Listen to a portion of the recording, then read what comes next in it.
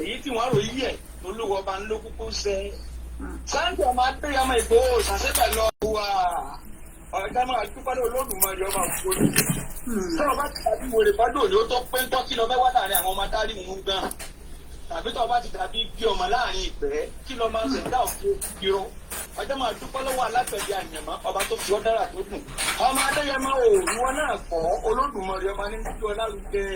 ẹ̀sìn mo dúpẹ́ o. Sunday o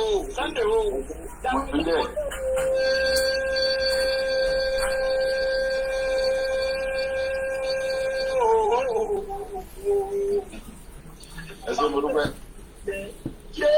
máa gbọ́ ó ti gbogbo olùgbọ́n máa dẹ́yà máa ó dé wọn mọ́lẹ̀ pátápátá wọn ò lè mí mọ́ ó ti kún wọn láyà jẹ́ wọn ò lè sóge wọ́n ṣẹ̀rù bà wọ́n ọjà wọn láyà wọn ò lè mí fín mọ́ ó ti fi ògbójú lẹ́pọ̀ igbá oró ní èrè dànù. ọmọ adéyà máa kọ́ wọn bá tiẹ̀ ọmọ ọkọ lóògùn ọmọ àlè ìwọ náà bí bàbá bẹ tó dé àfihù bí àbá ṣe sí ẹ tí a fọ kí ni bẹ nínú ọ̀gán ọmọ adéyà máa ti dún mọ̀wúrú bí ọ̀pani kọ́ pani bí ọ̀bá ní pani kó yẹ dún mọ̀wúrú Sunday ọmọ Adéyẹmọ ó ti di bí àlọ́ yìí yé ẹjẹ́ ọmọ gánmọ́ ń wúlé kókò tó bá lè bí ọmọ bẹ́ẹ̀ tó bá fẹ́ fọ̀yà kọ́ máa fọ̀yà gbèrègbèrè sàǹgbọ́rọ̀ máa fọ́ọ̀kù ẹni bá wọ́ bẹ́ ọmọ Adéyẹmọ ti di bí àlọ́ yìí káàkiri ọmọ Adéyẹmọ Ìgbòho ṣà yé ó lè yà pé ọmọ Yorùbá àtàtà ọmọ ọkọ̀ ní ọ̀hún ṣéwú bẹ́ẹ̀ lọmọ ọgbọ́n ṣe ìwọ ọlọ́pàá gàmbarí nípa ìsìn Sunday ọmọ Adéyẹmọ ọ̀pá gàmbarí nípa ìsìn ọ̀pọ̀ ọ̀pọ̀ ya onítọ̀ọ̀mọ́ ẹ̀kọ́ máa Sunday Ìgbòho ṣà ọ̀là bàbá rẹ lọ òròlù ọmọ tẹ̀lá ọlẹ́nilé mo sùn lẹ́ẹ̀kan ọmọ àjàtẹ̀yìn àdìyẹ ilé àwọn bàbá rẹ mo dẹ́gù mọ́dà ní òde ọwọ́ di méjì tẹ̀bá rẹ ta àwọn méjì tẹ̀bá rẹ ti àgàdà ní ó di méjì tẹ̀bá rẹ gbẹ̀ndínlógún ó kan ìlà àárọ̀ bẹ̀rẹ̀ kókó ilé wa àgàdà nínú bí àwọn rẹ ọmọ bẹ́ẹ̀ tó lọ́kọ̀ inú ti sọ́wọ́ àkọ́mísọ́ ọlọ́kọ̀ inú ti gbà lẹ́kẹ̀ ọmọ Adéyẹmọ Sunday Ìgbòho sàmà tó ogun ní nánilógún ogun lórí ilé àárọ̀ ogun ni wọ́n fi jagun jù ṣé wọ́n jẹ́ lóògùn òjì ẹgbẹ́ nẹ́ta wọn lóògùn ọ̀nà Sunday ọmọ Adéyẹmọ Ìgbòho ṣà lónìí ilẹ̀ Yorùbá gbòmìnira dandan ni máa wá gbọ́ o. àṣẹ ìlànà Olódùmarè ni ọmọ àlù ọmọ Adéyẹmọ o dákun mọ́ làwọn oníṣẹ́ ẹbí ẹ̀tọ́ kálukú mọ̀ fi dùn wọ́n orí kálukú ló gbé ẹgbẹ́ tó dùn wọ́n á máa gbọ́ o gbogbo ọmọ Yorùbá àtàtà ń tẹ́wá lóòye ẹja àfọwọ́pọ̀ kájú ẹni tó ń wá fífẹ́ kájú lárugẹ gidi ni ẹni méjì wọ wọn ò dùn ẹjọ́ òrodò lọ sí ibà méjì kó o ẹni tó ń wá fífẹ́ rán ọgá tó sí ẹni tó fi ra wọn Sunday ọmọ Adéyẹmọ tó fi kọlá tiwa akọni tiwa akọni jagunjagun ọkùnrin tààrà pọ̀dọ̀kẹ́lẹ́ ọmọ Adéyẹmọ wọn a máa gbọ́ wọn fẹ́ẹ́ sàgbà kan fún wọn ni ẹni tó bá ní kó òkú ní kékeré kó máa fọwọ́ àwọn síra wọn wọn ní kàkọ́ máa ṣe ara ìdíkò dànù ìmọ̀jọ́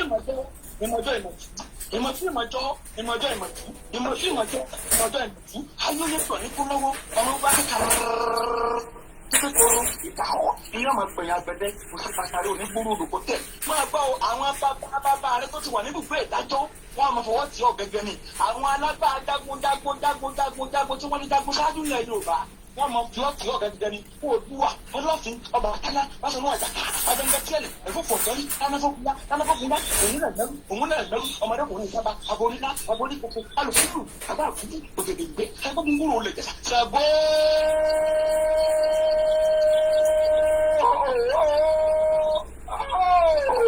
máa gbọ́ná sẹ́ńtà Adéyẹmọ ń bọ́ ṣàkó tí wọ́n kùn láyà wáyé náà ọmọ Adéyẹmọ Ìgbòho sàǹpolo tí pẹ̀tùpẹ̀tù tiẹ̀ ṣe ọ̀gbárùgbọ́ alárúgbó onúgbòlò rẹ̀ tó kùn láyà ọ̀sẹ̀ pààyàn kẹ́ni ẹ̀ máa ń de bàbá rẹ lọ òrùkàtàrí gbàgbà kẹ́ni ẹ̀ máa ń de bàbá rẹ lọ alárúgbó parúmọ́ Sunday ọmọ Adéyẹmọ ní oṣù olùkọ́ ní gbangba Sunday ọmọ Adéyẹmọ ó ti dìbò bọ́ọ̀lù ó ti wà lókè ẹ̀ ní ẹ bá ní ọjà kọ́kọ́ máa kú ni máa gbá wà nínú fẹ́ tó orí má bẹ̀rù ọ̀tẹ̀ mọ́ ó rí ní gbogbo fùrùfùrù labalábá tí wọ́n ní ìbò lẹ̀ Sunday ọmọ Adéyẹmọ Ìgbòho ta ó rí tí wọ́n ti ń wọṣọ àkísà máa gbá o jẹ́ gbogbo ọmọ Yorùbá àtàtà tó bá lóye àkọ́dá ilé ọgbọ́ ọmọ Adéyẹmọ ní ẹja àfọwọ́tì àti yìí débi tó lápẹ̀rẹ̀ ẹja àfọ̀tẹ́lẹ̀ èmi tí ó ẹ̀wọ̀ òkùnrin kò lè gbé wa dédé kẹta pa àkọ́dá ilé ọgbọ́ ẹja àpọ̀rọ̀pọ̀ ká bí ẹni tó lu wọ́pá fi sẹ́nu lárugẹ ni ẹ máa gbọ́ oyin bọ́ yẹn sẹ́wọ́n lọ́fẹ́rẹ́ omi ni igi igbó sórí pọ̀ wọ́n dìgbẹ́ ẹ̀rí ni àwọn àgbàlagbà wọ́n ní bí orí bá dúró tọ̀rùn inú ti dé ìrànlọ́sọ̀ gan ni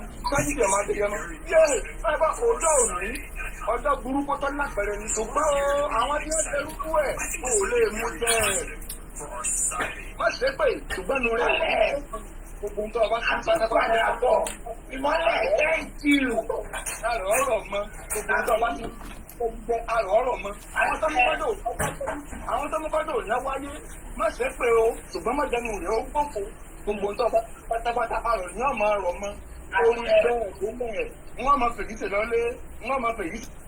Ọlọ́run ni mo fi rẹ̀ fún yẹn o gbogbo nǹkan tó náà fún bàbá mi láyé kò fún bàbá mi ò tí ì fi ọ̀dà mẹ́sàn-án fún mi ń bẹ̀ ó kọ̀ mí bíi bàbá mi lọ.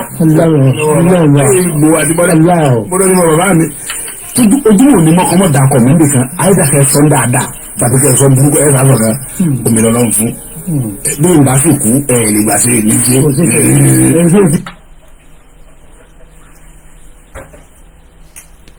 Ọlọ́run ni mo fi rẹ̀ fún yẹn o gbogbo nǹkan tó náà fún bàbá mi láyé kò fún bàbá mi ò tí ì fi ọ̀dà mẹ́sàn-án fún mi ń bẹ̀ ó kọ̀ mí bíi bàbá mi lọ. Gbogbo àdìbọ́lá mo lọ ní mo bàbá mi ojúmọ̀ ní mọ́kànmọ́ dà kọ̀ mí nìkan ayédàkẹ́ sọ ń dáadáa tàbí kẹ́ sọ burúkú ẹ̀ sáfọ̀ kan omi lọ́lọ́run fún bí n bá sì kú ẹ̀ lè gbà sí èmi jẹ́.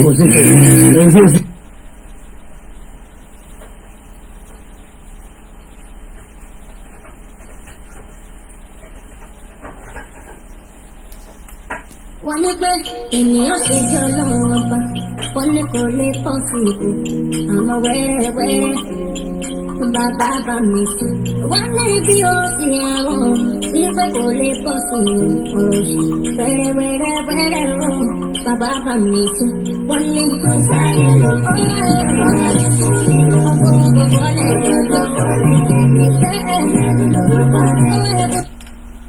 wọ́n ní pé ènìyàn ṣe jẹ́ ọlọ́run ọba wọ́n ní kò lè pọ̀ sí ìbò àmọ́ wẹ́rẹ́wẹ́rẹ́ bàbá bá mi sùn wọ́n ní bí ó ti àwọn wípé kò lè pọ̀ sí ìbò wẹ́rẹ́wẹ́rẹ́ bàbá bá mi sùn wọ́n ní kò sáyé lọ.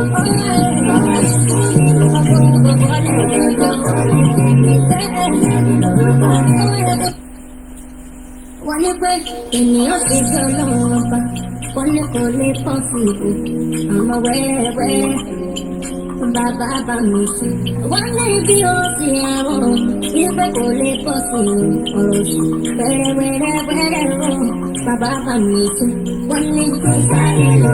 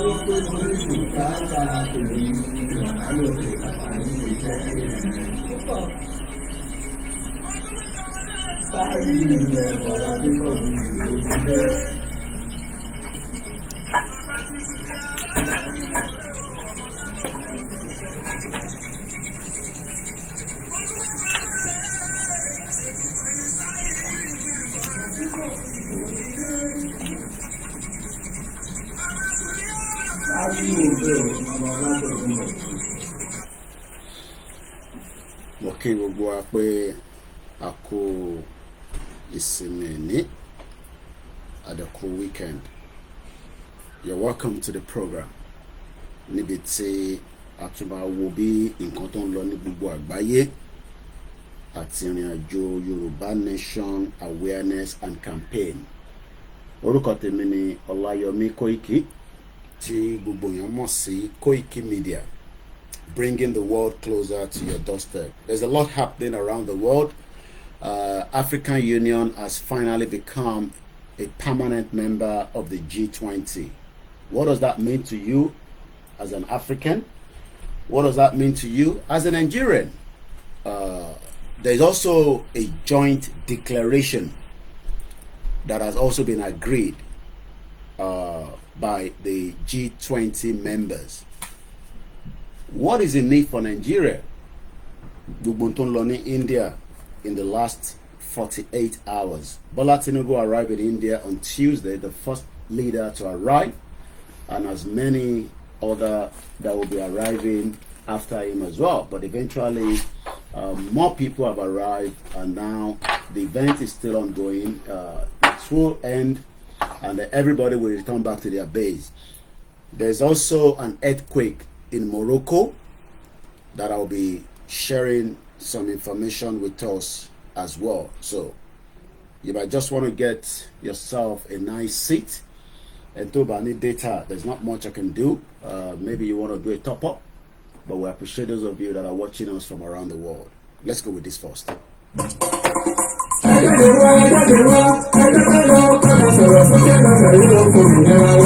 Yorùbá wà lọ̀rọ̀ ìkà pátápátá la fi ń lọ gbọ́ ìtàn tantan sétí ọmọ aládé gbogbo nígbàgbọ́ wípé bẹ́ẹ̀ ṣe ń gbọ́ lẹ́yìn náà máa sọ fún àwọn yòókù kárí ilé kárí oko tí gbogbo wọn sì péjú pésẹ̀ síbi ìwọ́de àlágbá yamuyamu tàlújá tó pọ̀ lórílẹ̀‐èdè Amẹ́ríkà yìí Yorùbá Nation Diaspora Mega Rally in alliance with Yorùbá World Media àti Yorùbá Nation Self-Determination alápọ̀tọ̀ kan ṣàgbékalẹ̀ New York Super Mega Rally ọjọ́ mẹ́ta gbáko ló máa fi wáyé bẹ̀rẹ̀ látọjọ́ ìṣẹ́gun Tuesday ọjọ́ kọkànlélógún oṣù kẹsàn-án títí di ọjọ́bọ̀ Thursday ọjọ́ kọkànlélógún oṣù kẹsàn-án bákan náà látago méje òwúrọ̀ títí di agogo mẹ́rin ìrọ̀lẹ́ New York time láti máa péjú pésẹ̀ gbóhùn sókè rárá fáyé gbọ́ wípé ó tó gẹ́ Yorùbá self-determination is our life Yorùbá fẹ́ dá dúró a fẹ́ kó lọ́wọ́ ẹ̀tàn a fẹ́ kó nínú ìnira orílẹ̀-èdè Nàìjà a sì rọ gbogbo àwọn èèyàn wa jákèjádò àgbáyé tó ń bọ̀ wá síbi rálì yìí wípé ká pàdé lọ́jọ́rú ogúnjọ́ oṣù kẹsàn-án ní rally location 78 UN General Assembly 405 West 45th Street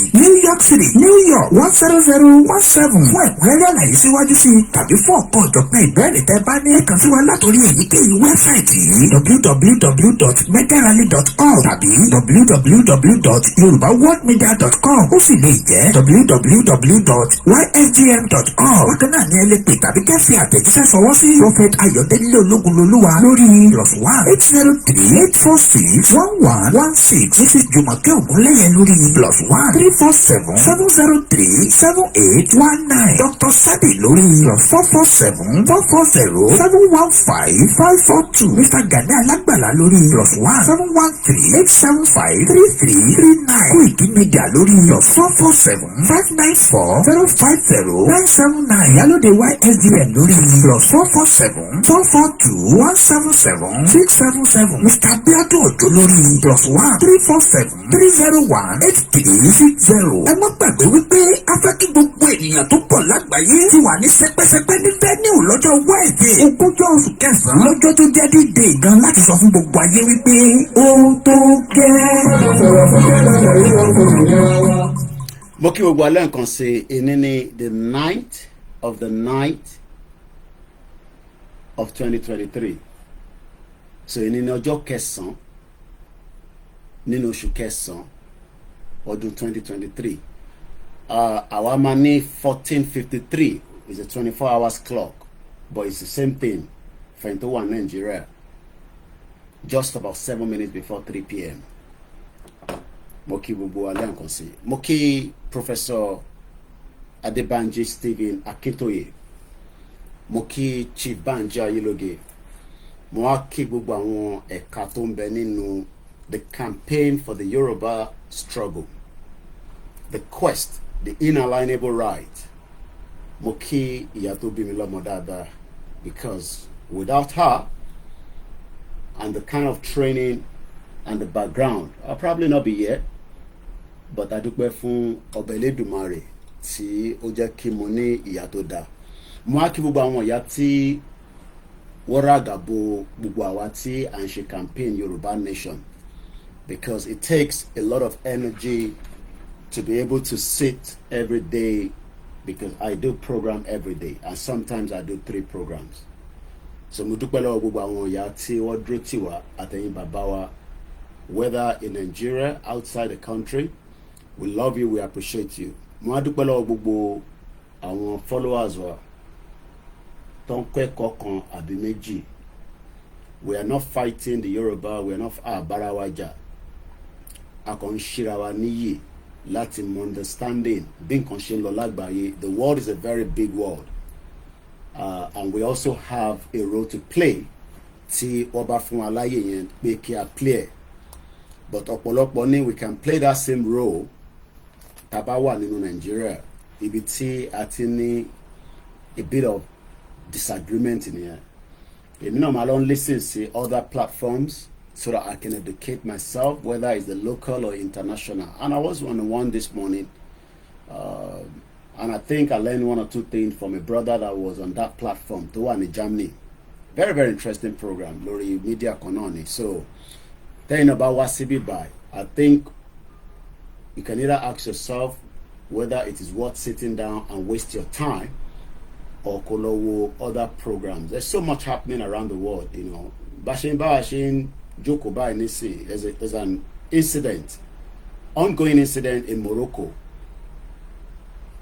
Tabaji tabarira ba na lale was on social media. But see eventuality abe emergency ba shele, which we don't pray for. It would destabilize family. It would destabilize lives. It would also destabilize society. So if you're not aware, about almost 1,000 people have died already today in Morocco. 1,000 people have died. I saw the news just about early hours of this morning, and this is going to be my second program. Moribiti family to are dispersed. Baba and one more Koromo. Eventually worry around. Moribiti liti da wule. As at the time, Temin wo incident any about almost 4 o'clock or somewhere around there. I think 4:06. Tiba post the time, so if Facebook me, that means people were awake at that time. So at 4:06, Nemo pick news here. And as at that time, it was only less than 300 people that have died. But Bishemba was saying 1,000 people have died in Morocco. We can only pray for them, and the life doesn't stop. You know, G20 could stop. I saw the Prime Minister of India, even though Bharat Niwakwe, they refused to call it India. I don't know. They won't change your look on one. So advert of G20 jade. So I'm talking about Modi. He has already sent his own condolences. So that shows that we are now, even though we are not in the prone area of earthquake, but we are not perfect. So earthquake eventually lawon lukan earthquake ti wà nínú Nigeria already anyway. The only difference kò ní pé ilé ò dáwó, but many people are in hunger stage and famine. Ebi ń pa àwọn èèyàn, ìṣẹ́ mú àwọn èèyàn. But Bola Tinubu, the current president, tóun náà wà ní India, ó fi gbìyànjú pé kí ó transform Nigeria. He has actually signed some deal, especially in the military, weapon and all that, about $1 billion. Give and take, nílé ayé. So that is part of what we're going to be discussing today. I'll be monitoring the questions or the comment section, and I'll be reading them out at random. So if I pick yours, and if I don't pick yours, but like I said, instead of you coming and sit on a platform and say, oh, linear 419, this and that, you might as well just not waste your time, because I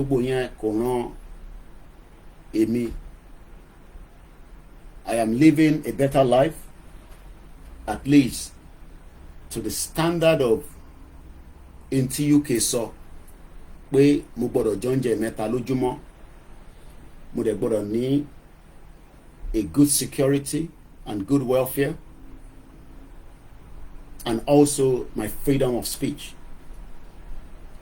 Lótìtọ́, mo monitor nǹkan tó ń lọ. There's a protest going on in central London that I was watching just before I was coming on air. There's a lot happening here. Don't affect our Africans níbí báyìí. Ọlọ́pàá pa èèyàn kan ní last year nílùú yìí, ọmọ 24 years old. Òun ló ń ṣe campaign fún ní central London pé justice.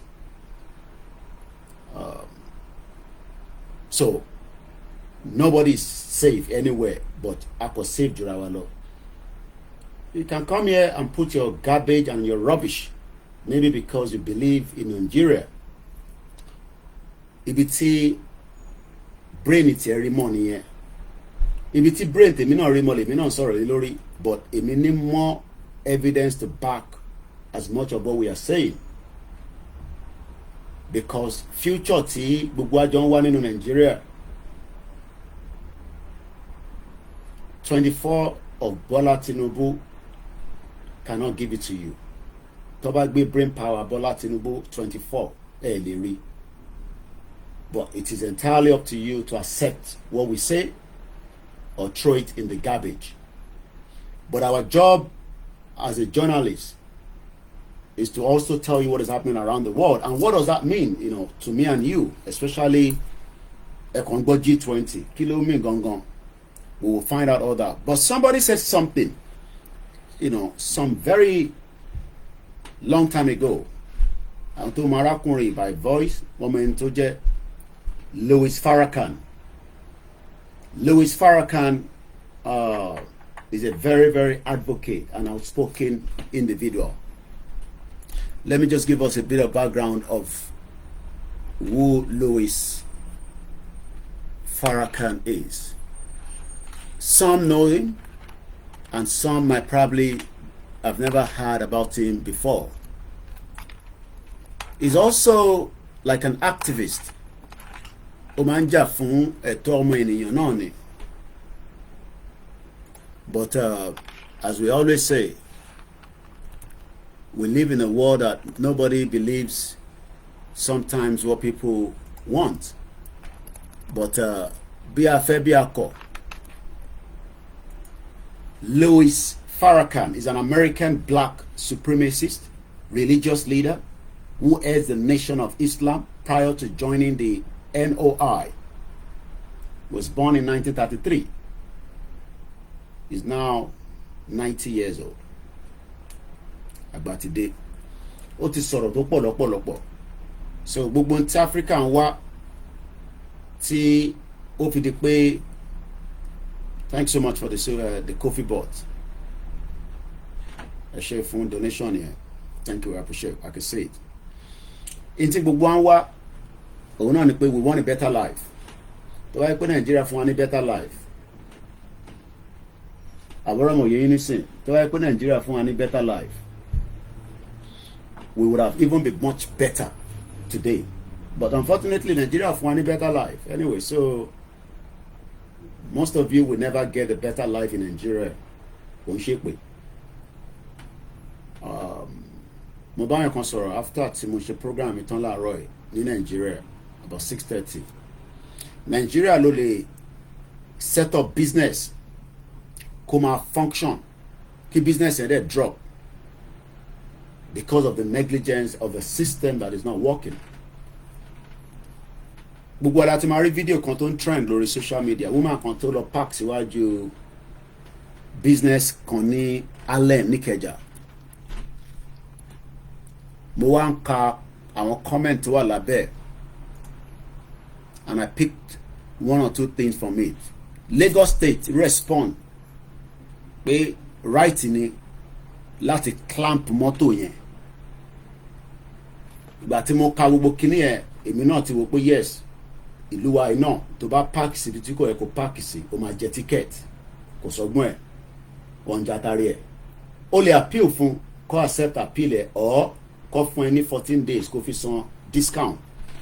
But in tó wá surprise mi nígbà tí mo ka àwọn comment tó ń bẹ lábẹ́ section of the respond àwọn Lagos State. mo wá rí pé this is part of the problem tí gbogbo wa máa jẹ breakfast àsìkò tó lúkálukú máa jẹ ló yàtọ̀ ni. Lagos ní right láti activate n tó lọ ṣe but ǹjẹ́ mọ̀ pé client lẹni tó lọ síwájú business center yẹn or pharmacies yẹn rather tó lọ rajà níbẹ̀, and I think I did a screenshot and I sent it there so that I will not forget exactly how it. Ibi tí wọ́n clamp mọ́tò yẹn sí iwájú pharmacies kan ni.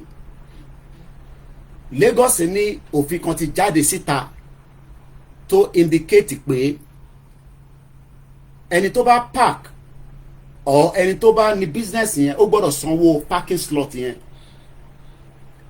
but unfortunately ẹni tó lọ rajà ní wọ́n lọ clamp mọ́tò ẹ̀ kò ń ṣe ẹni tó ní business yẹn ló ní mọ́tò.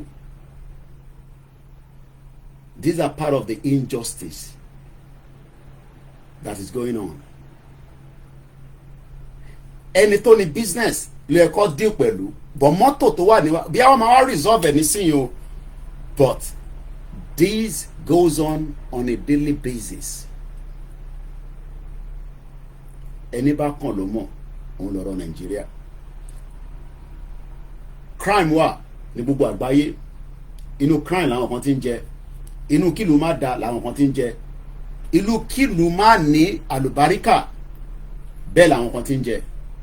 Ìwọ bá lọ church kó lọ mọ́ṣáláṣí kó dọ̀pẹ̀lẹ̀ sílẹ̀, àwọn tó ń jayé kí Nàìjíríà kó má bàa da ìtalọ́wà tó pọ̀ jù. Woman respond ó ní you are sick and talking trash. So if I park in front of a pharmacy that is owing your organization, na my car you go suffer am, eti ya wèrè. So it's just one out of so many things. It is only Nigeria global set of business, especially with the current economy. Ìyẹn ni Bọ́lá Tinubu ṣe ń wá hope fún yín. Ó ti lọ sí G20. He wants the hope for Nigeria. Gbogbo ẹ̀ la máa ṣe analysis ẹ̀ lé lórí.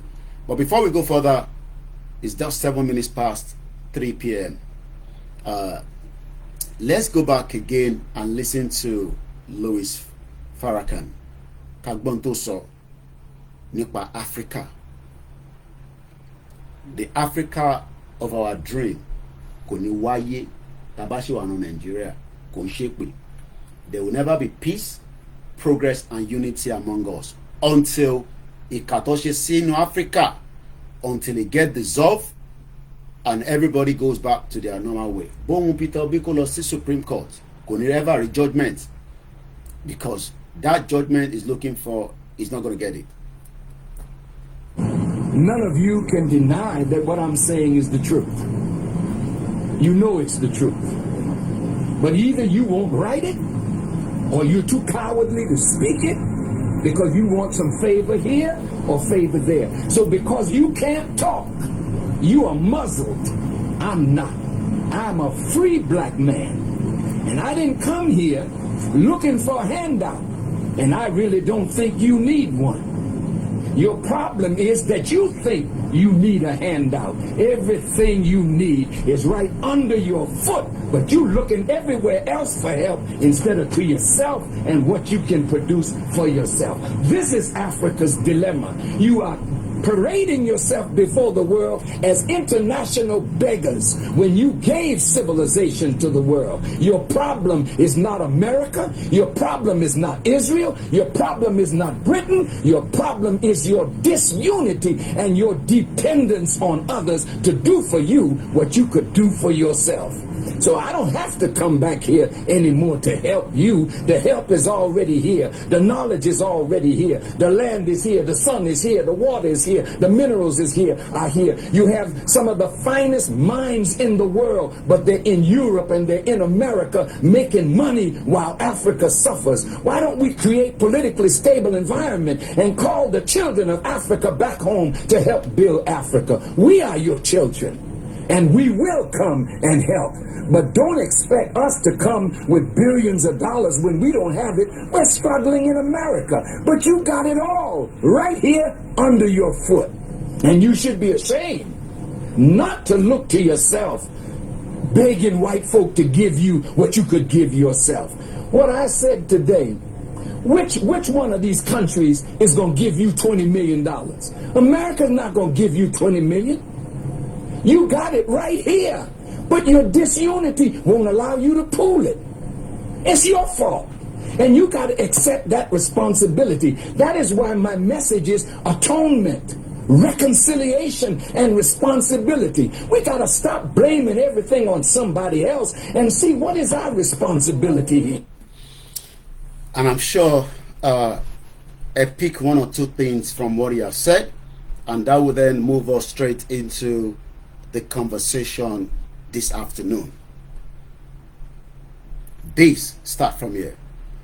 साथ की भावना से ही भारत ने प्रस्ताव रखा था कि African union को G20 की स्थायी सदस्यता दी जाए।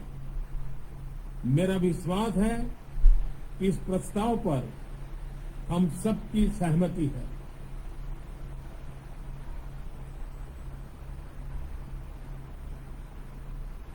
आप सबकी सहमति से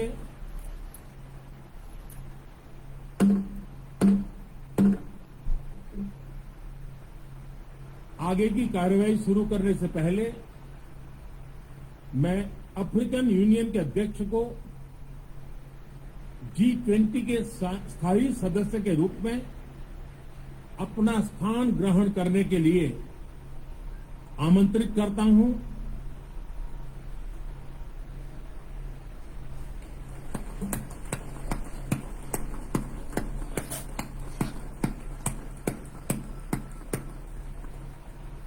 Excellency,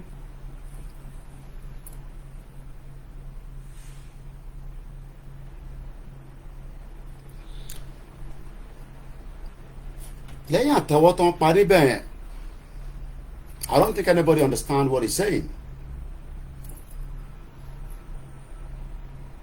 Àfẹn tó bá gbọ́ èdè yẹn.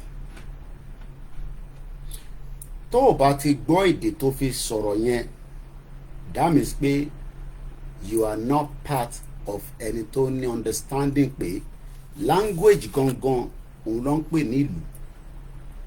That was the Indian Prime Minister.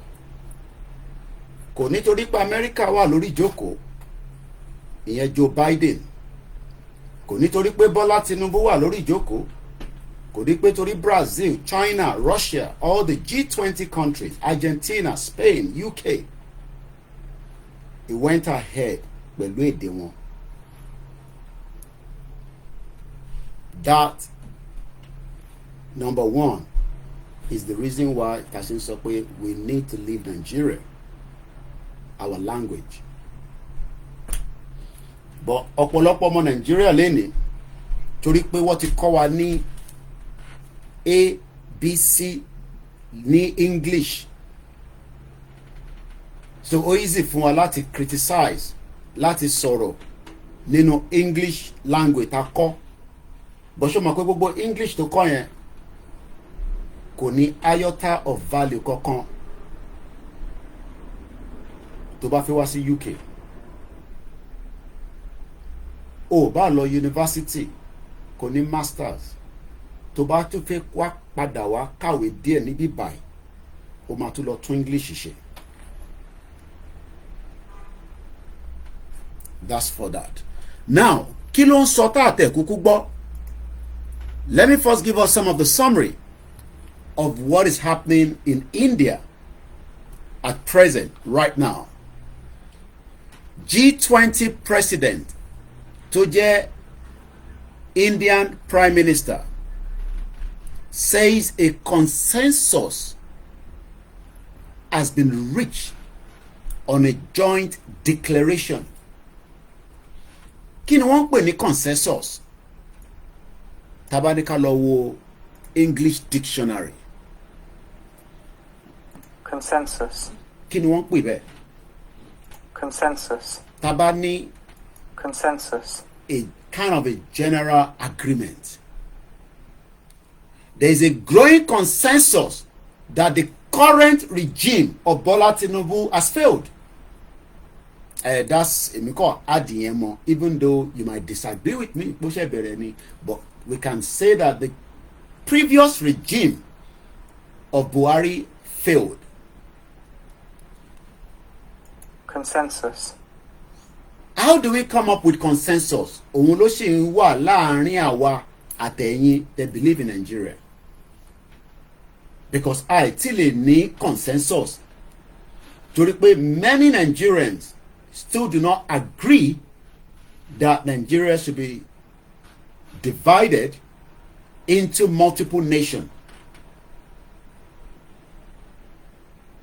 Tó bá yẹ pa ní consensus ni, it would have been very easy for us to go. But there's no consensus yet.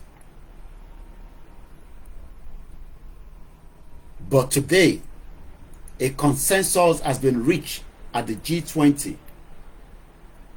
Kí làwọn kan tí wọ́n sọ̀rọ̀ lé lórí to come up with that consensus? We will talk about that.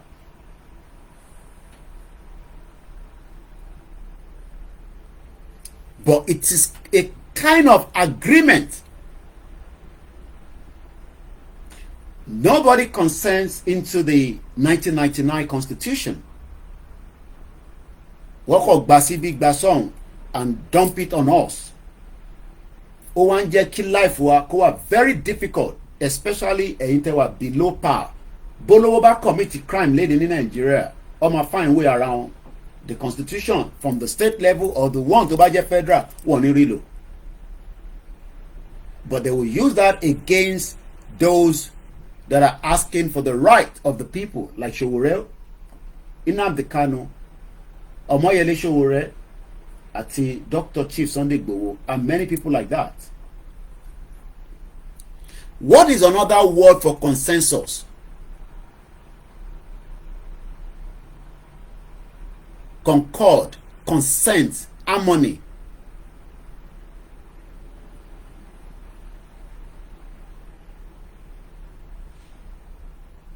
Can we ever have a consensus where I feel law? We will never have it. Eshegoni for the gift. Kò sí ọ̀nà tí a fi máa ní a full agreement láàrin gbogbo wa in the contraction known as Nigeria today, Bafelo.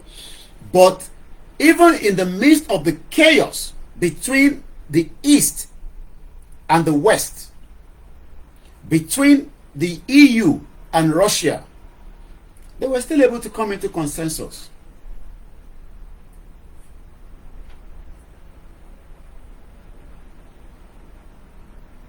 So, if àwọn gbogbo ìlú tí wọ́n ní a lot of disagreement among themselves, if they were able to come into consensus, kí ló dé tí àwọn tọ̀dọ̀ tí wọ́n ń sá to listen to the other side of those asking now the test, the integrity, the peace, the progress of Nigeria?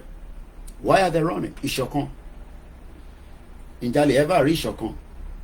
So táwọn kan bá ní kò sí ìṣọ̀kan láàrin yín, kò sí ìfẹ́ láàrin yín, maybe you want to use the G20 as the eye mark, because kò síbi tí ẹ ti máa rí a full 100% consensus. There's no way. You are not likely to get a full 100% consensus between àwa tá à ń ṣe Yoruba nation, àwa tá à ń campaign, but we must continue to try to see if we can bend a little bit, accommodate a little bit, so that kí ìlọsíwájú lè wà lórí ìrìn àjò yìí.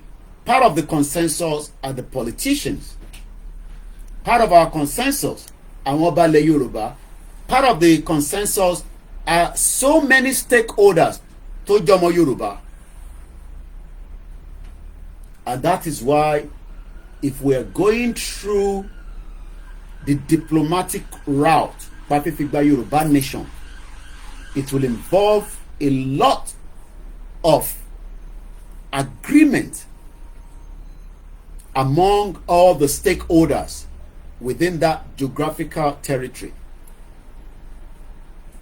But because there's a country running already, estamos in Nigeria, for the last 63 years, it is proving difficult to convince an average person to come into what we are campaigning for, because what we are campaigning for is not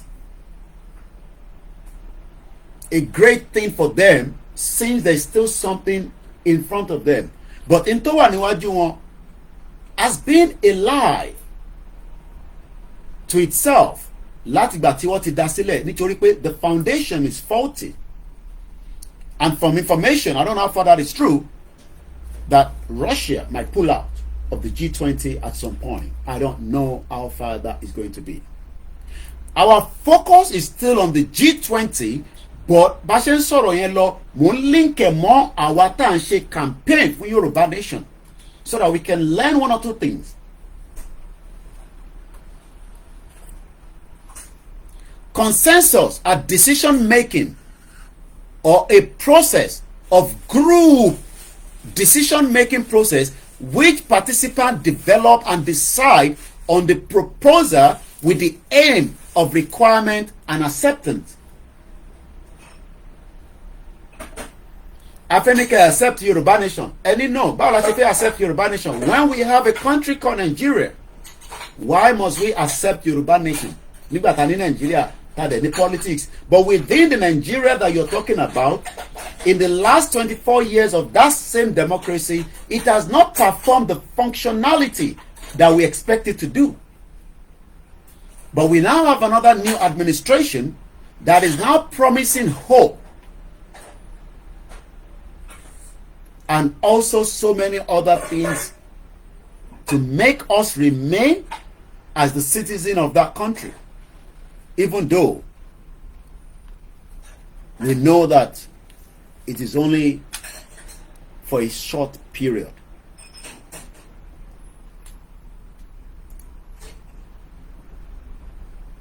World leaders, including Joe Biden, the President of America, Rishi Sunak of UK, Emmanuel Macron of France, are in Delhi.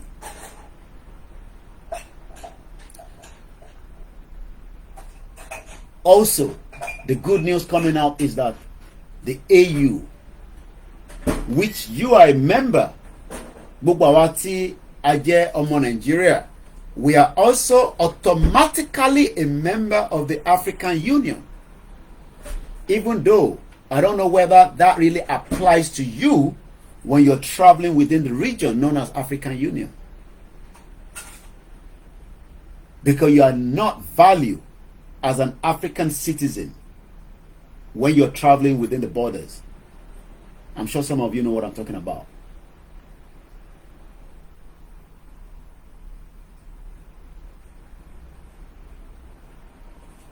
We are not valued as people. Tabani ká lọ láti Nigeria lọ Benin Republic tó súnmọ́ wa, which is the closest. Kódà tó bá ní o fẹ́ fẹsẹ̀ rìn débẹ̀, ó kàn máa take time ni, depending on ibi tó fẹ́ gbéra, wàá fẹsẹ̀ wọnú Benin Republic. But we are not valued as a Nigerian traveling into Benin Republic.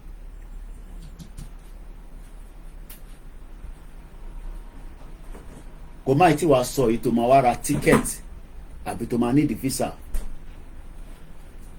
But what we are told today now is the same AU have been accepted as a member of G20 after 24 years.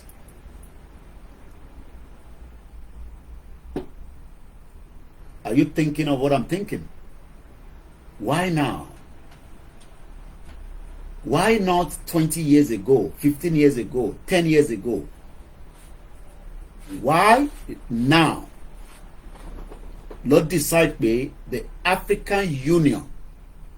Do you know that within the block of all the African Union, let's Look at it. AU, African Union. African Union consists, or the African Union is continentally union consisting of 55 members. Ìlú tó jẹ́ 55 ló wà nínú ẹ̀, yàtọ̀ sí àwọn tó ti expel tó ṣe kú lọ́dọ̀ wọn bíi Gabon àti Niger and I believe Burkina Faso and Mali.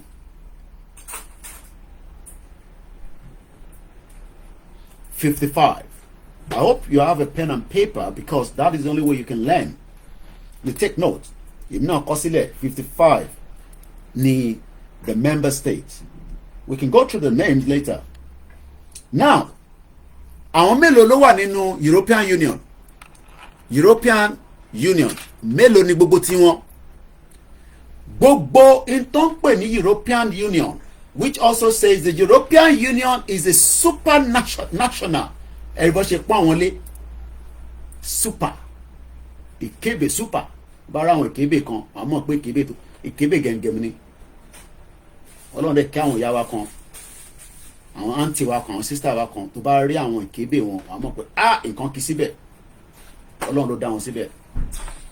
Ó ṣe wá jẹ́ pé wọ́n pè àwọn ní supranational political and economic union. Gbogbo members wọn tó wà lábẹ́ EU as at today, ó lè change lọ́la. As at today, ìyẹn gbogbo member European Union is 27 members. 27 members states. So why are it taking that long to add a union that have 55, a minus 55 away from 27? Kí ló máa fún wa? Èyí tẹ́ mọ̀ maths.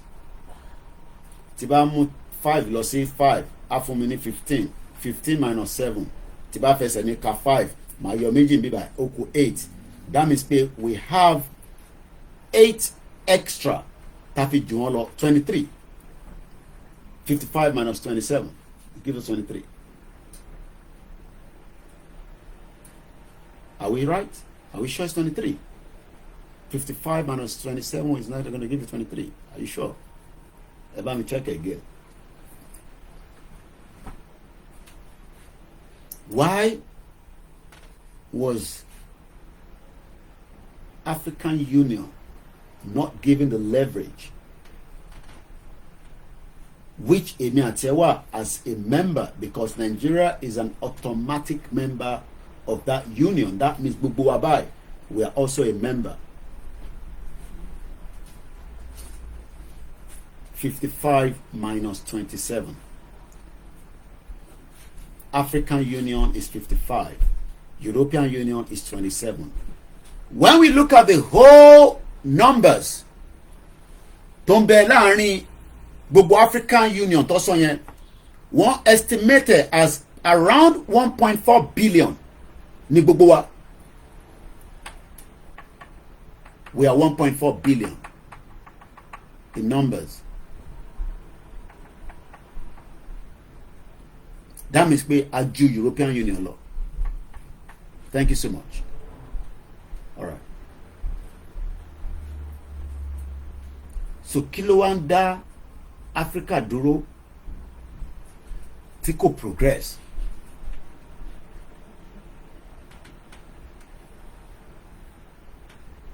Kí ló ń dá dúró? There is an agenda tó ń dá dúró, and that agenda ó pọ̀ rẹpẹtẹ tó ń ṣe ẹyọkan, tó ń ṣe méjì. We've heard about Niger. Nísìnyí la wá mọ̀ pé Niger ní in tó lè sustain West tí wọ́n ti ń rip wọn off. Nísìnyí la mọ̀ pé Gabon ní nǹkan tó pọ̀, even though gbogbo Gabon ju 2 million lọ, wọ́n pé 3 million. Let's listen to this. You with the thought. I just want to leave you with this thought. The revolutionary government in Niger has just increased the price of uranium that it exports on the world market to 200 euros per kilogram. It was previously paying, or rather charging, 80 cents. The French were getting Niger's uranium for 80 cents per kilogram, and the world market price is 200 euros per kilogram, which is what little Macron will have to pay from now on. You see, it pays to stand up for your rights. That's what the people in Niger have done. Remains to be seen if the people in Nigeria will now do the same. I just want to leave you with this thought. The revolutionary government in Niger has just increased the price of uranium that it exports on the world market to 200 euros per kilogram. It was previously paying, or rather charging, 80 cents. The French were getting Niger's uranium for 80 cents per kilogram, and the world market price is 200 euros per kilogram, which is what little Macron will have to pay from now on. You see, it pays. I hope you got that. Uranium is a very important part of what the French government needs.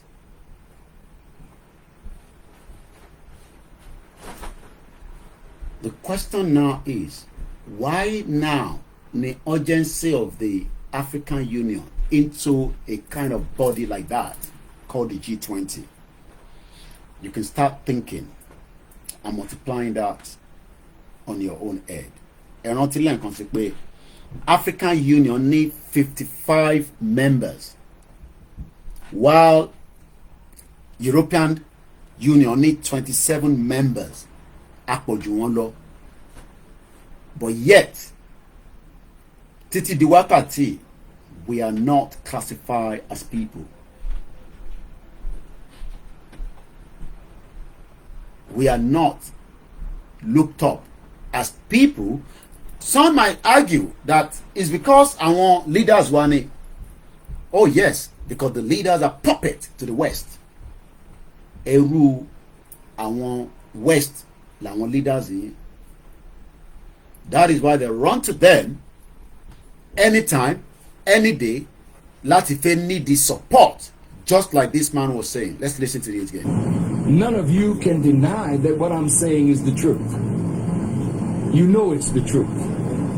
But either you won't write it, or you're too cowardly to speak it, because you want some favor here or favor there. So because you can't talk, you are muzzled. I'm not. I'm a free black man. And I didn't come here looking for a handout. And I really don't think you need one. Your problem is that you think you need a handout. Everything you need is right under your foot, but you're looking everywhere else for help instead of to yourself and what you can produce for yourself. This is Africa's dilemma. You are parading yourself before the world as international beggars when you gave civilization to the world. Your problem is not America. Your problem is not Israel. Your problem is not Britain. Your problem is your disunity and your dependence on others to do for you what you could do for yourself. So I don't have to come back here anymore to help you. The help is already here. The knowledge is already here. The land is here. The sun is here. The water is here. The minerals are here. You have some of the finest minds in the world, but they're in Europe and they're in America making money while Africa suffers. Why don't we create politically stable environment and call the children of Africa back home to help build Africa? We are your children, and we will come and help. But don't expect us to come with billions of dollars when we don't have it. We're struggling in America, but you got it all right here under your foot. And you should be ashamed not to look to yourself, begging white folk to give you what you could give yourself. What I said today, which one of these countries is going to give you $20 million? America's not going to give you $20 million. You got it right here. But your disunity won't allow you to pool it. It's your fault. And you got to accept that responsibility. That is why my message is atonement, reconciliation, and responsibility. We got to stop blaming everything on somebody else and see what is our responsibility. Is he lying? Wari says African Union is just on paper, while Dizzy said African Union must wake up and innovate in all the aspects of the function of the African Union. The African Union needs to improve to stay relevant in the 21st century with the rest of the world. Ayomi Kodamiju say consensus is what gave birth to Nigeria and the political system. Keep your comment coming. I'll be picking them as we go in the program. Orúkọ mi ni Ọláyọmí Koiki, tí gbogbo yín mọ̀ sí Koikimedia, bringing the world closer to your doorstep. And as I said, whether we like it or not, we are now on the verge of breakup. But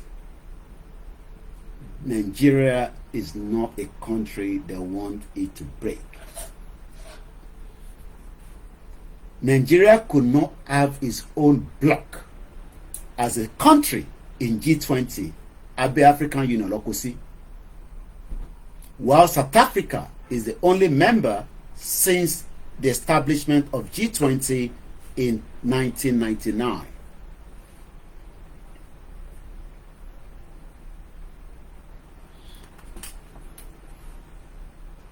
Mo kí gbogbo alẹ́ nǹkan sí pé kásán àdẹ̀kú oru yìí níbikíbi tá a bá wà.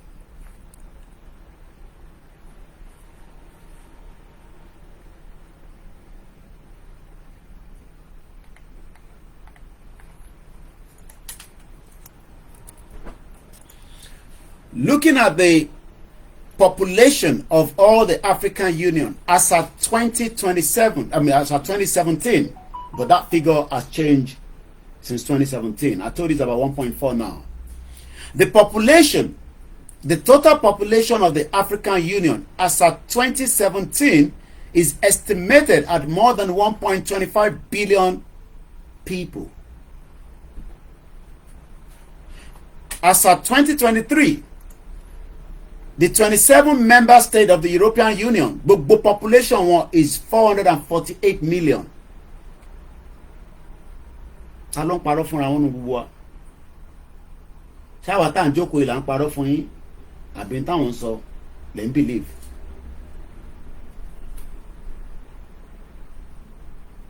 They are not up to 500 million èèyàn tó ń bẹ ní gbogbo 27 member states.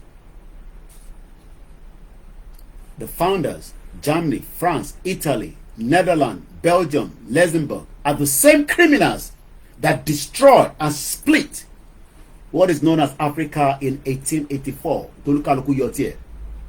But now they need the same continent. Now that there's a lot of pressure in the East, Russia alone.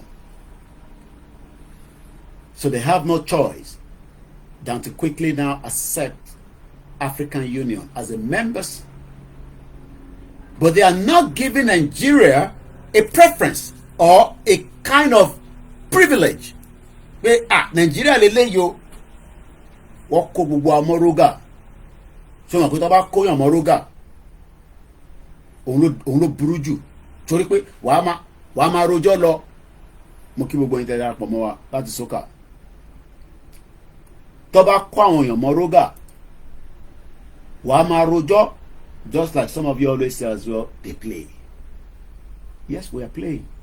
Orí eré náà la wà orí eré baba suwe but some of us pẹ̀lú generation wa kan àti escape while some of you are locked in that lock room.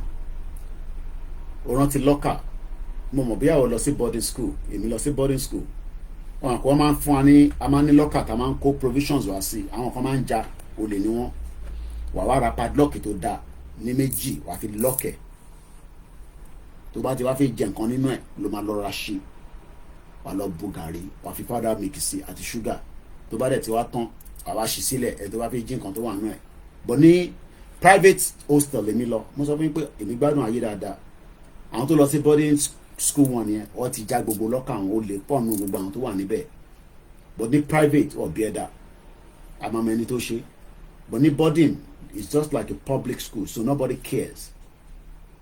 And I went to Abekota Grammar School in case you don't know. So I'm also an absorber. I left in 1995. Trying to use the same school sat in the UK in 1998. Wọ́n ní kí n lọ jù sẹ́gbẹ̀ẹ́ kan pé tí bá ní nǹkan mi tí mo fẹ́ present fáwọn. Mo ní mo ṣe O level kí n tó kúrò lẹ́kọ̀ọ́ pé bọ̀ mo pass. Wọ́n ní for the fact that mo attempted pé àwọn nídìí yẹn mo ní mo ò ní details yẹn lọ́wọ́ mọ́ ó dẹ̀ fún mi ní nọ́mbà pé nọ́mbà yìí fún wọn lórúkọ àti date of birth ẹ wá send ẹ̀ sí ẹ wá sanwó fún wọn. I did receive it but èyí tí mo mú wá láti Nàìjíríà WAEC certificate mi gbẹgbẹ ẹ̀ sẹ́gbẹ̀ that was in 1998 tí mo fẹ́ ṣe foundation course ní London Metropolitan University ní Holloway ní London ní bíbá ilé ìta àmọ́bi tí WAEC kì í wà tí a lè confam result yẹn do lẹ́ni nísìn àwọn company kan tí ń ṣe tó bá fún ọ ní WAEC ẹ̀ wá grade ẹ̀ sí ti UK fún ẹ̀ bó máa sanwó it cost about £55 I'm aware of that wá rí grade ẹ̀ WAEC tí wọ́n ń pọ́n lé yẹn wá grade ẹ̀ padà sí tìlú yìí láti sọ fún ẹ pé nǹkan báyìí ló pass nǹkan báyìí ló pass. I told you I've lived in this country for 25 years. Especially because I'm exposed. I am not those that came into the country. I was only focused on one direction. Torí ìyá mi mo bá ní ìlú yìí 7 years came into world way. My mom was there before me 7 years ahead. And because she was also an exposed woman, so it gave me the full background. Year tí mo dé Louis, if not the second year, ni mo attend Labour Party conference ní Brighton. Ibi tí mo ti kọ́kọ́ pàdé Tony Blair nìyẹn.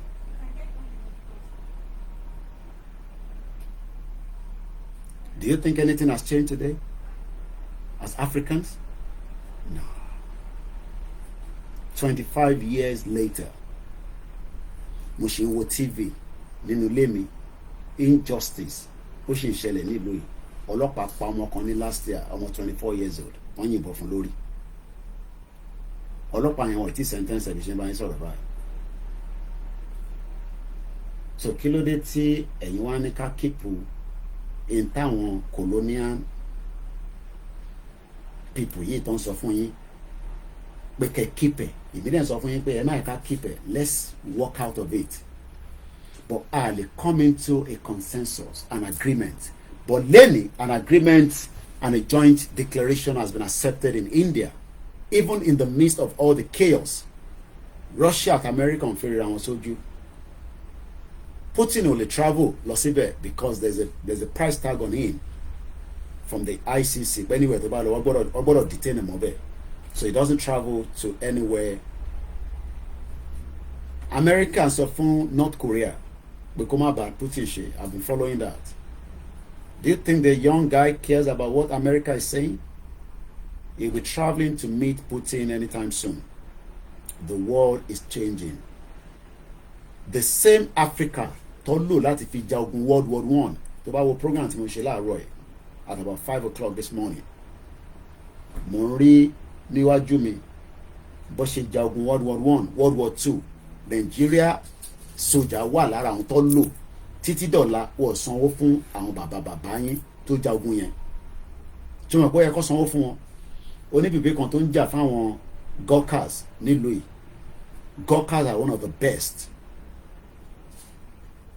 Joanna kìnnìkan ni woman yẹn jẹ́ Joanna ó ṣì ń jàjà yẹn for the Gurkhas. Yeah, Gurkha Justice Campaign. What does that mean? The Gurkha Justice Campaign was a campaign group in the United Kingdom fighting for the right of the Gurkhas.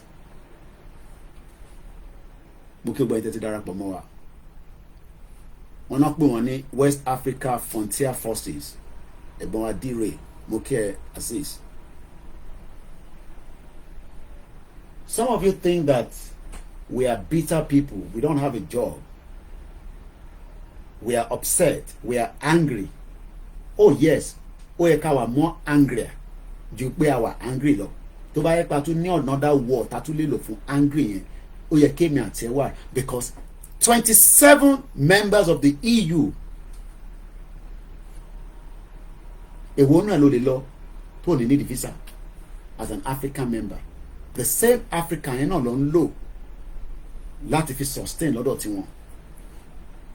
Ẹ fún mi ní country tó lè lọ láti Nigeria within the European members tó ní visa. I don't know offered now but ẹni tó bá ní idea ẹ kọ sí ní comment section.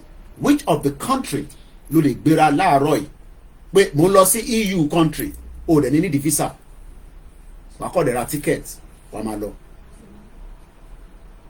Wọ́n ní Somalia ń ṣe member EU. Àwòrán pè ní Gurkhas. Just Reason said, I even remember in the 80s when a Nigerian army war prisoner was so disrespected by the government as if it was a deserted shame.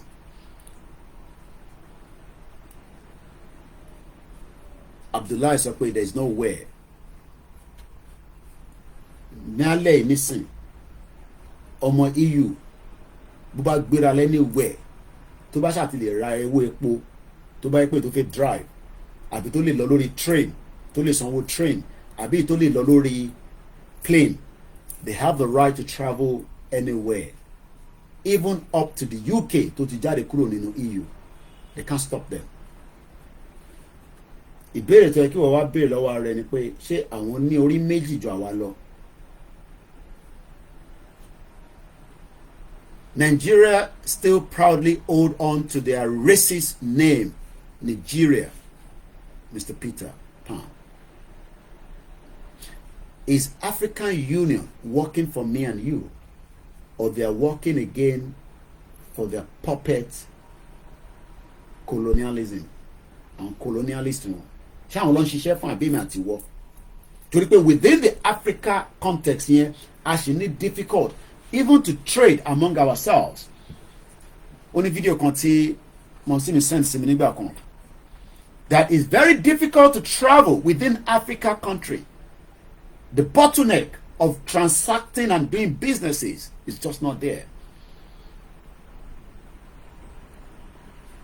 Ẹ jẹ́ ká padà sọ́dọ̀ àwọn Gurkhas again. If you don't know what it looks like, they are one of the best. Wọ́n jagun fún ìlú yìí. Kó wá di pé kó sanwó fún wọn, wọ́n fi sanwó fún wọn. They refuse to pay them. Àwọn náà pè ní Napel. Àwọn tó wá láti region yẹn, they are very good.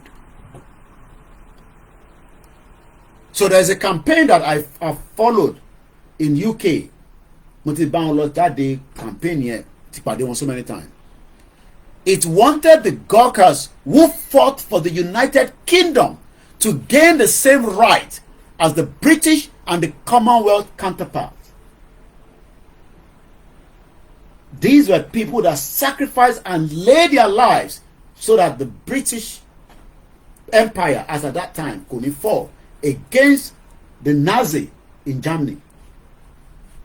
They laid their life. Àwọn ló lọ jà àwọn ogun yẹn gbogbo àwọn tó wà láfíríkà tó wà ní abẹ́ kọ́lọ́nì yẹn wọ́n kọ̀ kó gbogbo àwọn yẹn lọ lọ́fẹ̀ẹ́ wọ́n tẹ̀ sún àwọn yẹn wọ́n tẹ̀ kí àwọn kọ̀ kó wọn sínú train kó wọn sínú ship kó wọn sínú boat. But today the same Africans are well needed. They live in Aldershot. A lot of them, Nepal, they're very good. Tibani, very good. They're very good. But their rights have not been respected. Débi pé àwọn kan ṣe mọ̀ pé wọ́n tẹ̀ tún fún wọn ní status pé wọ́n ń gbé nílùú yìí. Ẹni tó bá dẹ̀ fún ní status, báwo ló ṣe fẹ́ claim anything nílùú yìí? You are just as nothing.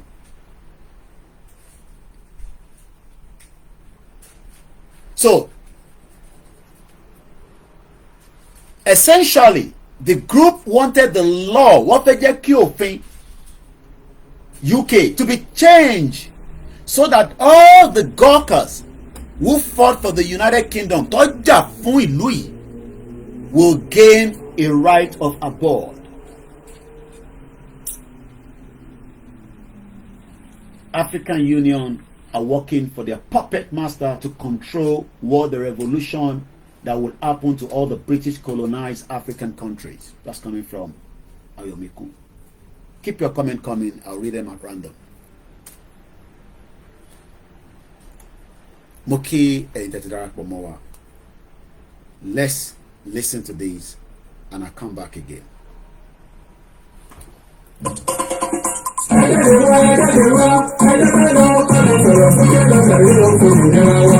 Yorùbá wà lọ̀rọ̀ ìkà pátápátá. La fi ń lọ gba ìtàkàtà sétí ọmọ aládé gbogbo. Nígbàgbọ́ wípé bẹ́ẹ̀ ṣe ń gbọ́ lẹ́yìn náà máa sọ fún àwọn ìyókù kárí ilé kárí oko. Tí gbogbo wọn sì péjú pèsè síbi ìwọ́de àlágbá yamuyamu. Làlújá tó ń bọ̀ lórílẹ̀-èdè Amẹ́ríkà yìí. Yorùbá Nation Diaspora Mega Rally in alliance with Yorùbá World Media àti Yorùbá Nation Self-Determination Alápọ̀tọ̀ kan ṣàgbékalẹ̀. New York Super Mega Rally. Ọjọ́ mẹ́ta gbáko ló máa fi wáyé. Bẹ̀rẹ̀ látọjọ́ ìṣẹ́gun Tuesday. Ọjọ́ kọkànlélógún oṣù kẹsàn-án títí di ọjọ́bọ̀ Thursday. Ọjọ́ kọkànlélógún oṣù kẹsàn-án bákan náà. Látago méje òwúrọ̀ títí di agogo mẹ́rin ìrọ̀lẹ́. New York Times láti máa péjú pésẹ̀ gbóhùn sókè rárá fáyé gbọ́ wípé ó tó gẹ́. Yorùbá self-determination is our life. Yorùbá fẹ́ dádúró. A fẹ́ kúrò lọ́wọ́ ẹ̀tàn. A fẹ́ kúrò nínú ìnira orílẹ̀-èdè Nàìjà. A sì rọ gbogbo àwọn èèyàn wa jákèjádò àgbáyé tó ń bọ̀ wá síbi rálì yìí. Wípé ká pàdé lọ́jọ́rú ogúnjọ́ oṣù kẹsàn-án ní rally location 78 UN General Assembly 405 West 45 Street New York City New York 10017. Fún ẹ̀kúnrẹ́rẹ́ àlàyé síwájú sí i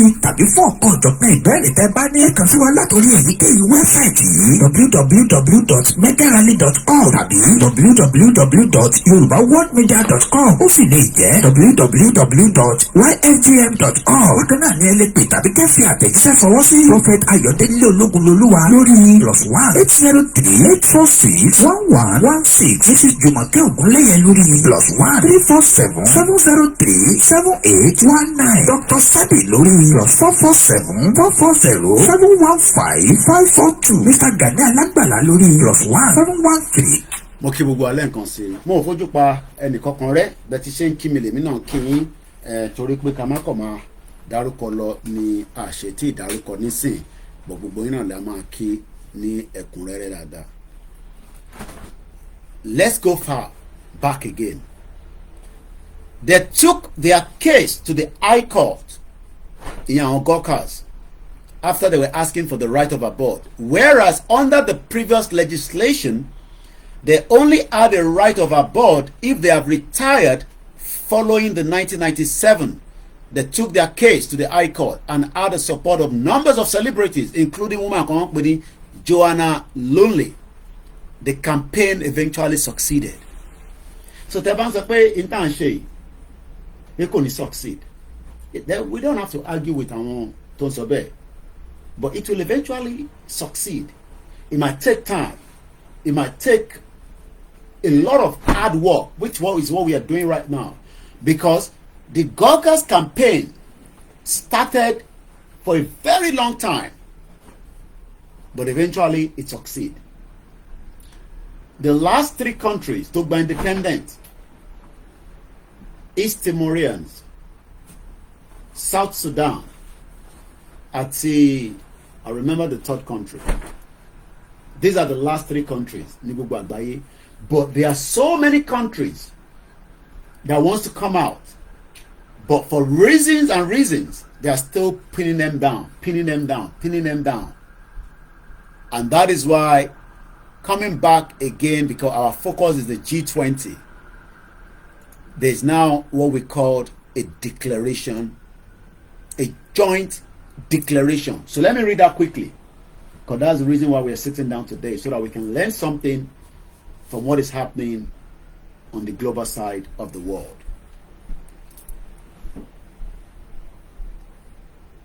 India officially says that there was 100% consensus from all the countries on all the 83 paragraphs in its declaration. The G20 leaders have agreed a joint declaration.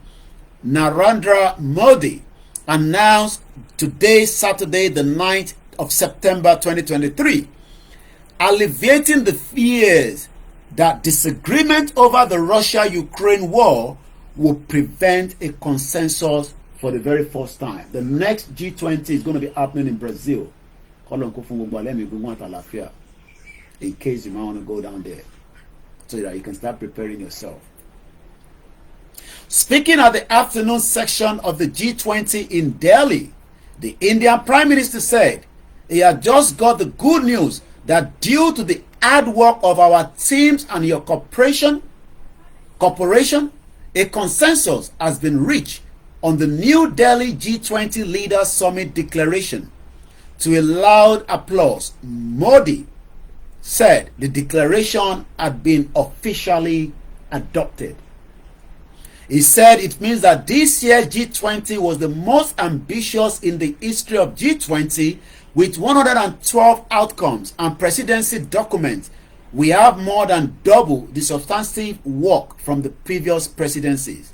Omar rotate lọ́dọọdún in Brazil, Omar gbà ní next year. However, kò sí bí nǹkan ṣe fẹ́ lọ tí kò ní kọ̀lọ̀fín díẹ̀. Ó yẹ ká ti gba Yorùbá nation yìí. Irọ́ lẹ pa fún wa. Ẹni kò ní selection. Ẹni ó máa ṣe this. Ẹni á máa declare ní Dagboru ṣe lọ declare and all that. There will always be some other undertone. However, there was a noticeable softening of the language around Russia's role in Ukraine war compared to last year. All references to Russia and Russia aggression and Russia withdrawal in relation to the war in Ukraine that featured in the last year's joint statement at the G20 in Bali has been removed.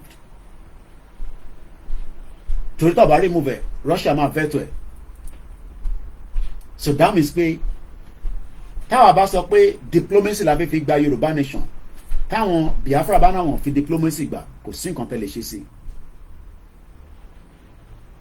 Because that means pé there is no consensus and there is no agreement between us and them. They are doing their own, we are doing our own.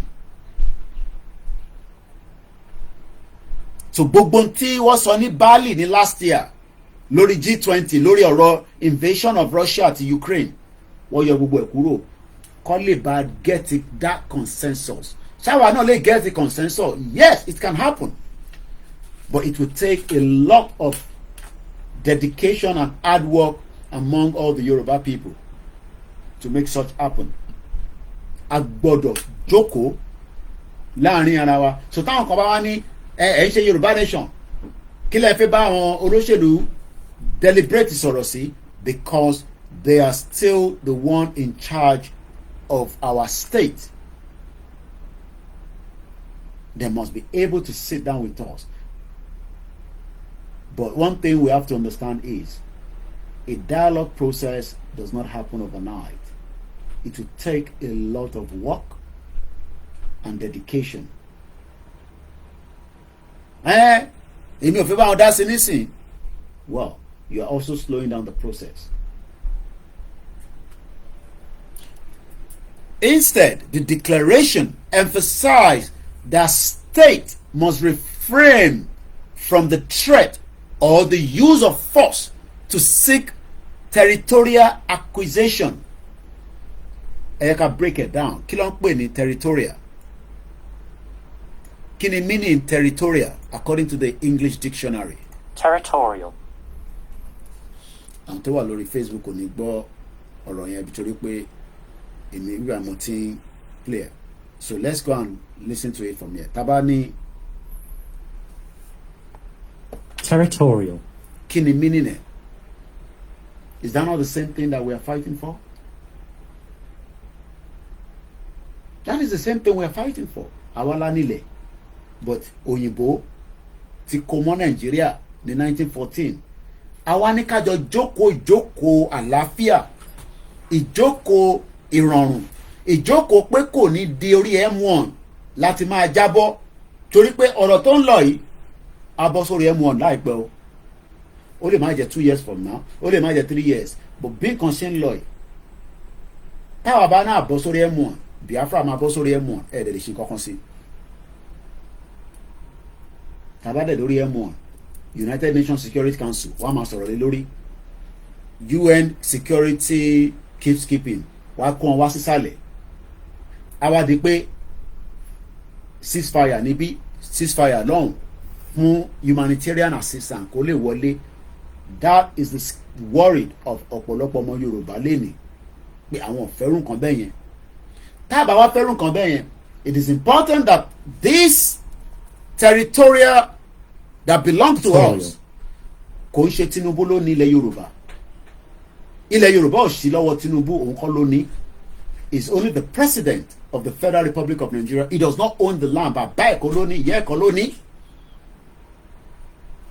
So táwọn kan bá dìde tó bá ní àfẹ́ Nàìjíríà mọ́, it is the responsibility of a government to find a solution. It might take time. It might not even happen in the next 3-4 years, but they must start talking to them. But kí wá sọ pé kíá kólúkálukú lọ máa ṣe tó bá fẹ́ ṣe, a máa deal pẹ̀lú yín ni. Ẹ lọ wo tó ṣẹlẹ̀ ní East Timor. If you don't know, go and Google East Timor. EAST space TIMOR. Lọ wo tó ṣẹlẹ̀ sí àwọn England or Britain àti IRA that led to the Good Friday Agreement in 1997 after tí wọ́n ti ṣe kíni tó ti lọ sórí M1. Kálàáfíà ò sí nílẹ̀ wọn ní bíbá. Oxford Circus ten rí yẹn was blown more than 3 times. What destroyed it? But we don't need to go into that route, but we must be able to come into a consensus just like they've come into that consensus. Jurisdiction. Àwa la ní, kò ń ṣe Bọ́lá Tinubu ló ní, ọmọ Yorùbá náà lòun. Bọ́mọ Yorùbá tó ṣe jẹ́ lọ́mọ Yorùbá lèmi náà. Right tó ní lèmi náà ní. It could be the president, but I have the same right on that territory. Torí pé ibẹ̀ lọ sọrí mi kalẹ̀ sí. And it is important that some of you understand this. Kí ló ń pè ní tá bá ní territorial? What does it mean? Territorial. Territorial. Is relating to the ownership of an area of land or sea níbi tó mi wà. Láti Kwara títí désàlẹ̀ d'Èkó àwa la ní. But all that was removed for a purpose. That purpose ó sì ń jẹ́ fún wọn ìyẹn àwọn West, which is what they called 1914 fraudulent amalgamation. Related to a particular territorial district or locality.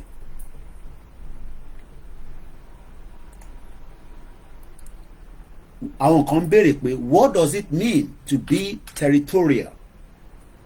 A person or an animal who guards or defend the area she consider to belong to her is territorial. You can also use the adjective to describe anything relating to territorial itself. For example, the territorial boundaries ilẹ̀ Yorùbá kò sí lọ́wọ́ wa mọ́. That is why they can easily come in and kill and walk away, or also use our papa where Dangote is using advantage against the rest of the businesses in Yoruba land.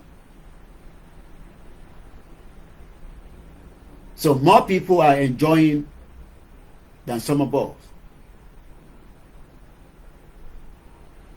For example, a territorial boundaries are invisible lines that mark the division between one country.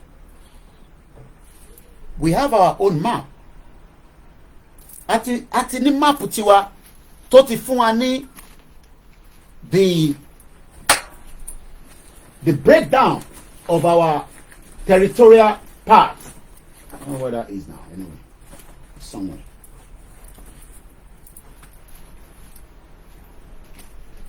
It has actually given us exactly our location.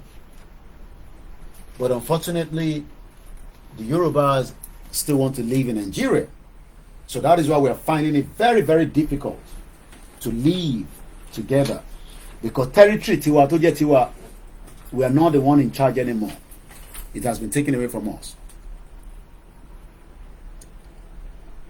Let's come back again. So I've given you the meaning of territorial. Now, Edeka will meaning accusation. What is the meaning of the word accusation? Acquisition. Acquisition. Not acquisition or acquisition. An asset or object bought or obtained typically by a library or museum. They already bought your territory. Some of you don't know that. That territory does not belong to you anymore. And you can't put any Nigerians, but in the long run, it doesn't belong to you. You are no longer in charge of that area.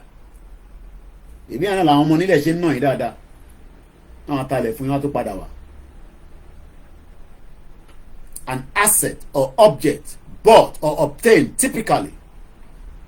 What do you mean by acquisition? Acquisition. An acquisition is a business transaction that occurs when one company purchases and gains control over another. It was a Royal Niger company. Nigeria was a company. Hey, Tigbori. Let's go and look into it. Royal Niger Company. The Royal Niger Company was a mercantile company chartered by the British government in the 19th century. It was formed in 1879 as the United African Company and renamed to the National African Company in 1881 and then to the Royal Niger Company in 1886. Company in Nigeria. So when you say you are a citizen, you are also part of the company. That's why there's no peace, there's no progress, and there's no unity.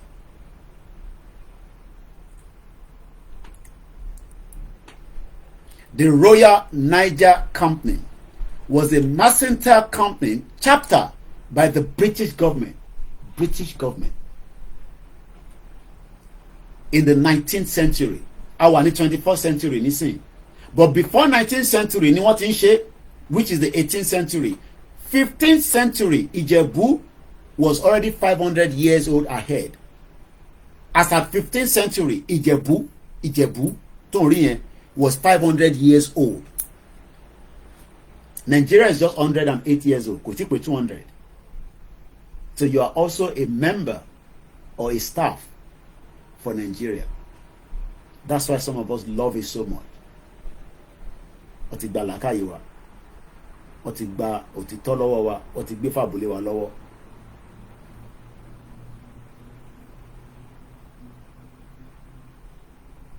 It was formed in 1879 as the United African Company, UFC,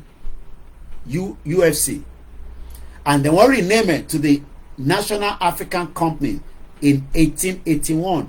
1880 something here, which I think 1884, the Berlin Conference. Just 3 years before that, the Berlin Conference today. The Berlin Conference. Berlin Conference of 1884 to 1885, also known as the Congo Conference or the West African Conference, met on the 15th of November 1884.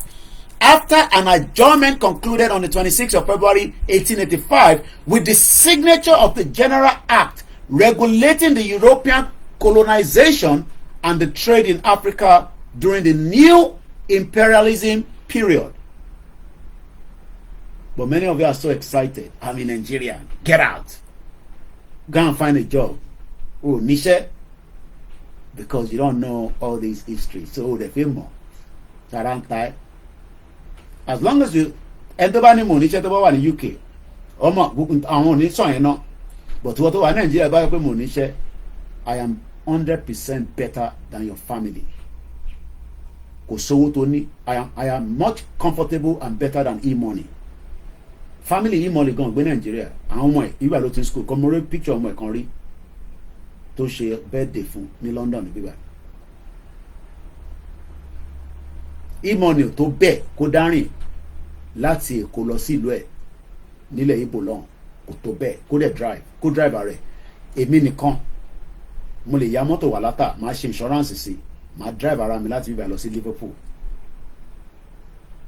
máa dẹ̀ dress báyìí wọ̀ dẹ̀ kò ṣọlọ́pàá tó máa dá mi dúró tí máa fi dáhùn tí ìbá ti kọjá àyà rẹ̀ mi lórí mọ́tòwé. You can see what life means. So life for me pé o gbọ́dọ̀ ní owó. You just need a better freedom where nobody will disrespect you. And I don't have anything against e-money, just in case you might be wondering why I'm mentioning. What 14 countries àwọn ìlú mélòó ló wà ní Berlin Conference ní 1884? So níwọ̀n nísìnyí ká forget gbogbo tó ṣẹlẹ̀ nígbà yẹn ká wá build a new Nigeria fẹ́yìn tẹ́fẹ́ new Nigeria ṣorí pé kò make sense.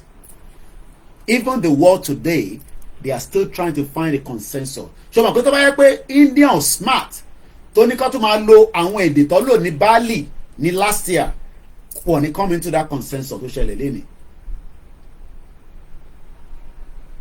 You can see that it takes a lot of time to educate many people láti gbé yín wá sí standard tí ẹ máa lè get message yẹn.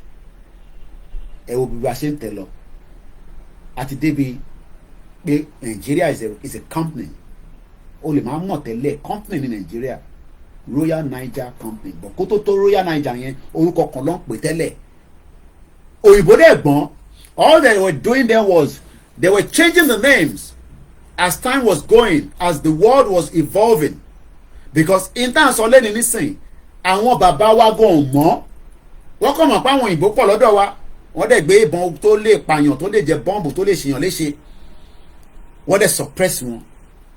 Ní 1884 ní Berlin tí wọ́n lè gba visa lọ lẹ́ni nísìn ó tó bẹ́ẹ̀ kó lọ apply fún visa kó fi lọ sí Berlin kan fún ẹ ní Germany lọ apply fún visa Germany láti Nigeria and ask yourself if you will be given that visa. Sọpọ̀ kan fi lọ ó tẹ̀ fi lọ wo conference níbi tó ti ṣe conference 1884 yẹn wọ́n á nínú lọ wo lórí Google ṣèbí Koiki mention ẹ̀ fún kí ló fi lọ síbẹ̀ fún. Ìwọ tó ń wò mí nísìn gbogbo èrè tó jí tó wà ní London Museum ìwọ sọ fún wọn lẹ́mbàsì pé intofẹ́ torí ẹ̀ wá ní pé ó fẹ́ wá sí London Museum. Àwọn European country tó dẹ̀ jẹ́ 27 every day ló ń travel wá tí wọ́n wá sí London Museum but the 55 African member states cannot get the same privilege nítorí pé wọ́n kà yín kún èèyàn. Mr. Clement kábọ̀ sórí ètò my brother. My tissue paper is more valuable than the trash of the money. You're right. Trash lówó yìí. Kò ní any meaning. Trash ni bó ṣe wà yìí.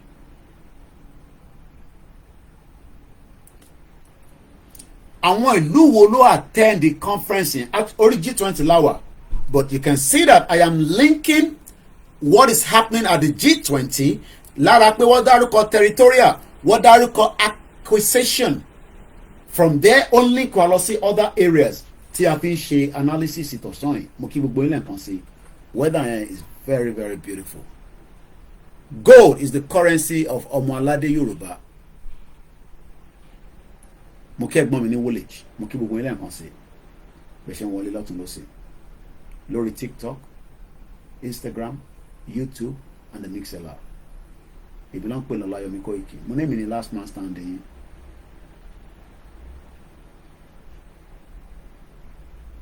Kò sí analysis tẹ̀lé ṣe lórí election Nigeria tó bá tún ṣe next year ní 2027 Bọ́lá Tinubu máa rí gẹ̀ tó máa fi fèrè síbẹ̀ ẹ lọ kọ́ sílẹ̀ lẹ́nu wọ́n ti ń rí gẹ̀ election òyìnbó ló kọ́kọ́ rí gẹ̀ fún àwọn Haúsá ní 1959 Ó jẹ́ kí bàbá Awólọ́wọ̀ wọlé.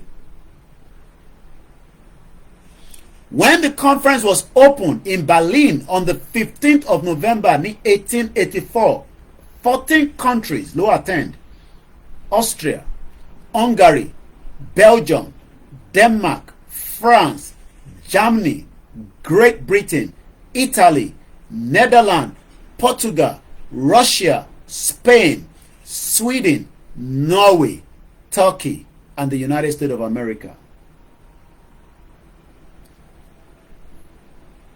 Let's go back again. Now that we've got the understanding, let's go and read more of the declaration to ṣẹlẹ̀ ní G20 yẹn ní ọ̀sán yìí àbí láàárọ̀ rather. And that the use of the threat of the use of nuclear weapon is inadmissible. Amata Khan, Indian G20 representative, said there was 100% consensus from all the countries on the 83 paragraphs in the declaration. Nigeria is just under the European Union. So kò sí preference kankan fún Nigeria, okay? No matter how much you love the country, abẹ́ EU ló kó wa sí, but South Africa dá dúró as a country member, ó tún wá jẹ́ member lábẹ́ African Union. Wọ́n wo ṣe fún Tinubu o. So máa kọ́ wa parọ́ kankan fún ẹ pé great news, Nigeria is now a member. No, a kì í ṣe member, abẹ́ African Union láti jẹ́ member. So in case tó bá mọ̀, àwọn ìlú kan wà náà tó jẹ́ pé EU member, but wọ́n tún dá dúró bí France, even though pé France is part of EU, ó tún dá dúró as a member. Germany dá dúró as a member. Spain kò ń ṣe member, but wọ́n máa ń fún ní privilege, status tiẹ̀ yàtọ̀. For 24 years lọ́wọ́ ṣe ń recognize African Union.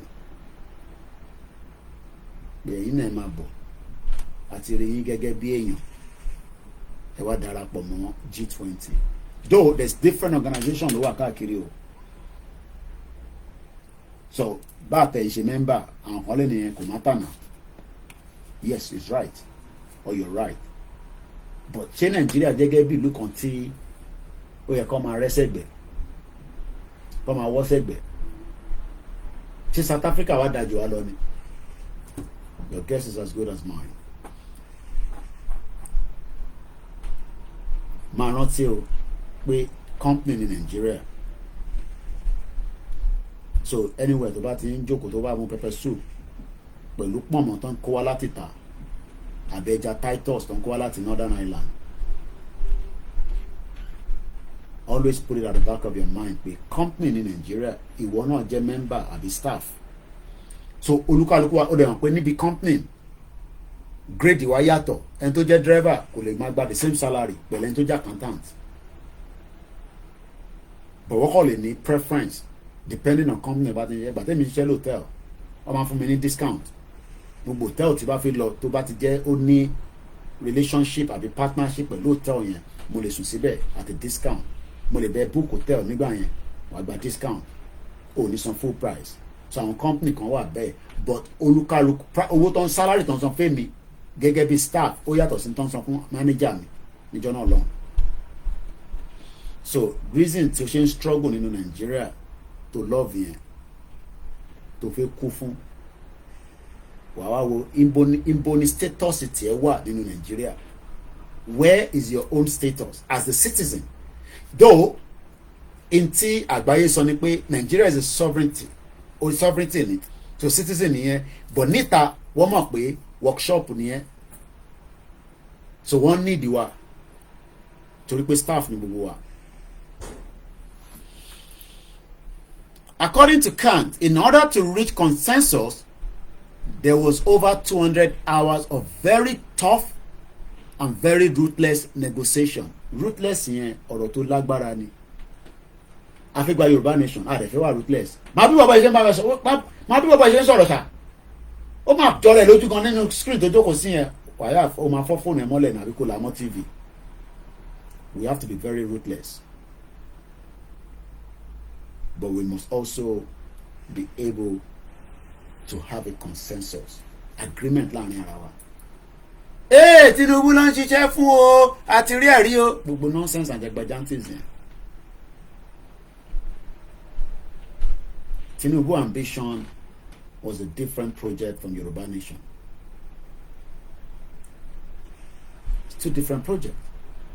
Tinubu ní timeline tó máa ṣe tán. But again, these are all the games don't play pẹ̀lú mind yín. Olóṣèlú náà ló máa jù kọ́kọ́ wá.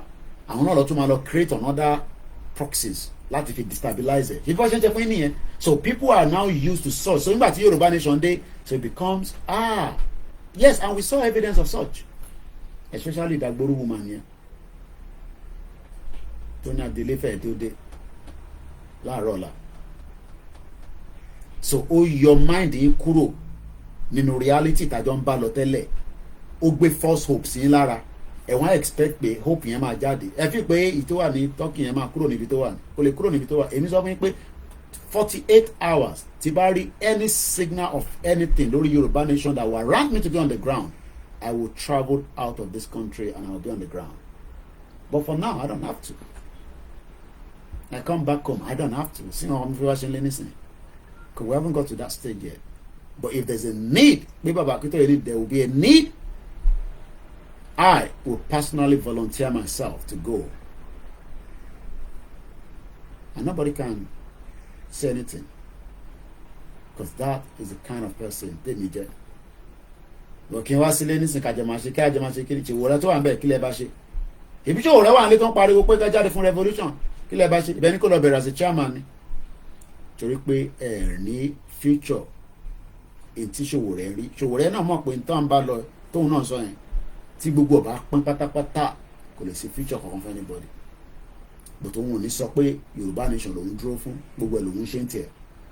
Ó dà kó wọ̀ ní vote fóun. But ó gbọ́dọ̀ wà ní status ibi tó wà yẹn kó lè wà relevant within the society. He has always been relevant and he will continue to be relevant anyway. So the declaration was a lot. 200 hours of negotiation. 200 hours tọ́pọ̀ ra sọ yẹn. Ó lè jẹ́ láti bí i last year lọ́tí ń bàbọ̀. So táwọn kan wá ní ẹ̀ ká ti gba Yorùbá Nation yẹn. Because I think the stage yẹn ni. Tó bá yẹ pa ti bọ́ sórí M1 nísìn ni. Nígbà tí à ń push ẹ̀ tó bá yẹ pé ó ti wà lórí M1. Tó bá mọ̀ tán pè lẹ́mọ̀n bèèrè lọ́wọ́n tó wà ní comment section because I'm not going to explain that to you. Tó bá yẹ pa ti bọ́ sórí M1 then àti mọ̀bìtà dé. But ẹni ẹ̀fẹ́ ká wà lórí M1. Then that means there will be a lot of hours. Mba jáde máa repeat the same thing. But mama change it in a way débi pé tó bá lọ gbọ́ tí mo ṣe láàárọ̀ bí á díẹ̀ ló kàn máa pick láàrin tí mo sọ nísìn. Because it's a different thing. Mo ti ṣe program láàárọ̀. While you were sleeping, ìbí wọ́n sùn nínú ooru. Ìwọ́n sùn ní 5 o'clock nínú ooru. Èmi wà níta mo ń ṣe program láti jẹ́ kí ayé ẹ àtayé tèmi kó lọ síwájú. Ó ga jù. Ìwọ́n sùn náà. Èbí náà ooru ló ń sùn. Àbí wọ́n tó ń sùn nínú air condition. While you were doing that, I was already out, still educating a lot of you. We are not going to compel you to be part of this movement. Into majekewa compel. O ma na gbogbo wa legba. Atemi àti wo. Because there's demand and there's a pressure that Tinubu cannot solve. Even though I've seen some of the investors, a $1 billion deal have been signed. Ọmọ bitọ silence weapon ni. Ibi tó bá ti ń jalè jù láyé yìí nìyẹn. Ṣé o mọ̀ pé àwọn tó ń tàbọn ló ń jayé tó gbọ́ jù láyé? Ọmọ ìbọn tí Amẹ́ríkà fi sílẹ̀ sí kò ní bàjẹ́ fún láíláí Bakers. Ẹ̀gbọ́n mi dáadáa. Àbúrò bóyá o, ẹ káàbọ̀ sórí ètò. Bẹ́ẹ̀ ni ẹ̀gbọ́n mi tí kú dára ẹ̀sán ní mọ́tò wè ló ń jẹ́ bẹ́ẹ̀ M1. So àwọn tó yé ó ti yé wọn. I'm not gonna start breaking it down. Mr. Ogun sọ pé African Union was finally accepted into the G20 rubbish because of the BRICS rising influence. Africa begs everywhere for everything. Shame, shame, shame. Baba Augustina sọ pé Yoruba nation has come to stay, but it's going to take a lot of hard work. We are not going to knock Tinubu because he's the president, but we are going to continue to question him. Especially, he wants to bring the better Nigeria for you.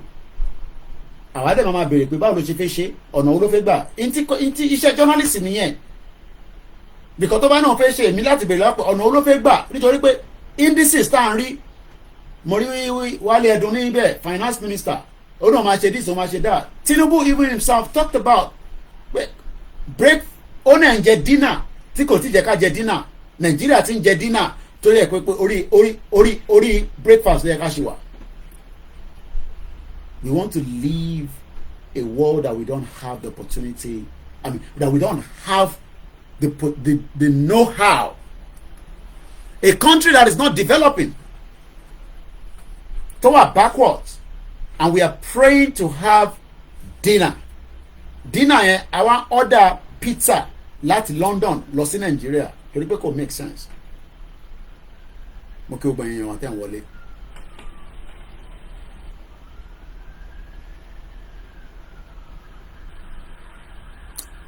Rally definitely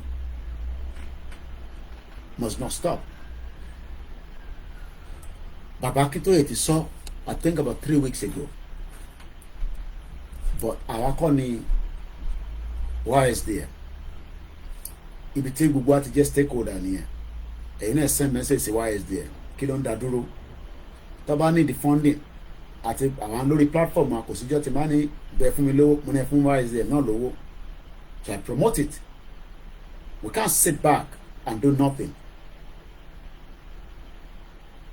But the distrust tí Dagboru gbé wọlé pé kí lẹ fẹ́ máa fi ṣe rally fi ṣe ó máa tó sún àwọn tí wọ́n wà nínú àjò pẹ̀lú ẹ̀ torí pé expectation tó ń fẹ́ lọ́dọ̀ ẹ̀ kò ní jáde and they will become frustrated and they might now say you know what ẹ má bínú I ṣe mistake ni. Because ìlú tó wà tó lépọ̀n tó lékanná gan wọ́n sì ń sọ pé àwọn wà lórí títì. On the 23rd the Scottish people are coming out again.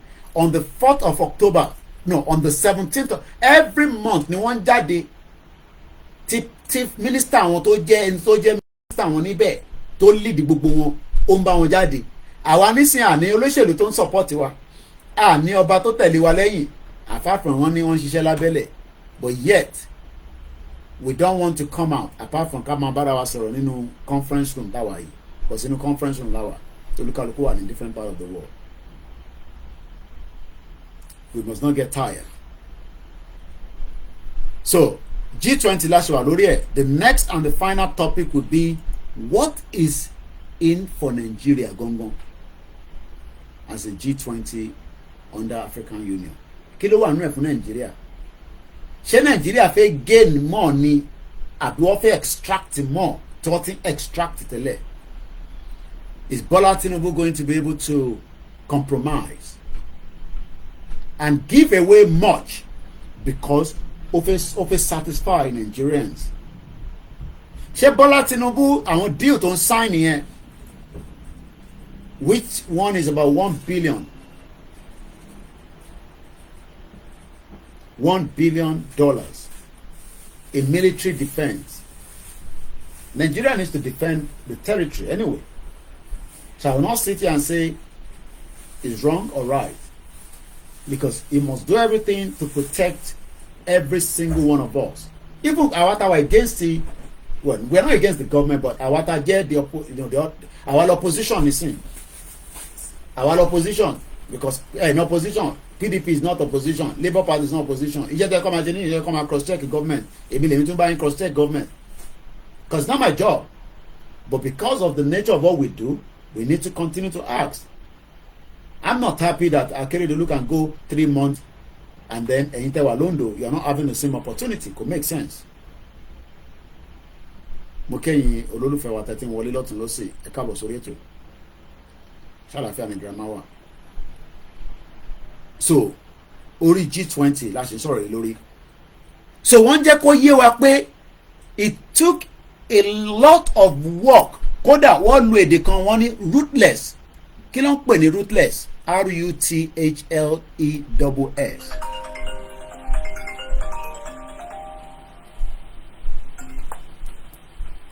Yeah. Yes.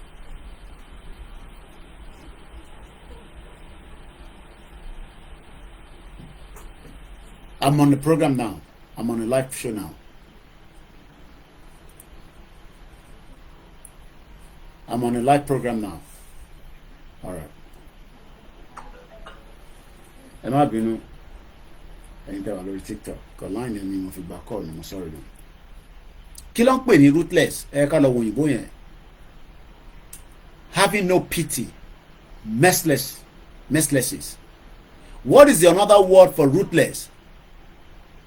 Brutal, barbarous, callous, cold, bloody, cruel.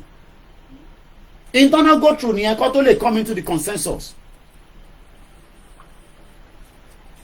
So when you see some of us like me, bí wàá ṣe ń ṣe ilé ṣe ń sọ̀rọ̀ báyìí, báwo ṣe bá a sọ̀rọ̀ báyìí? Well, we can never all be the same. Bí gbogbo wa ṣe máa gbé kalẹ̀ ní presentation ló máa yàtọ̀. But we want the same message to travel round. So bẹ́ẹ̀mi ṣe fẹ́ sọ ó máa yàtọ̀ sí bí àwọn mídíà tó kù ṣe fẹ́ sọ. Àwọn kan máa wà very diplomatic. Èmi afọ gbogbo ẹlẹgbọn yan gbogbo ẹ̀kọ́ dàrú. Àdúrà tèmi fẹ́ ní lójoojúmọ́. Àwọn kan yẹn tó bá dàrú ṣé mi máa wà ń sàlẹ̀ lágbára Elédùmarè. Èmi máa lò mí o. Àwọn journalist tó ń lọ níbi tó ti ń jagun wọ́n ṣe èèyàn ni. Àwọn kan kú nu wọn ní Ukraine, ọmọ journalist tó ti kú ní Ukraine. Àwọn kan BBC journalist wọ́n on the ground ní Ukraine tó ń tẹ̀lé wọn lọ lójú ogun.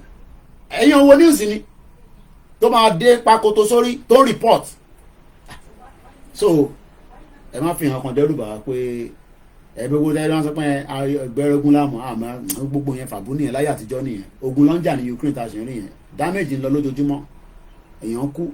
By the end of the day tá a bá fẹ́ gbogbo yẹn then a gbọ́dọ̀ padà sókè níbi consensus tí mo sọ yẹn láàrin ara wa kájọ come into an agreement. Okay, Bọ́lá Tinubu fẹ́ ṣe nísìn. Ìbéèrè ni pé ṣé tí Bọ́lá Tinubu bá fẹ́ máa ṣe tán ló máa bẹ̀rẹ̀ sí fohùn síta pé Yorùbá nation la fẹ́, àbí ó kàn máa ṣe tán á dẹ̀ lọ bẹ́ẹ̀. Oh my God. Dígẹ̀ yàn wọ́n lọ.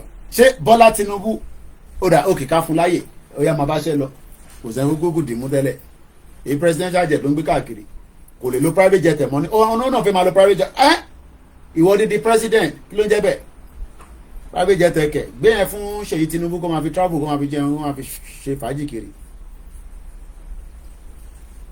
Wọ́n ní àìláàánú àwọn tó gbọ́ Yorùbá ti bá mi ṣe áyàn gbífọ̀ ẹ̀. Ẹ ṣe kan yàrá mo kí yàrá gbé mi lékè yàrá bó Olúwa ti fẹ́. Just reason says our people are just too obsessed about living long. Ẹ ó dáa ká live long. Ó dáa ká live long. Bó mo sọ fún yín pé kó tẹ̀ tó ṣe gbás ni mo ti dé sálẹ̀. Tó bá tó wá ṣe gbás tí mo dé sálẹ̀ 72 hours ìjọ mẹ́ta ló jẹ́ bẹ́ẹ̀ dáhùn sí pé bí a ti wọ́n gbogbo ẹ̀ bá ti dàrú màá mọ bí ti fi gbà wọlé. Journalists pọ̀ ní Ukraine tó ń report lójoojúmọ́ every blessed day. BBC journalists wà on the ground tó ń tẹ̀lé convoy. So kílẹ̀ wá ń dẹ́rù bàbá pé ṣé mo mọ bógun ṣe kí ni kàn mí pẹ̀lú ṣé mo mọ bógun ṣe rí. Èmi fẹ́ kí gbogbo ẹ̀ àdúrà tí mò ń gbà lójoojúmọ́ ni pé kí gbogbo ẹ̀ kó dàrú ká bọ́ sórí M1. But àwọn kan tó ń sọ pé Koiki máa ká bọ́ sórí M1 ẹ jẹ́ ká push gbogbo tó bá gbà tí agbárí Yorùbá ní ẹ jẹ́ ká push ẹ̀ síta. Mo sọ fún yín pé Bọ́lá Tinubu ni the last Yorùbá politician tó lè compete pẹ̀lú àwọn mọ́là. So bí wọ́n ra àwọn kan tó ń rà yẹn bí wọ́n ń ra pamọ́ I don't know. Bí wọ́n ra pé ká fi defend Nàìjíríà káwọn terrorists má bàa pa wá bí àyẹn ló ṣe ṣe fún. But what I know is that there has been some deal. So I think Bosinu, what is the need for Nigeria? So ẹ ká lọ sí Tinubu kí ni news ń sọ lórí Tinubu àti G20 lọ́wọ́lọ́wọ́ yìí. What are the headlines?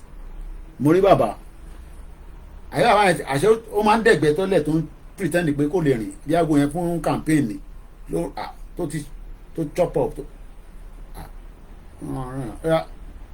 Modi ó yá gbọ́wọ́ lọ́wọ́ mi jàre kí ló ń ṣe jẹ́ kí Koiki máa rí pé mo fit dáadáa ọlọ́run fún lálàáfíà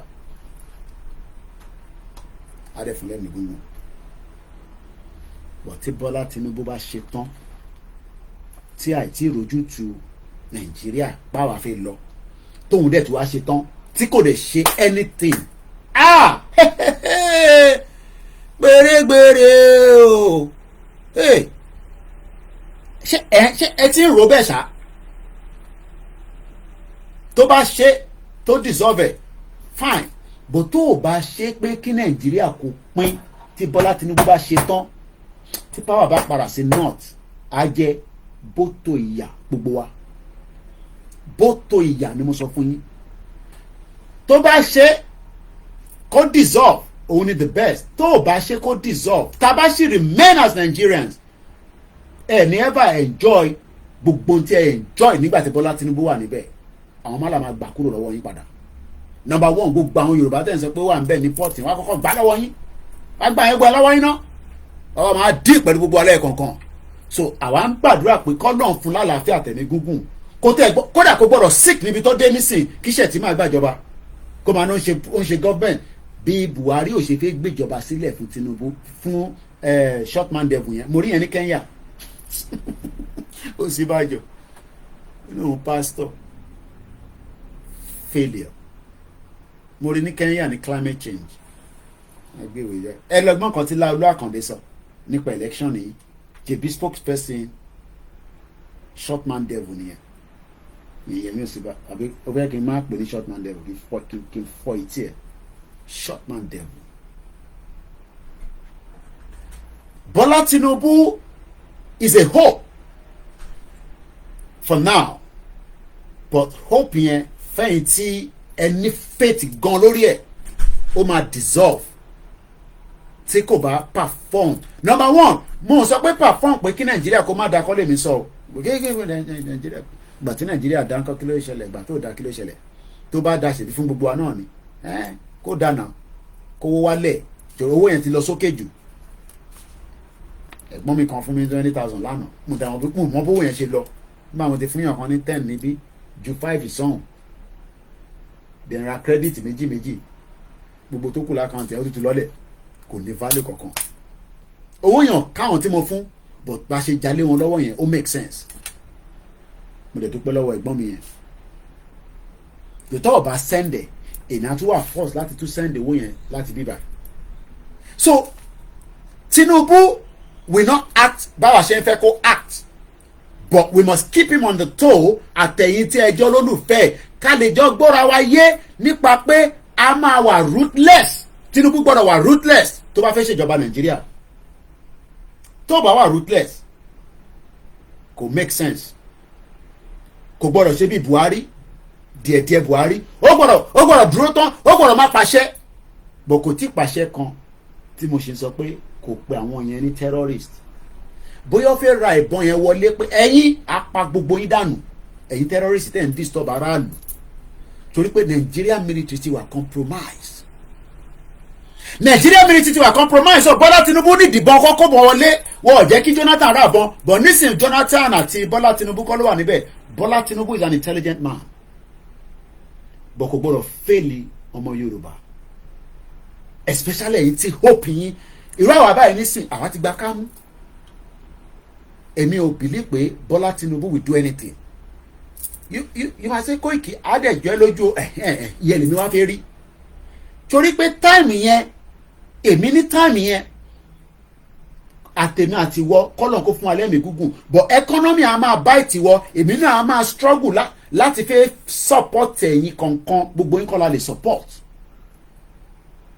Bọ́lá Tinubu hope for the Yoruba people will fade away after 6 years tó bá rí ṣe dé ní 6 years tá a bá rí signal kò lè mẹ́gbẹ́sẹ̀ mi sìn nítorí pé tó bá gbẹ́gbẹ́sẹ̀ mi sìn ẹrù fàínà ń dúró de pé wèrè èmi ló disrespect àbọ̀ mọ̀ pé ẹrù fàì ó ń bínú sí Bọ́lá Tinubu bó ṣe wà yẹn ẹ fi gbogbo àní orúkọ 5 kan ti wà lọ́wọ́ mi ẹ̀wọ̀n kí wọ́n ti rí ìfìlẹ̀ orúkọ yẹn láwọn tó fẹ́ contest tí Bọ́lá Tinubu bá ṣe tán 5 names ti ń trend lórí social media ní north yẹn kẹrẹ àwọn Fúlàní ló ń jẹ́ bẹ́ẹ̀ sí àwọn kan tó ń jẹ́ Haúsá mọ́ so kò ń ṣe pé à ń bá Yorùbá kọkàn jà tó ń ṣe APC but àwájọ òfin pé tí president mi bá dé ó máa lágbára state yìí máa lágbára tó president ni kò possible now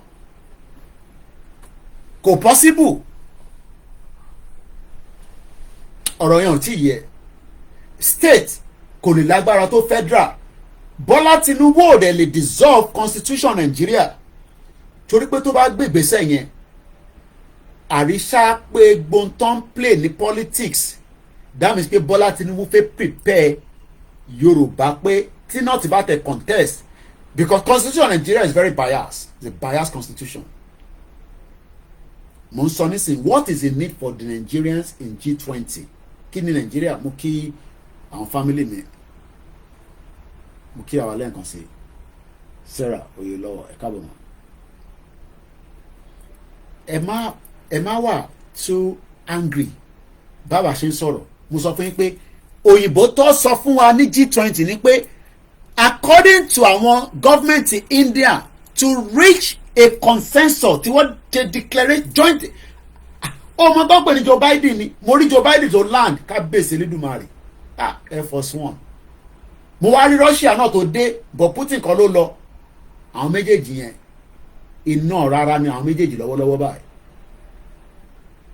but wọ́n wá come into consensus ìwọ wá ń wè mí nísìnyí pé kí ni bàbá yẹn sọ yìí ṣé Tinubu náà ló ń bá sọ̀rọ̀ bẹ́ẹ̀ àjọ máa come into consensus torí pé tó bá lọ the other way round pẹ̀lú àwọn ẹ̀yà wa kejì ẹ má jáde kẹ́ wá sọ pé Koikimedia torí àwọn ẹ̀yà wa kejì yẹn ẹ má ẹ̀kọ́ bínú débi pé ó máa fa sùrùtù ẹ wá máa ní káwa wá support Bọ́lá Tinubu kò ní possible táwọn ẹ̀yà wa kejì bá ti gbé gbèsè tí bá ti gbọ́ gbàs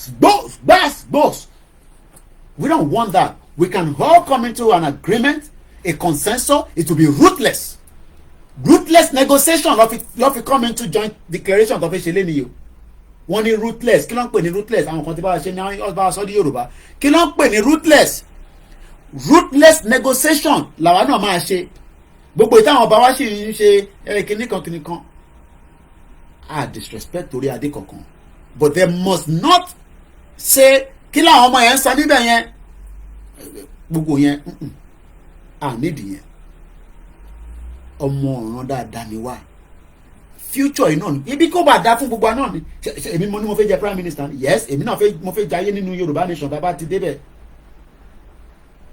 forget it Nigeria mo lè set up media mi properly níbẹ̀ torí kò ń ṣèlú a máa dájú tá a bá fẹ́ lọ a fẹ́ dájú a dẹ̀ fẹ́ lọ but a gbọ́dọ̀ tẹ̀lé àwọn bàbá wa tó ń ṣe ìgbìyànjú ẹ má expect bàbá kí tó ìgò jáde èmi ń sọ̀rọ̀ my own nísìn ni mídíà lèmi àníjà tí bá náà máa jà ń kọ́ kí ló máa ṣẹlẹ̀ ìjà ń ṣe kínní but à ń gbàdúrà pé ká má jà but a máa wà ruthless òkè yẹn kọ́ ìyá dáadáa kò ní bàjẹ́ fún yín ìyá mi comfort ológunjà bí mo tẹ̀ rí ní ọ̀sán yìí definitely weekend yẹn ẹ ti aṣọ ọbẹ̀ tán ẹ ti ṣe gbogbo ẹ̀tọ́ gbogbo 2 weeks ago ẹ sọ fún mi ṣe pé díẹ̀díẹ̀ o mo tẹ̀ rí rárá ọlọ́run bá wà pẹ̀lú yín náà mo kíyà mi tẹ́mítẹ́mí àtẹ̀yìn sisters wa ẹ jẹ́ ká ṣojú òpó G20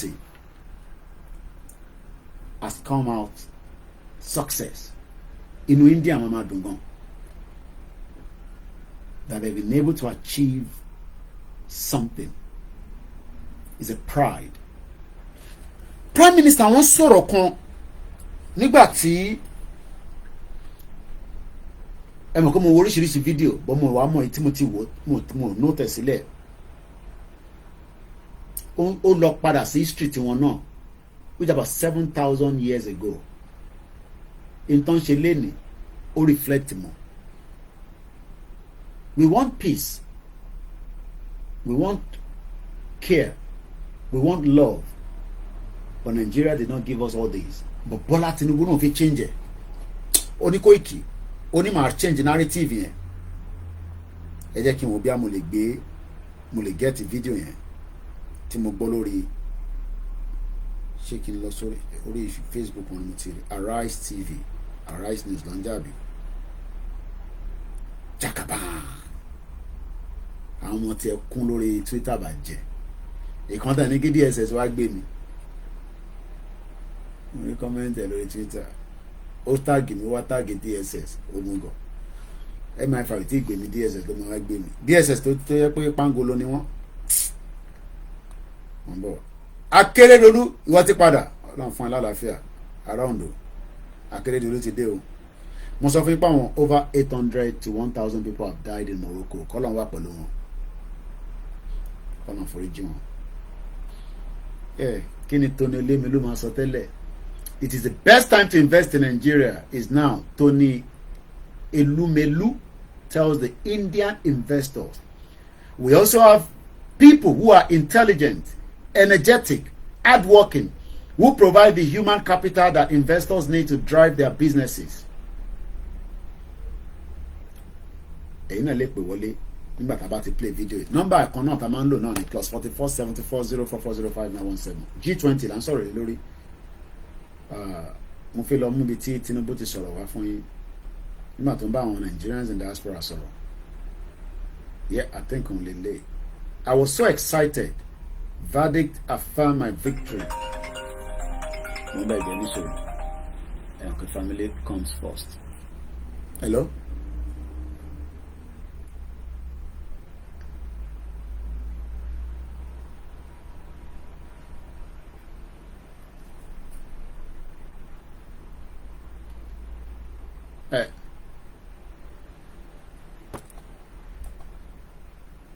Mo ń gbọ́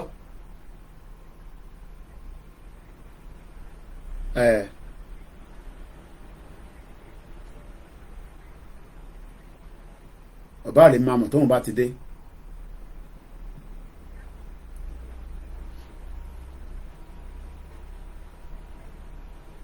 bàbá ò lè mi ṣe fẹ́ mọ̀ tó bá ti dé ó ní láti pè mí so alright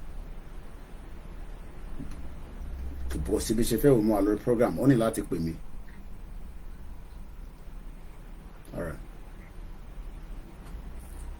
má bínú send message mo kí gbogbo alẹ́ nǹkan sí can send a message here. Alright.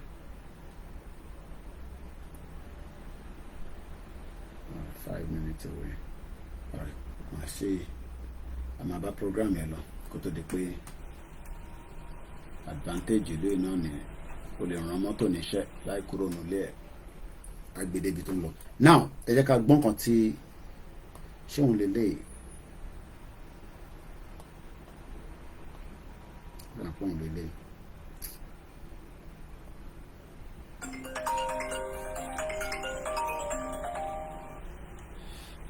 Ó ti dé sálẹ̀.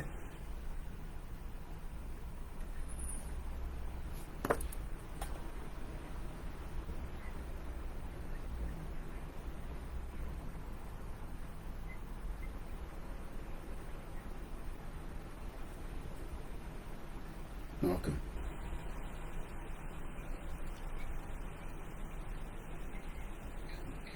All right.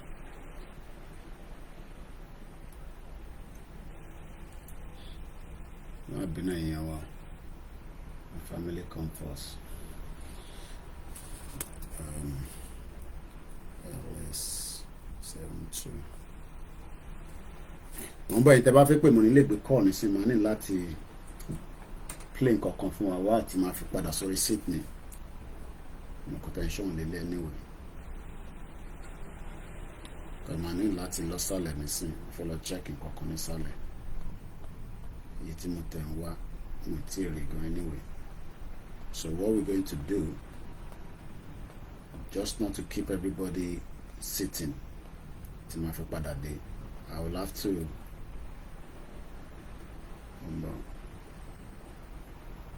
okay, I contact pé wá All right. Again, we don't coin. That's all the program.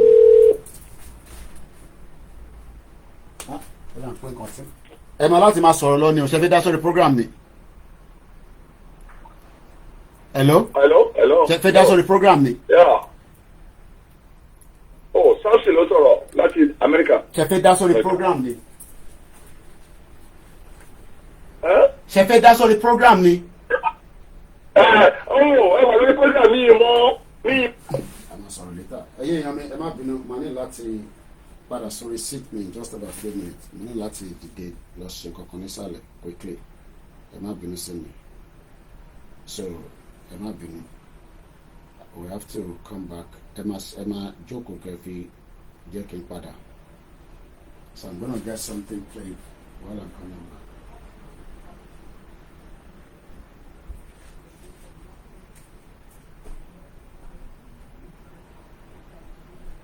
Those who are not disappointed after yesterday's court ruling, which we know, I want you to understand one thing.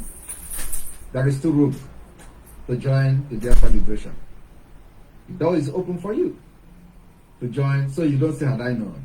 All of you who wrote petition against Simon Ekpa because of the delusional, imaginary president of P2B, what is your fate today? Are you going to ask for forgiveness from God? Or do you still want to wallow in your delusional state of Nigeria? The time is now. We've gone far. We've gone very, very far. While you were waiting for your scam P2B, we've gone far. P2B were never real. We told you that P2B is a scam. He was not real. First, you went into election contested against criminal. And then after that, you come back and start saying there was a drug dealer, he forged the certificate, there was this and that. What he did not fight during the primary election is a scam. What P2B did, what they used P2B to do, was to lure some of the Moron Biafras, the gullible ones, into campaigning for one Nigeria, so that by the time it fails, just like it failed now, you will come back again, oh, Nigeria is not working again, and they will tell you, go and sit down. Is it because you lost the election? We refused. So if you come and put yourself under the Biafra Liberation Movement, nobody is going to say because we lost the election, because we never supported the election in the first place. Now the time is now. We need your support, financially and otherwise, to make this a reality. All we need now is more weapon, more ammunition to make sure we seal our land from the external aggressions. The external aggression from the terrorist government, the external aggression from the Islamic movement, Islamic State of West Africa, ISWAP. All we need to do now is to seal our land, and we need your support to do that. The government of Biafra in exile is working assiduously to make sure that our people did not go to IDP camp. The Biafra de facto government in the homeland is also making sure that our land is secured. So in the coming weeks, it is going to take an interesting turn. This Biafra liberation. So the question is, where do you belong? You want to stay to continue hoping on a failed state called Nigeria, or it is time you switch side. Biafra door is open for you to join. We're not asking you to go and wear military uniform or wear Biafra liberation army uniform. No, we have men, enough soldiers that have volunteered to fight for your future. Your future is not in Nigeria. Your future is in Biafra. Your future is in Oduduwa. Your future is in Arewa. Can never be in Nigeria. Nigeria is not a country, and you should know that by now. Hope Uzodema Nto. What we have done to you and to your family is back to sender. You know what I'm talking about. Nata. I know I watch it in Buena. Nata. Back to sender. Everything I hear organize. So watch it and make sure you share this video and let it go to Hope Uzodema. See ya na ngwalia Nto.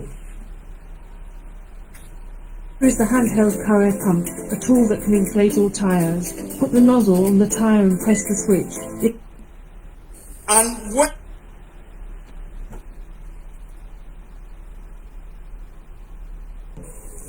is the credo of our republic. It says unity and faith, peace and progress. The truth is, whatever a man sows, the same he will reap. And that goes for a family, that goes for a tribe, that goes for a nation, and that goes for a multinational republic such as Nigeria. When a nation or republic cannot keep faith with justice and with the truth, it will never achieve unity, it will never achieve peace, and it will never achieve progress. Mr. President, sir, why is it that when you one of us quoted from this constitution and went ahead to make prescription for how to move forward? I dare to tell this nation today that this is the problem. This constitution can never give us progress. This constitution can never give us peace. This constitution can never give us unity. And unfortunately, most of us in this National Assembly, we don't have the spine to face what we need to give this republic to have peace and progress. What do I mean? This constitution has 68 items. 68 on the exclusive list. This constitution has only 12 on the concurrent list. And those 12 are written so nebulously, so fraudulently, that you know that the intention is to even undermine those concurrent lists. That is why those who want unity and peace in Nigeria must first remember that the name of our republic is not just Nigeria. The formal name of this republic is Federal Republic of Nigeria. Unfortunately, we don't run a federalist system in Nigeria. Otherwise, what is so unique about all those things that are in the exclusive list? We used to have a parliamentary system. Okay. And then we wanted unity. Okay. We wanted peace. Okay. We wanted progress. Okay. And we therefore said we are going to go with a presidential system. Honestly, there are many presidential systems in the world that have peace and progress. Okay. I can't quarrel with that. Okay. But we must put in place the same safeguards that presidential system across the world put in place. Okay. So that now Mokiyawa Yalode Ijana of Adbel. Emma Binu, I had to drop something on the cap to our picking kokoni. So Adamokwe Ubukini alone timing. So but it's been resolved now. That's the beauty of a system that works, and I think it's almost the same thing in Nigeria anyway. So I'm allowed to start talking about that because both were disconnected. And one that was Senator Adeyeye ló ń sọ̀rọ̀ lọ́dẹ̀ nǹkan mo kí gbogbo ẹ̀yin bàbá wa àti ẹ̀yin àwọn àtẹ̀síwá lórí ètò G20 ni à ń ṣe review ẹ̀ lọ́wọ́ àti bọ́ sórí abala kẹta àti sọ̀rọ̀ lórí G20 tẹ́bàá where African Union is now officially a member of the G20, in case you are not aware of that. So it's now a full member. So, well, for Nigeria, any preference? preference tí mo mean pé South Africa is a member but is also a member under the African Union. So Nigeria nísìn kò ń ṣe pé wọ́n fún wa ní membership on our own, so we have to be on the AU. Ẹ mọ̀ ojú tí wọ́n fi ń wo Nàìjíríà níta àtọ́jú táwa náà fi ń wò gẹ́gẹ́ bí ìlú wa ó yẹ kó ti rìn jìnnà ju the current state of things but wọ́n fi wò níta bẹ́ẹ̀. Now mo kí Yèyé Oge, mo kí gbogbo yín lẹ́ẹ̀kan sí má bínú pé àìtí dárúkọ yín, gbogbo yín náà ni máa kí properly dáadáa. Mo ń béèrè nísìn pé what is in it for Nigeria? Mo wá ń sọ kó tó di pé mo dìde mo wá fídíò Tinubu kan bá àìtí èrè bọ̀ máa wá later anyway kó tó di pé mo kàn play ntí mo play yẹn. So let's go back and say what are the deals so far. Nigeria is ready to play a vital role in the G20. Bola Tinubu. President Bola Tinubu has expressed Nigeria's readiness to play a major role within the G20 and contribute to shaping a more equitable world. What does he mean by that? Emma Bineta lórí TikTok, we're back now. Kí ni Tinubu mean by pé òun fẹ́ shape a more equitable world? Àti shape tó wà Nigeria. Our politicians love to live in denial, especially gbogbo script yẹn ó máa ń kọ́ fún wọn ni,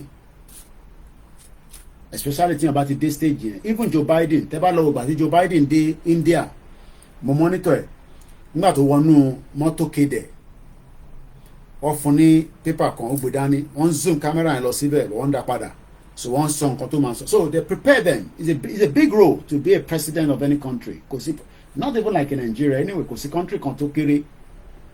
But the question ni pé statement nísìn àjúrì ìgalálì ẹ ṣáà wọn ọ̀bọ̀n tó dàbí àbínú òun ni special adviser to the president. Ẹ mọ̀ pé gbogbo à ń rò pé Délé Aláké àṣeyàn tẹ̀ ní ambition mi òun fẹ́ máa sọ̀rọ̀ fún wa, òun fẹ́ wà níbi tí òun náà máa jẹ́ minister gidi. ẹlọgbọ́n Délé Aláké sọ ó náà ló ń sọ fún Tinubu ní tóun fẹ́, wọ́n rẹ̀ tíjọ wà tipẹ́ torí pé Délé Aláké was bá ṣe gbọ́ commissioner for information ní Lagos State. Ẹni Ọlọ́run dá sọ pé no equitable in Nigeria, not to talk of West Africa, but aṣíwájú bẹ̀ṣẹ̀ máa ń pè ìyẹn Jagaban ó ní Nigeria máa play role nínú G20 yìí o, but role tá a tún máa wá play yìí kò ní wá jẹ́ láàrin ara wa tí àìtí resolve gbogbo problem tó ń ṣe wá, àìsàn tó ń ṣe wá pọ̀, but even equitable world. But ẹ ti mọ̀ pé it's just a statement, ìyẹn ń ṣe implementation. Lẹ́ẹ̀kan sí mo kí gbogbo ẹni tí ẹ ti darapọ̀ mọ́ wa, báyìí tí ìdárúkọ yín a mọ̀ pé ẹ ti darapọ̀ mọ́ wa, ẹ wà lórí ètò, but à ń ka comment at random. Bàbá Ọláwálé ní ọpẹ́ ló máa end the story wa lágbára Elédùmarè. Mo kí bàbá wa Ọ̀túnba 1010 àtẹ̀yìntẹ̀ wà lórí ètò pẹ̀lú mi. Pinky Dora mo kí ẹ ṣe gan ni mà.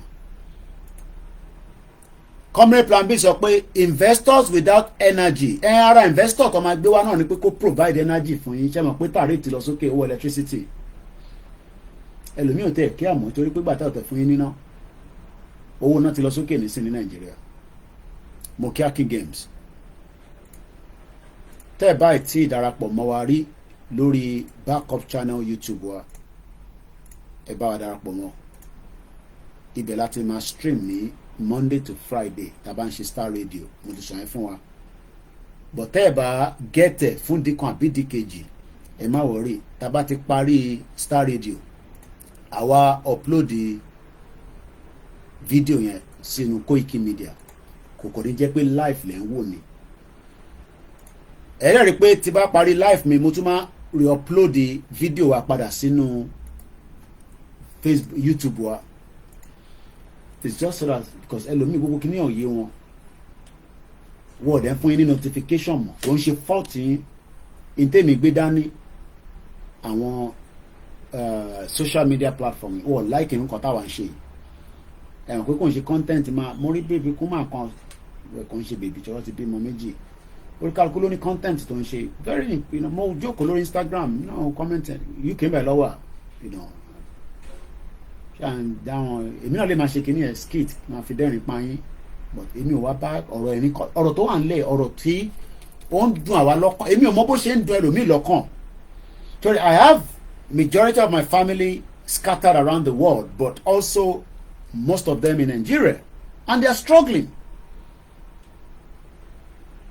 bẹ́ẹ̀ ìwọ ṣe ń struggle àwọn tèmi náà struggle kò mí gbẹ̀tẹ̀rí pé mo wà labroad because economy yẹn ó ti affect gbogbo wa but Tinubu nísìn ó sọ pé ètò ń bọ̀ mú ń bọ̀ lórí so màá share link yẹn lẹ́ẹ̀kan sí fún gbogbo ẹ̀yin tí ẹ bá ń fẹ́ wá link yẹn ẹ̀yẹ bá sà ti click lé lórí ẹ tẹ̀lé ẹ follow ẹ those are our link that can give you the backup so that is on that but the line is open tẹ́ bá fi dá sí ètò tá à ń bá lọ ẹ̀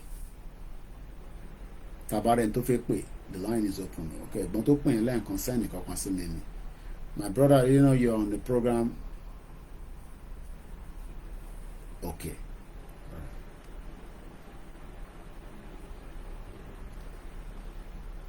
we take feedback when the answer message we love feedback and we always want you to talk to us but àwa kan máa wà ruthless ìwé mi báyìí nísìnyí wà ruthless mi ò fẹ́ gbogbo báwa ṣe ń ṣe ìtọ́ bá fi dídẹ̀ mi nìkan tí kò ń sí bàbá kí tó yẹ níbẹ̀ àti wà lórí ẹ̀wọ̀n tipẹ́ nítorí wọ́n máa ṣẹlẹ̀ ló máa ṣẹlẹ̀ ni mo rẹ̀ sọ fún yín pé Tinubu tí ọ̀pọ̀lọpọ̀ ń fi ọkàn sí àwọn àìkí Tinubu lọ disappoint yín o so bó ṣe jẹ́ nìyẹn let's continue.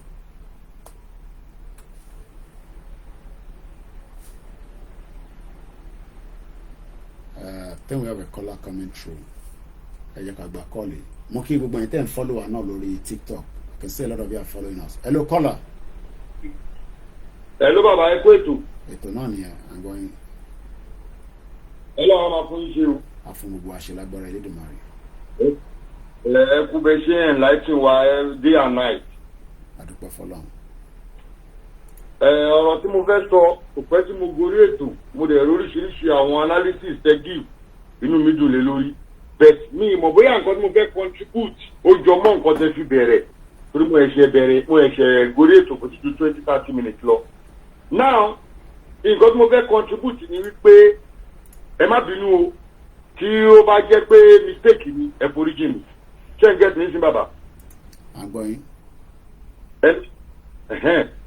Àwọn sọ̀rọ̀sọ̀rọ̀ wa lórí Yorùbá nation mò ń gbọ́ lẹ́nu wọn ní ìfẹ́ dárúkọ anybody specifically wọ́n sọ wípé ká má sọ̀rọ̀ ẹ̀sìn àgbọ̀rọ̀ ẹ̀sìn dání yes àgbọ̀rọ̀ ẹ̀sìn dání lóòótọ́ but èmi ní support pé ká má sọ̀rọ̀ nípa ọ̀rọ̀ ẹ̀sìn àkànjàjẹ̀ ẹ̀sìn ni nítorí wípé ọ̀rọ̀ márùn ta lọ́lọ́run yìí ó tàṣírí nǹkan tó fà wá sẹ́yìn táàfin Yorùbá nation achieve ní last year. That is to say, number one, nígbà tí dàlúrú máa dé, Ọlọ́run sọ pé òun ló fi divide àwọn èèyàn wa. Get me sí bàbá. À ń gbọ́ yín. Then number two, bọ̀bọ̀ ta lọ́lọ́run yẹn, òun ló la àwa ọmọ Yorùbá lójú. Kò ṣe pé afọ́jú tẹ́lẹ̀ o but ó là wá lójú in the sense that wípé èmi àtẹ̀yàn kan sìn gẹ́gẹ́ ṣe mọ̀ mí mo mọyé hundreds of èèyàn tó jẹ́ tèmi tí mo campaign Yorùbá nation fún tí wọ́n gbọ́ sí mi lẹ́nu tó jẹ́ pé gbà tí iṣu ta lọ́lọ́run yìí ṣẹlẹ̀ náà ẹ̀ṣẹ̀ wá ń rẹ́dì láti be a member of Yorùbá nation. Nítorí pé wọ́n ti fi ẹ̀sìn dọ́ọ̀lù wọ́n ń jẹ́ kó máa rí wa bí ẹni tó fẹ́ kó wọn lọ sí inú náà.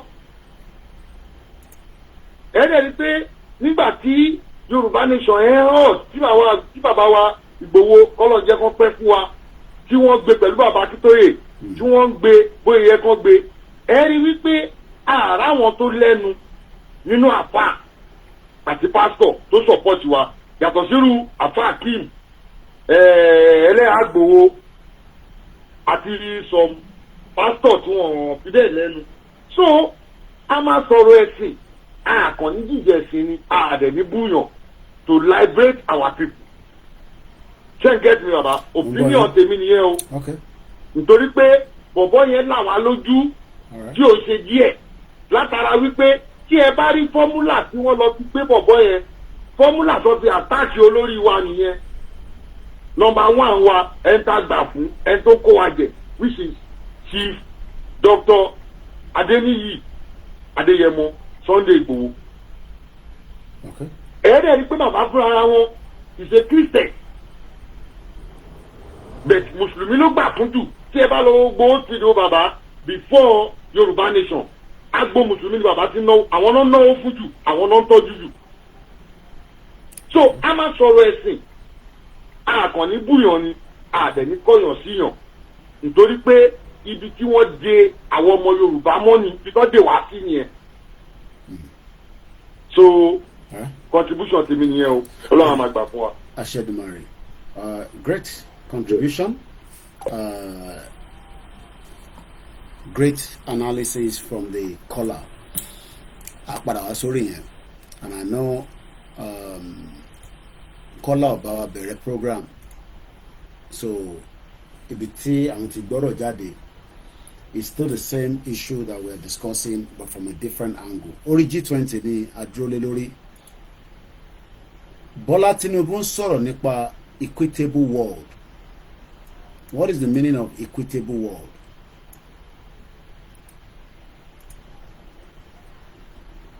The problem of the religion is being played from outside. I've told you that so many times, but a lot of you will not want to understand that. Equitable.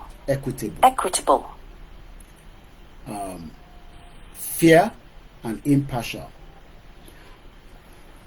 We cannot gauge Bola Tinubu fully. Bóyá máa wà partial. Àbí kò ní wà partial bó máa wà fair. But already àwọn kan ní wà partial. Torí pé ministerial position office bí kan ju bí kan lọ. Again part of the marginalization. Àwọn kan ní kò tí wà fair. But Bola Tinubu assure wọn ní India pé Nigeria máa contribute sínú G20 o. A dẹ̀ máa make sure pé a shape àgbáyé tó máa wà equitable. But this is a statement tí Ajuri Ngalale àbí kí ló ń jẹ́ special adviser to the president on media tó ń sọ ní Saturday l'Abuja.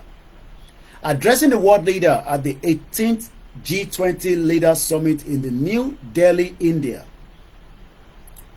Tinubu called for global unity.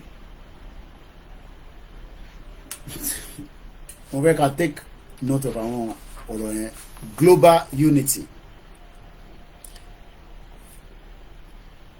Will Tinubu be able to resolve the unity within Nigeria? Especially àwọn Biafra. I see really much effort on this government pẹ̀lú Biafra. I see really much effort pẹ̀lú Igboho àti government ni. So are we going to get global unity, cooperation in tackling pressing issues, pressing challenges, fostering inclusiveness, and establishing a fairer world order? Like I said, he's an intelligent man, but he has a lot of tasks ahead of him. One of the biggest challenge Tinubu ma face nínú government, apart from the economic crisis and other issues that Tinubu has to deal with,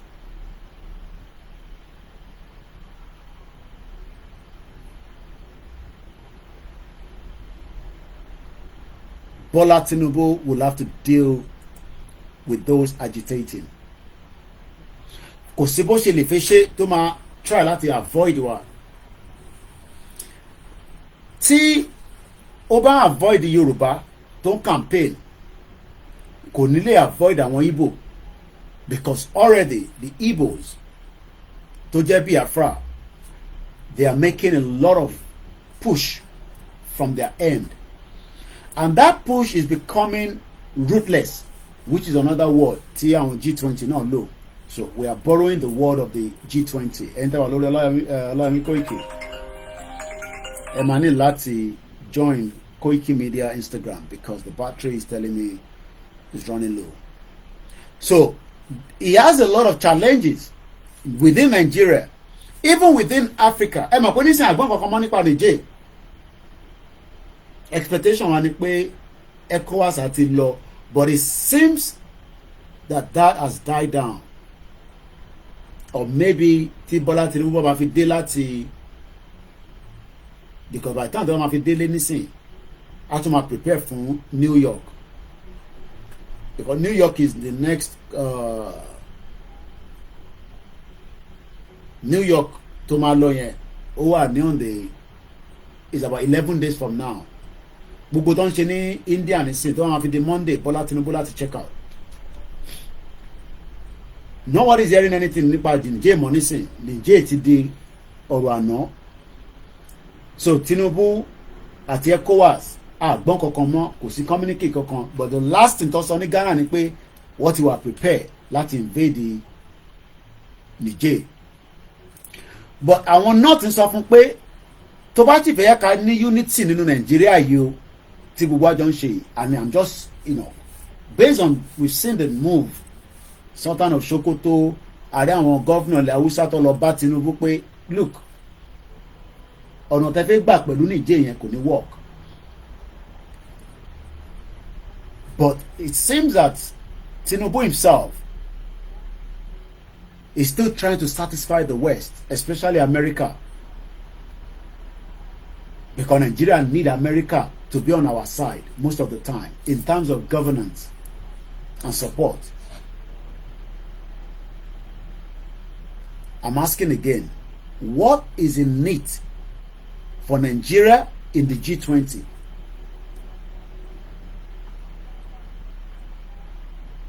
Kí lẹ̀yin rò?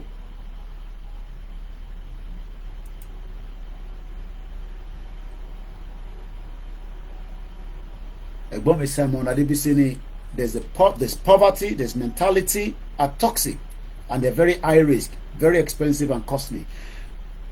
Tinubu, still trying to see if I can find that video.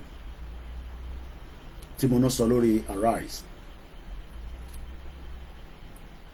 He spoke to convince Nigerians, just like any other president.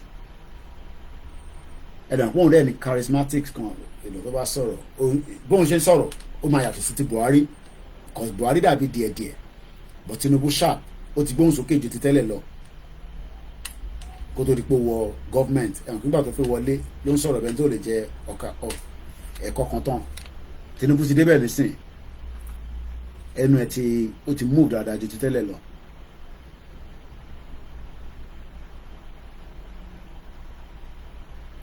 Bí tí Tinubu ti sọ̀rọ̀ ni mò ń wá o, mo gbọ́ láàárọ̀ ẹ̀, mo fẹ́ kí gbogbo àjọ gbọ́, so that ẹ lè ní understand ẹ̀ kò tẹ́ bá gbọ́ látẹnu tiẹ̀ ayé yín ju bẹ́ẹ̀ mi ṣe fẹ́ sọ lọ, lórí èmi fi ṣe analysis lé lórí mi.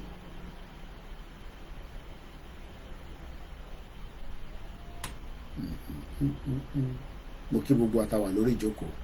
Yeah, I think that's it. Want to know how to find cheap flights on Kayak?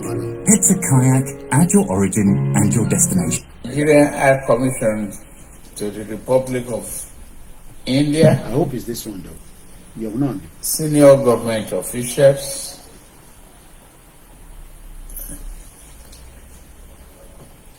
Tony Elumelu.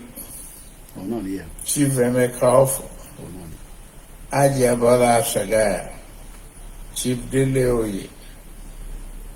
My friend Darubanga. Genders. President Association of Nigerian Chambers of Commerce. Akim Shagaya, and many of you, private sector leaders who are here to support Nigeria and the country. I say thank you very, very much. Thank you. Thank you all of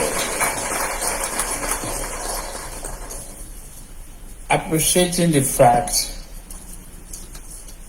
that we are starting late, let me first of all apologize. It was a night of great expectations yesterday. And mo ní láti máa sọ̀rọ̀ láàrin méjì. A night of great expectation, that means pé àwọn investors tó wà ní India tó fẹ́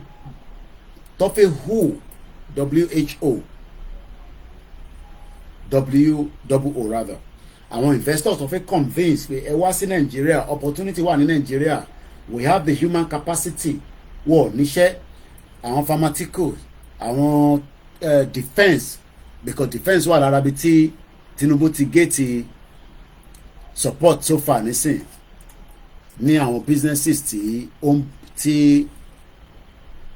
ẹ̀rọ ti débẹ̀ látijọ́ Tuesday. So we've been hearing that Tinubu met the billionaire, because now billionaire wọn ní India. Wọ́n sọ̀rọ̀ nípa mining náà as well. So mo kọ̀wé fún yín, mo fẹ́ wo news yẹn kí n kọ̀ sáré fún yín láwọn area tí Tinubu ti àwọn meetings tó ti ṣe so far, àwọn ìpàdé tó ti ṣe. There was a CEO roundtable will be attended by the leading industrialists in the Indian private sector, Nigeria industrialists, as well as a senior government official from both countries. The president's aim is to leverage this platform to attract global capital and promote increased foreign direct investment in key labor-intensified sector of the Nigerian economy for job creation and revenue expansion.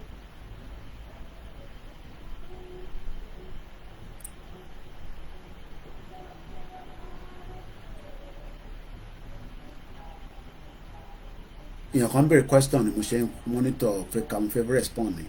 One name, Mr. Koikimedia, God bless you for the job well done. Quick question: is Nigeria among the G20? No, but Nigeria has been accepted under the AU. The African Union is now a full member of the G20. South Africa is a full member, while also a member under the African Union. So membership méjì ní South Africa and Jamfani, just like some European countries. No, European countries in Jamfani, be France, or Dadudo, or Tualabe EU. The same thing with Germany. So Nigeria does not have an automatic membership as an individual entity, as a sovereign nation. But Nigeria is under the AU. So AU has been accepted. Ibi tá ti bẹ̀rẹ̀ program ní ọ̀sán yìí nìyẹn lórí discussion wa. So Africa have been accepted. I mean African Union. Mo dẹ̀ bí a ṣe join wa ni mo ti sọ̀rọ̀ débi pé African Union gbogbo members wa they are 55. European Union are 27. Africa is 1.4 billion as of today. Europeans are 443 million. Wọ́n pé 500 million. Ìyẹn gbogbo àwọn population wọn. A dẹ̀ ti bèrè pé kí ló dé tí African Union kò ṣe darapọ̀ mọ́ G20 láti 1999 tó dá sílẹ̀, which is 24 years ago. It's because there's now something in need for them. So I hope that clarified the issue. I play video kan lẹ́ǹkan. I can play that again. Bọ̀bọ̀ kan tó ń pè ní kíní ní UK. Kí lorúkọ ẹ̀? I just want to leave you with this thought. The revolutionary government in Niger has just increased the price of uranium that it exports on the world market to 200 euros per kilogram. It was previously paying, or rather charging, 80 cents 80 cents, The 200 French euro were getting Niger's uranium for 80 for cents. 80 cents But per what the kilogram. market is 200 euro. And the world market price It's is 200. 200 euros per kilogram, which is what little Macron will have to pay from now on. So tó bá fẹ́ rajà ẹni You sí. see, it pays to stand up for your rights. That's what the people in Niger have done. Remains to be seen if the people in Nigeria will now do the same. I Well, just want sábà máa ṣe the same. to leave you. So à ń padà bọ̀ lórí ọ̀rọ̀ yẹn, but our focus is still on neighbor mi dúdú tó bẹ̀rẹ̀ pẹ̀lú àwọn orin yẹn. So bá a ṣe ń bọ́rọ̀ tiwa lọ kó tó di pé mo dáhùn ìbéèrè yẹn, and if you have questions as well you can throw the question in. I'll try and see if I can answer it. So my focus today is on the G20. You know, it's a lot of opportunity for president to meet and get as many opportunity. So Nigeria president is also trying to find the same solution, bring as many investors into the country so that they can be able to create jobs for many of you, because 60% of you do not have a job in Nigeria today. So let's go back again and listen to Bola Tinubu Mumbo. I did want to both learn and equally waiting anxiously to see if my job is one way secured or not.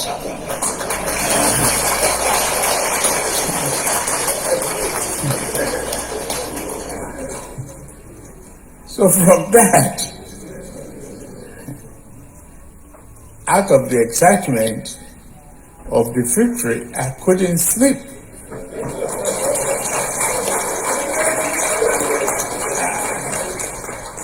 When I look at the time difference between here is another problem. Then the telephone won't stop ringing until I switch off very late. Late afternoon. So it's been a very challenging day after. That is a hangover that you will enjoy and for time immemorial to come, we all appreciate while we are starting late. Please forgive us.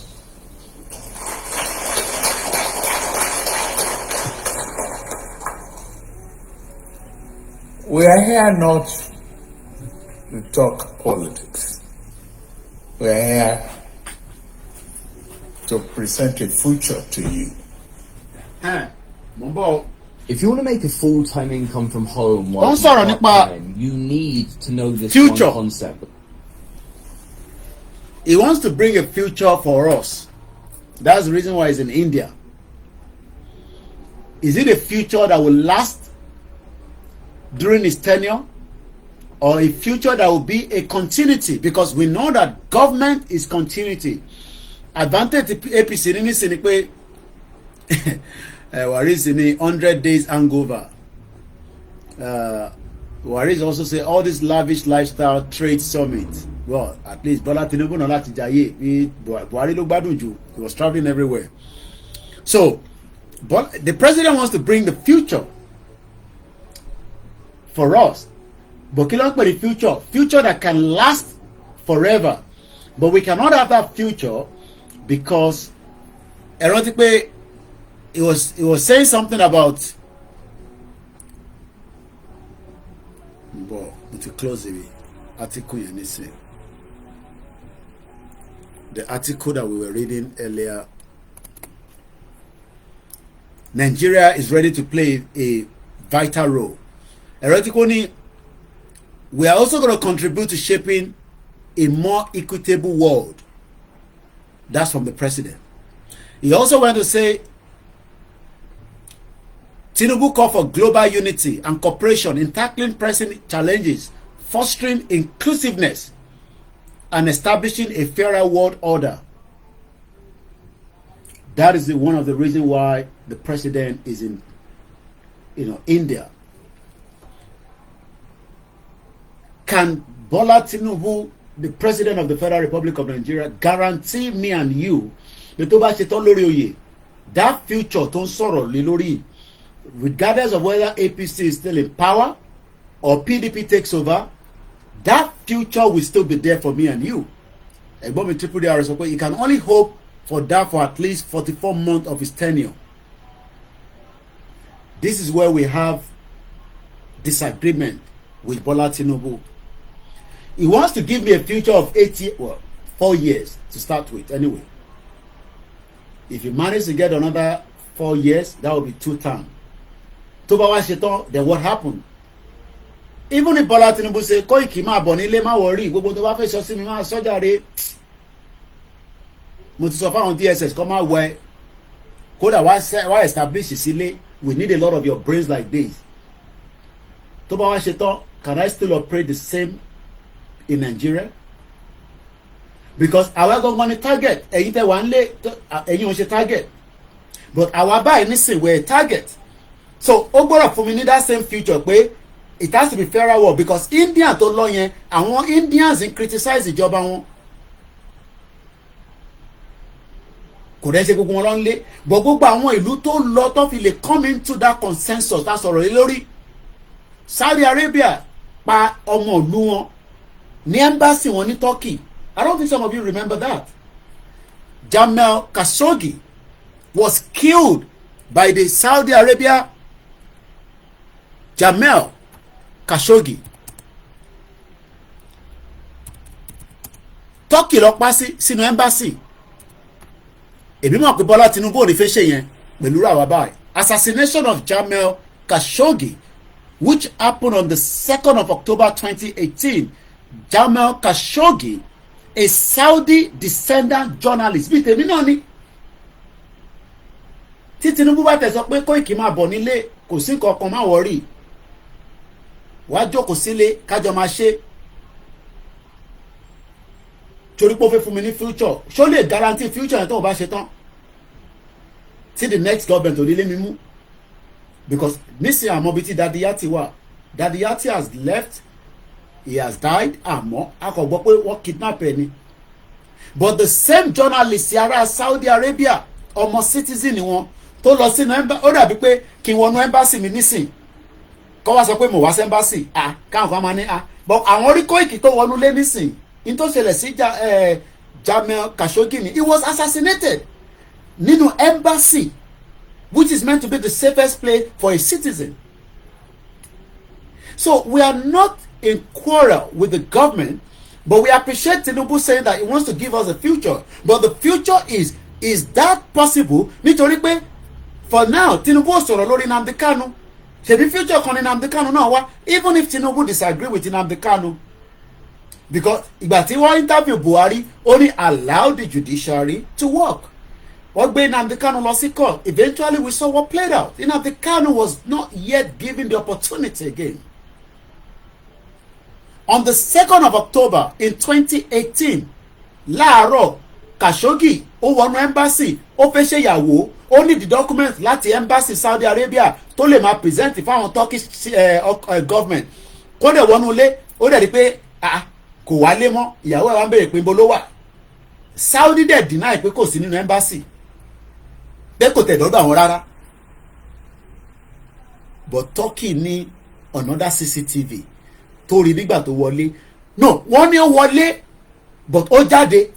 Somebody actually dressed like him, aṣọ tó wọ̀ wọnú ilé, wọ́n gbáṣọ yẹn kúrò lára ẹ̀, wọ́n wọ̀ fẹ́ lòmíì. So ó dà ìgbà tẹ́ ó wọlé ó jáde, but eventually wọ́n pa. Ṣé o mọ̀ pé wọ́n disembowel the body ẹ̀ bígbà tó fẹ́ ṣe ritual.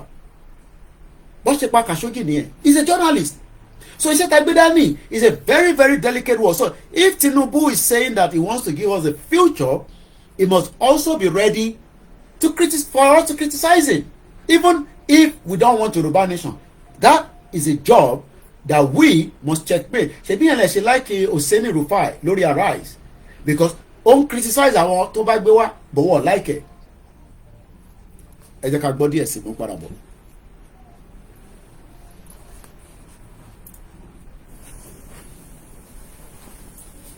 A future of a country that is so rich endowed. And highly populated, very dynamic, unique in its culture, unique in our tradition, unique.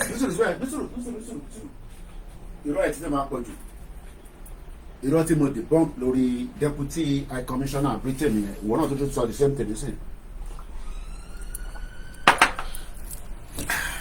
Tinubu ní ó sọ̀rọ̀ nípa culture wo ló ń sọ níbẹ̀ torí nígbà tó lọ nísìn òmùra bíi Ìgbò gẹ́gẹ́ bí aṣọ tó wọ̀ arípọ́mọ Yorùbá ni mo rí pé múra tí Tinubu múra kò múra Hausa so tó bá ń sọ̀rọ̀ culture ẹ bá ń béèrè lọ́wọ́ pé which of the culture because a ní Yorùbá culture a ní Hausa culture a ní Igbo culture a ní Kanuri culture we have 250 ethnic groups tí ó bá tẹ̀ jù bẹ́ẹ̀ lọ and about 500 language so which culture ní Tinubu sọ̀rọ̀ lórí ẹ tẹ́ wà lórí bíbá mo ní láti disconnect ẹ̀ nísìn ẹ lọ bá wa join Koikimedia lórí Instagram so that ká lè rí phone in charge ẹ má bínú.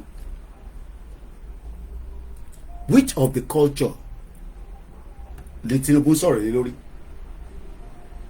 culture èwo níbẹ̀ ló ń sọ̀rọ̀ lé lórí because Nigeria ò ní culture Nigeria doesn't have anything called a culture.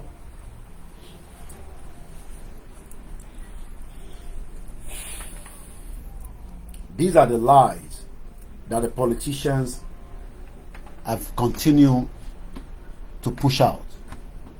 Àwọn irọ́ báyìí ó dẹ̀ máa ń sustain because president ni ṣé wọ́n máa sọ pé president ń parọ́ ni wọ́n ní sọ pé president ń parọ́. Ẹ jẹ́ ká gbọ́ ẹ̀wọ̀n kí mò ń sọ̀rọ̀ Khashoggi lọ lẹ́ẹ̀kan àmọ́ mo kàn fẹ́ yẹ kẹ́kọ̀ọ́ gbọ́ as evidence journalist tó pa sínú embassy ni mo ti rí Sky News video kan tí mo fẹ́ play fún wa. Tinubu ìwọ ní sọ̀rọ̀ bàbá mo ń padà bọ̀ lọ́dọ̀ ẹ̀ mo mọ ibi tí mo sọ̀rọ̀ dé. Ẹ já gbọ́ tẹ́lẹ̀. Just like the beast that marks our borders, Buffalo Trace is perfectly untamed. For more than 2 weeks, the Saudis insisted nothing untoward happened in this building. That Jamal Khashoggi walked in and... For more than 2 weeks, Saudi Arabia, Islamic country, wọ́n parọ́ pé àwọn ò ṣe nǹkan kan fún ọmọ ìlú wọn wọ́n dẹ̀ ti pa. He has actually been killed. Wọ́n pa sínú embassy. Eléyìí ń sọ̀rọ̀ 30 years ago ni mò ń sọ yìí 2018 lè lè ṣẹlẹ̀ o ní Turkey nílùú onílùú. You can see how desperate a country can be. Ìlú onílùú lọ pa sí ọ̀fi kóbá ìlú yẹn just like bí Buhari ṣe lọ jí Nnamdi Kanu gbé.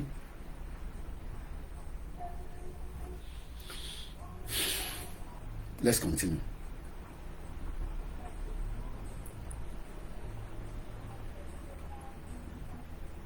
Khashoggi walked in and walked out again alive. Now this. صرح النائب العام بما يلي. An admission the journalist is in fact dead and the Saudis killed him. But does their story add up and will it convince anyone? It requires believing that Jamal Khashoggi, a mild-mannered journalist, fought a fist-fight in the consulate that led to his death with a number of other men. The Saudi government says 18 people have been arrested and are being investigated. Among them, it's thought at least some of the 15 agents Turks say were sent to Istanbul to deal with Khashoggi. Àwọn yẹn fly wọlé wọ́n parí iṣẹ́ yẹn wọ́n dẹ̀ fly jáde padà. We're living in a very easy fẹ́yìn tẹ́yìn o tẹ́yìn bá jókòó sí ẹ̀ bẹ́ẹ̀ orí screen lẹ́yìn wà àwa tá wà ní born front àwa gangan ní target but ọwọ́ ayé kankan rírí wa mú ẹ máa gbìyànjú náà ni. He was a journalist that was killed. Mokia Tobi yes, Khashoggi was killed inside the Saudi Arabia embassy in Turkey. Istanbul to deal with Khashoggi and a high-ranking intelligence official, General Assiri. Turkish officials say they have evidence Khashoggi was tortured, killed and dismembered. A very different story from the Saudi. Did you hear that? He was tortured and ọmọ tó ń pè ní December wọ́n ṣàṣì wẹ́wẹ́ nínú embassy ní 2018 ọ̀rọ̀ tó ń ṣe 30-40 years ni mo ń sọ yìí ó ṣẹ̀ṣẹ̀lẹ̀ ní o wọ́n zò ní iṣẹ́ journalist so yẹn lẹ́yìn máa ní come back home èmi náà máa rẹ́rìn rí wọn come back home òmùgọ̀lẹ́rẹ̀ pé ń bá sọ̀rọ̀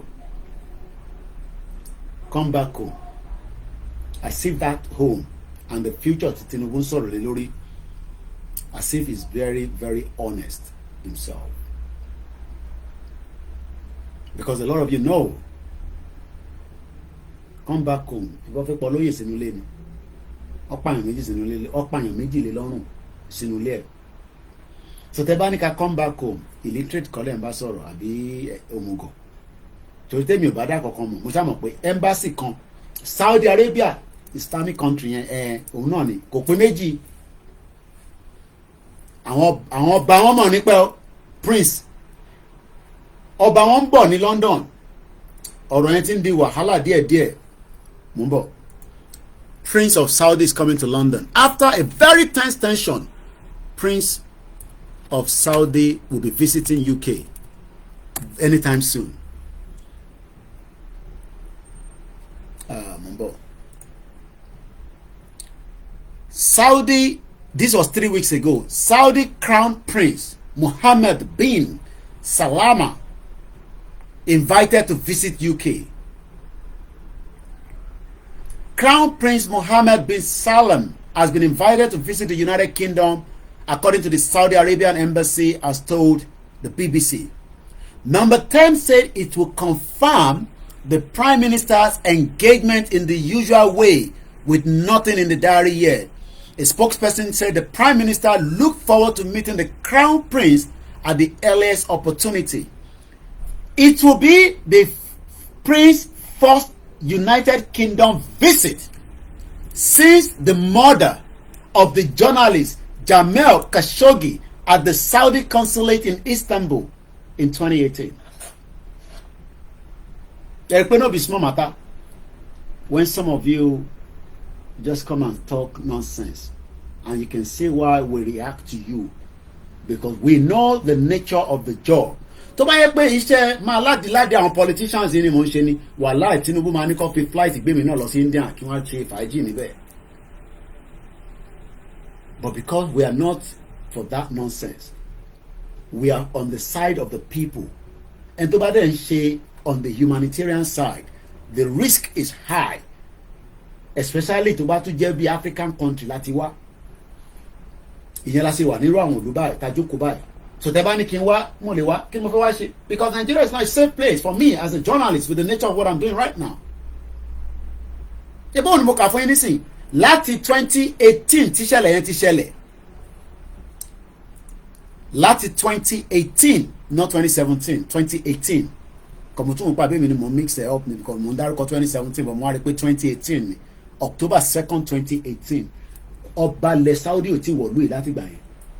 Ọ̀rọ̀ yẹn ń sọ̀rọ̀ kékeré, odindi èèyàn ó wọnú embassy ẹ wá pretend kò ti jáde ẹ dẹ̀ ti pa ẹ dẹ̀ tọ́jú ẹ disembad ẹ gé gbogbo bọ́ọ̀dì ẹ bí ẹni tó fẹ́ ṣe ritual bẹ́ẹ̀ ṣe ń ṣe nílẹ̀ Yorùbá. So that èyí náà lè ṣe ní káwa náà máa bọ̀ Koiki come back nǹkan jọ máa ṣe Yorùbá nation ṣe èmi stage tá tèmi wà èmi ò gbọ́dọ̀ wá sílé torí pé risk yẹn high, ó ti high jù kí n wá sílé. Now Tinubu bá wá wà níbẹ̀ nísìn, we are not saying that Tinubu will do any otherwise fúnra wa, but if Buhari wà níbẹ̀ the stake was very high, but notwithstanding mo ti lè wálé nísìn because if kò mí pé torí pé Yorùbá lọmọ tó wà níbẹ̀ nísìn, even tí Tinubu bá sọ fún DSS pé Koiki yẹn ẹ fi sílẹ̀ ẹ jẹ́ kó máa ṣe tó ń ṣe lọ. Wọ́n yẹn kan tún rán mi létí bàbá afa wọ́n ní Julian Assange Wikipedia pẹ̀lú jẹ́ ká tẹ̀ stick lórí iyì tó pa torí Julian Assange ṣì wà òun wà lẹ́wọ̀n bó wà live wọ́n kò tí extradited lọ ni. So in tí mo sọ fún yín ni pé tẹ́ bá ní Koiki come back home, let's be doing the movement. No, àwa kan ò lè wá sílé presently because the risk is high. The stake is hot. even though we are not saying that Bola Tinubu will do otherwise like that, but Mbate Buhari wà níbẹ̀, we know what he can do because Buhari kidnapped Nnamdi Kanu.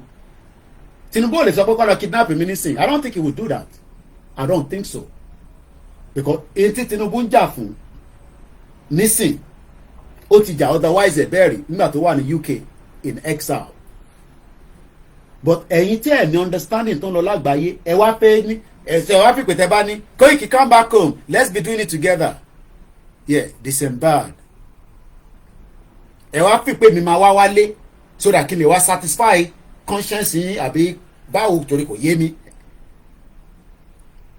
Ẹ fẹ́ kí n wá sílé níbi tí mo sì wà gan safety mi gan ọwọ́ UK ló wà, ẹ wá ní kí n máa bọ̀ nílé níbi tí kò sí safety fún iṣẹ́ tí mo gbé dání, ẹ pé kò make sense. Tí Tinubu bá tẹ̀sán pé kó fi mí sílẹ̀ lára ẹ̀yin kankan ẹ sì fi ṣe jàǹbá yẹn, and that is why we can come back home until tá máa fi rí solution sọ̀rọ̀ tó wà nílẹ̀ yìí. But tó bá bọ́ sórí M1 o, tá bá ti bọ́ sórí M1 èmi á wá sílé. Tó bá mọ tán pè lẹ́mọ̀ lọ sórí YouTube, àwọn tó wà lórí YouTube aṣáláyé fún ẹ àbáwọn tó wà lórí Facebook ẹ mọ̀ pọ́ìn tó wà lórí TikTok ẹ lẹ́yìn pé èwo lè tí Yomi tún sọ M1 nìyí, because I'm not gonna give you the full details. Waris Jinadu ni state sponsor extraordinary rendition, state sponsor extrajudicial killing. Baba mi Fab ni you guys are taking a huge risk and we Nigerians do not appreciate you guys. Risk tá a take yóò pọ̀. A kò ní family tó ní heart ni irú ìyá wa ta irú ìyá mi nísìnyí o. Èmi ẹ̀ yí gan ni my mom. Nígbà tí mo ní mo fi lọ Nàìjíríà after gbogbo tí mo ti sọ nígbà yẹn.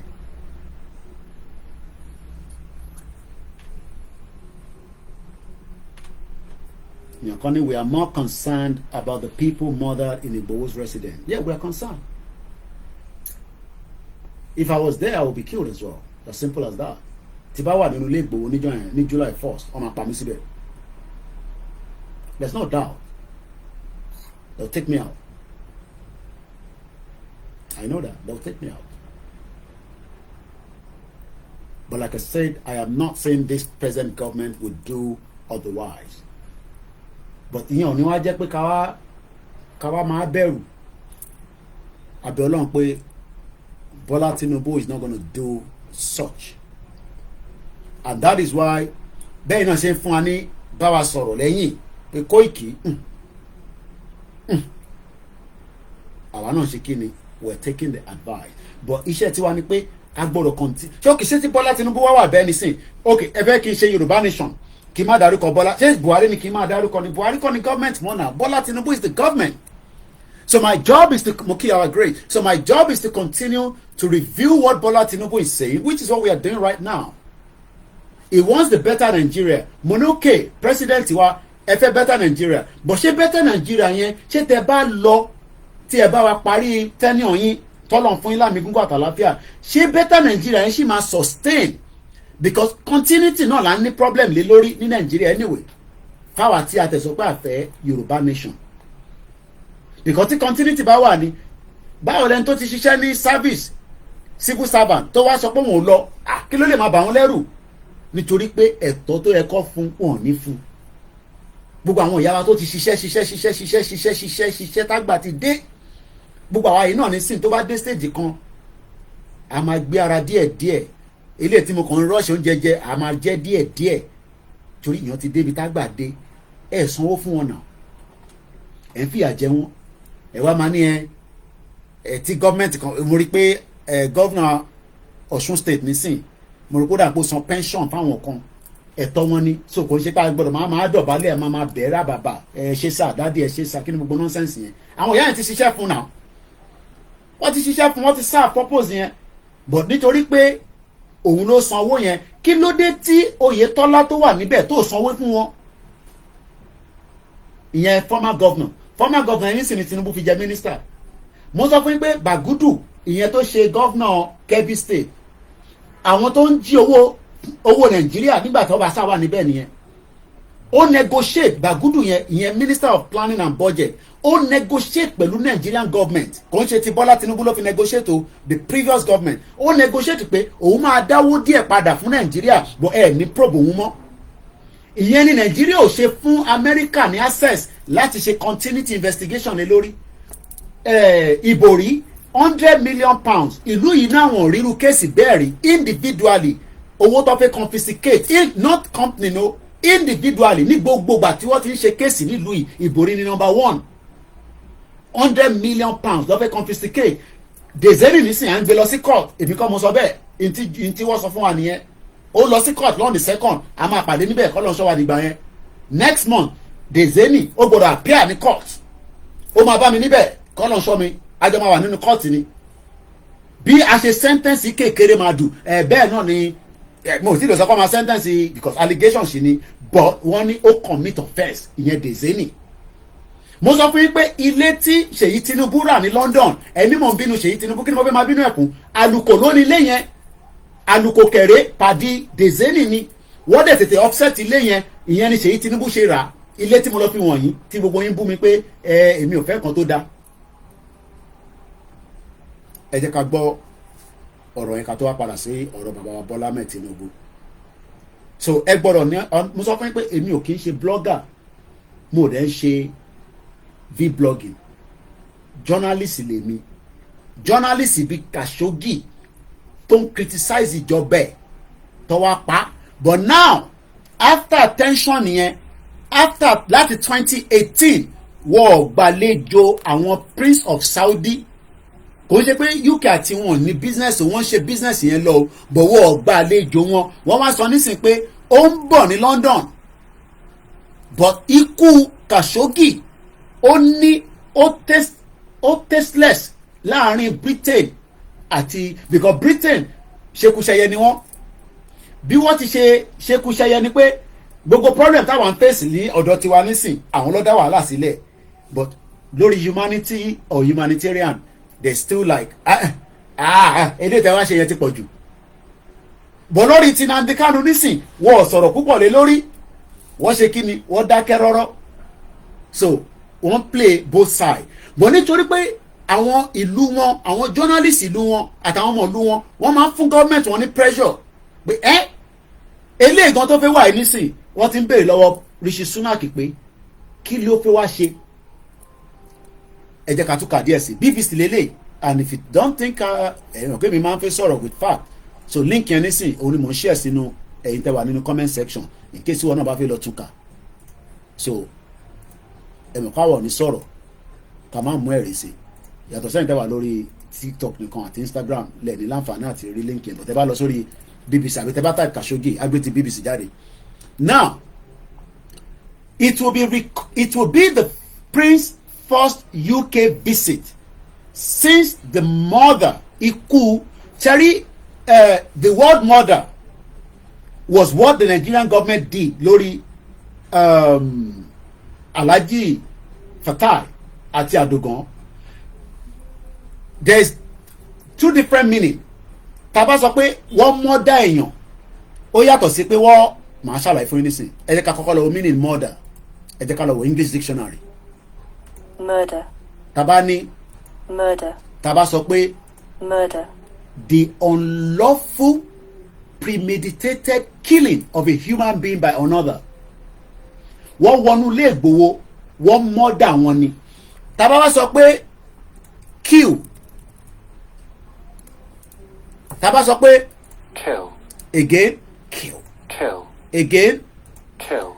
cause the death of a person on drive gbàgà yéé mọ́tò yóò ní kò ní bírèkì ni accident yẹn ó pa but in tí wọ́n mọ́dà èèyàn wọ́n prepare fún ni ṣé wọ́n prepare fún ni wọ́n kó gbogbo èèyàn lọ sínú ilé Ìgbòho bẹ́ẹ̀ tó ń lọ jagun Sambisa èèyàn kan bí mi láàárọ̀ ẹ̀ lórí TikTok pé nígbà tó rí mi ní ìgboro níta pé Koiki ṣe Sambisa ló wà ní mo ní mo tí ó kù díẹ̀ mo ṣe wà lọ́nà so ẹ̀yin èèyàn wa tẹ wà nílé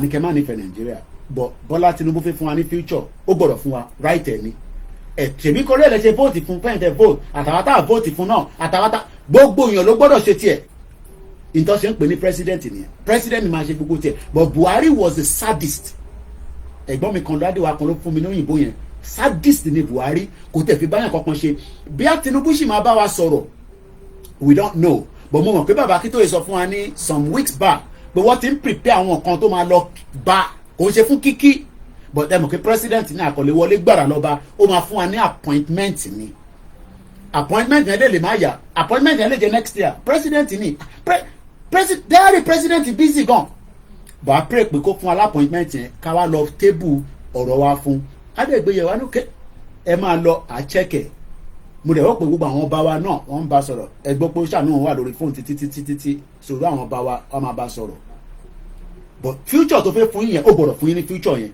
tó o bá wá rí future yẹn fún yín ta dẹ̀ sì wá Nàìjíríà tó bá máa fi lọ ẹ jẹ́ ká gbọ́ Khashoggi yẹn délẹ̀ tán. Version of events. Saudi Arabia has been a great ally, but what happened is unacceptable. It's unacceptable. I would prefer if there is going to be some form of sanction or what we may determine to do, if anything. Trump, ẹgbọ́n kan tí Trump sọ, only Saudi Arabia is yeah, we must hope for the best. Even in Tinubu's government, you must hope for the best because Buhari government was bad. Hey, ṣé mo ti tàbọ̀ báyìí bad náà ni. Olórí burúkú ni Buhari. Mo fẹ́ sọ pé olórí burúkú ni òsì bá jẹ́ pé mo tún dọ́gbọ́n pé ṣe oríjọ́ ọmọ Yorùbá but short man devil ni. Orúkọ yẹn ni màá máa fún short man devil. Mo rí ní Kenya. Mo ní sọ pé olórí burúkú lòun torí pé òun kàn ṣe pẹ̀típẹ̀tí lẹ́yìn ẹ̀ ni bọ́bá bá wèrè ní Buhari sadist ni Buhari. Mo kàn pọ́n Ọ̀ṣínbàjò lé gẹ́gẹ́ bí ọmọ Yorùbá ni but short man devil ni.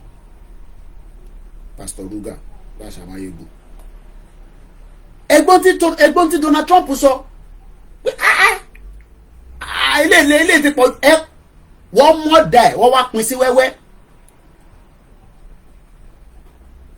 èèyàn kan ní don't swear again my brother ara tá à ń sọ nìyẹn ẹ ṣe join wa ní àbí ó dà ẹ jẹ́ lọ fún yín ní tí G20 sọ ẹ pé ẹ̀yin tẹ́ bá ṣe ń dé ẹ̀yin understand bí kan ṣe ń lọ mọ́ bọ̀ G20 according to Kant ìyẹn negotiation tó fi come across tó fi ní declaration lẹ́nìí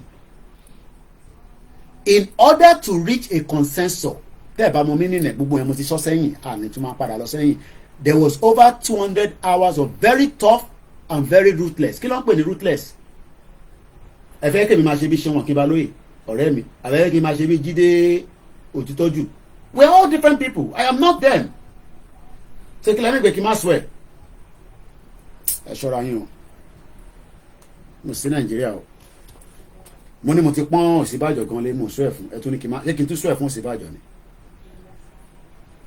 please èèyàn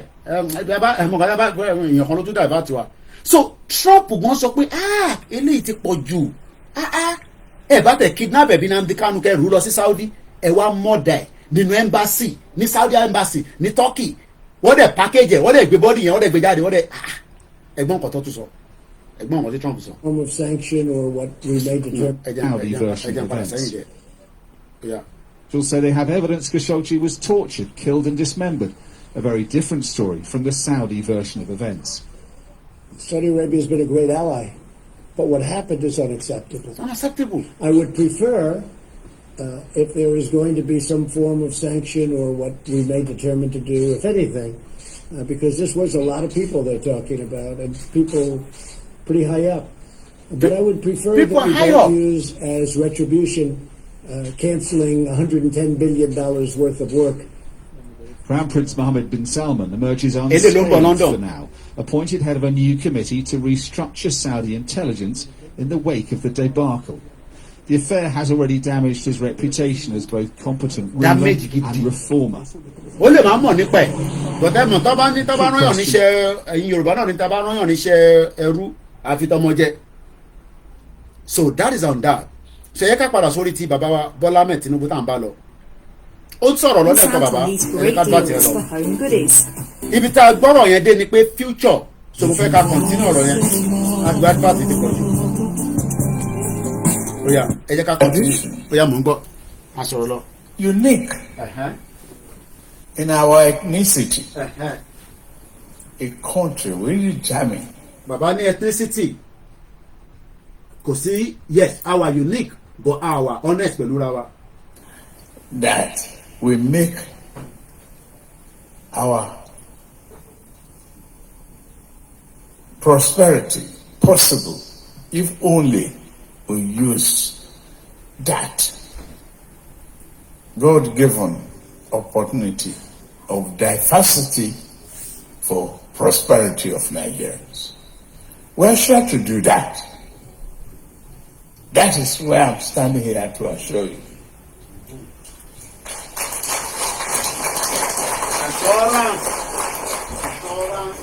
We're in doubt. We can do it. Okay.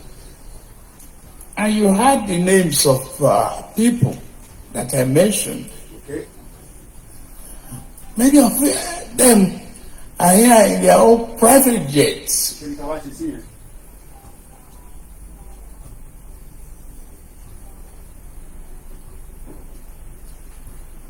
We are not poor in knowledge. Okay. We are not poor in human resources. It's quite right. We are not poor in capital resources. Only we are not poor in knowledge. We are not poor in human resources. The president is quite right on that. There's no doubt. He's very right. But how do we manage that knowledge? How do we manage that resources? It's part of the job. The president is no official. It's part of the job that is preparing. At 3 hours 20 minutes. At the long lórí program here. Anyway, I should gbádùn ẹ lọ àbí. Ṣá a ṣe ń gbádùn ẹ lọ àbí ká dáwọ́ dúró. Tó ti ń gùn jù. Ṣé ká dáwọ́ dúró? Mi ṣe rí time ní ṣá 3:21, 3 hours 21 minutes. Ṣé ká dáwọ́ dúró díẹ̀? Ẹ dáhùn.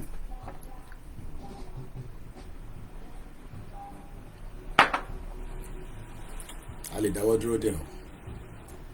You can never complete a program in one day. Ká má ti dáwọ́ dúró. Ẹ fi gbádùn bàbá wa Jagaban. Mo fi wá mí nìní ẹni tó bá mọ̀rọ̀ sọ dáadáa.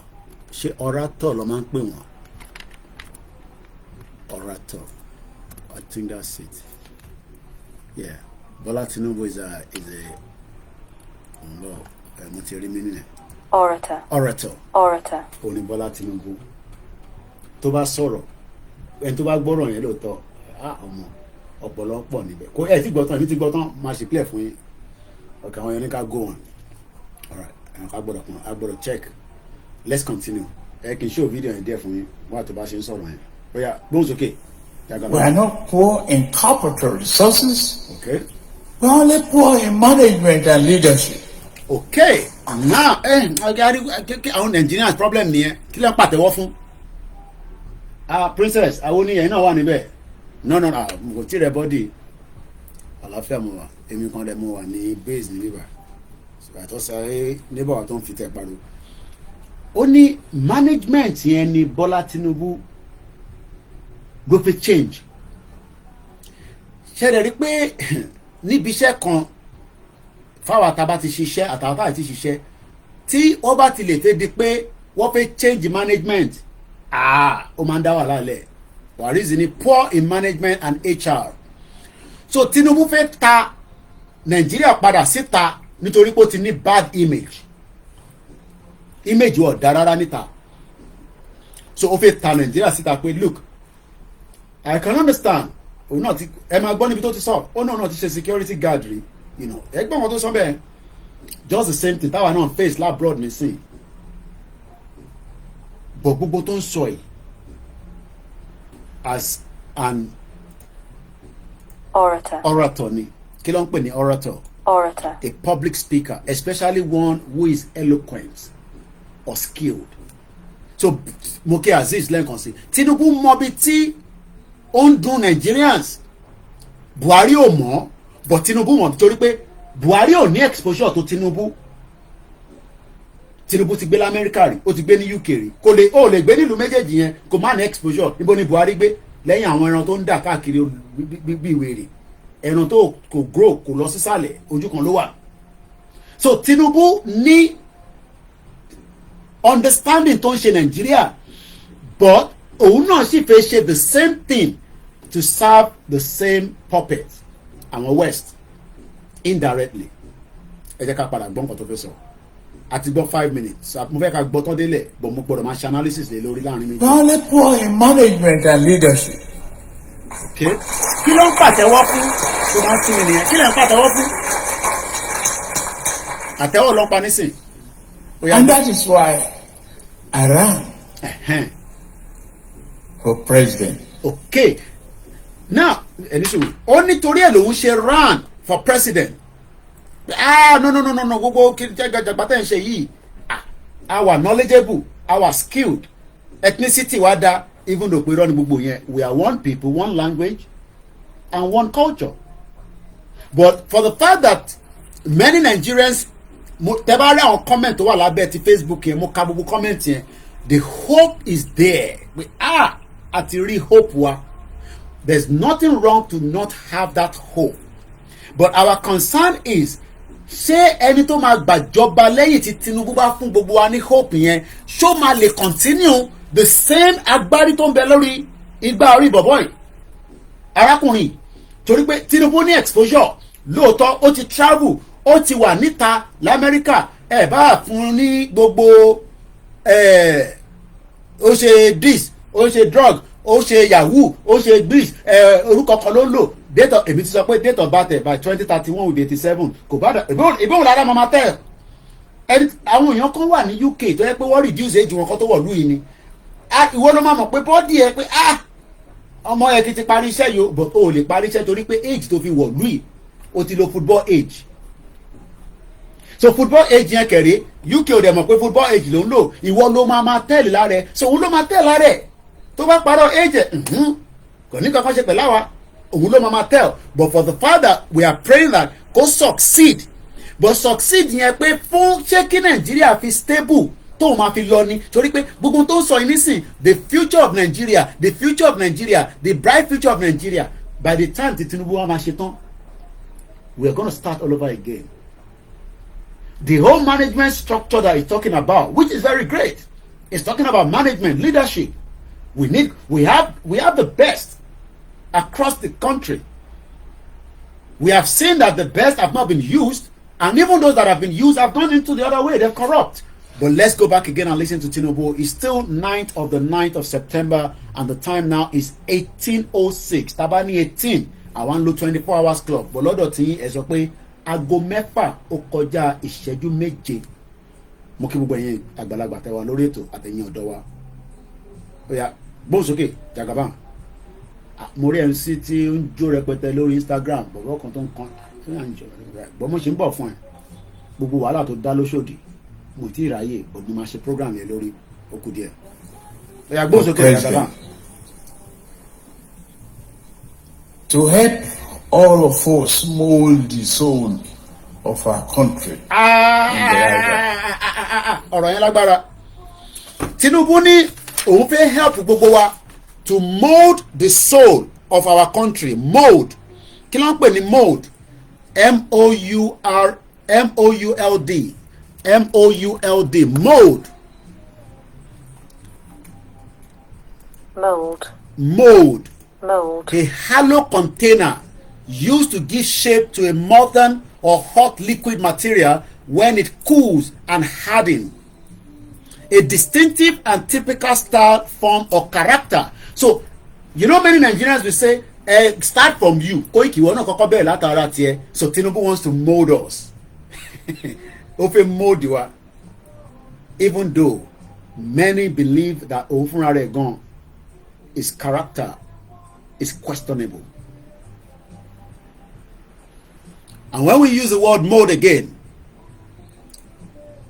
mold or mold are alternative spellings of the same word.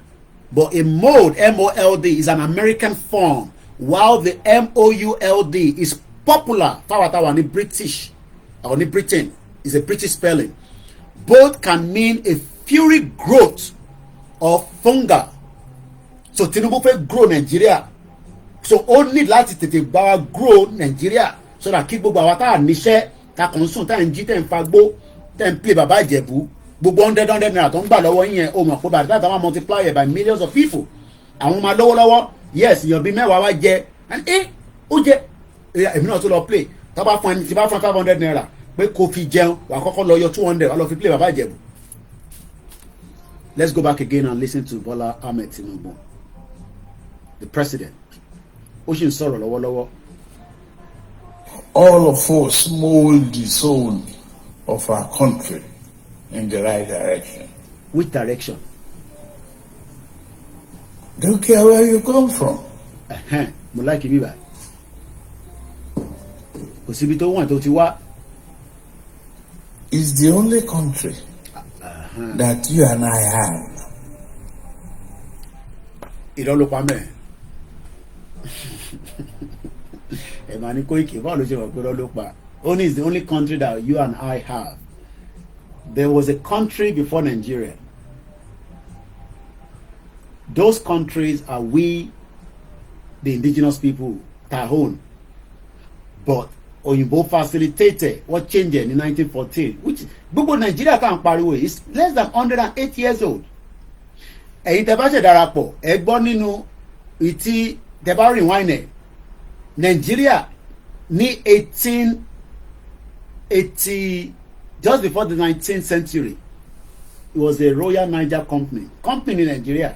So the president is smart.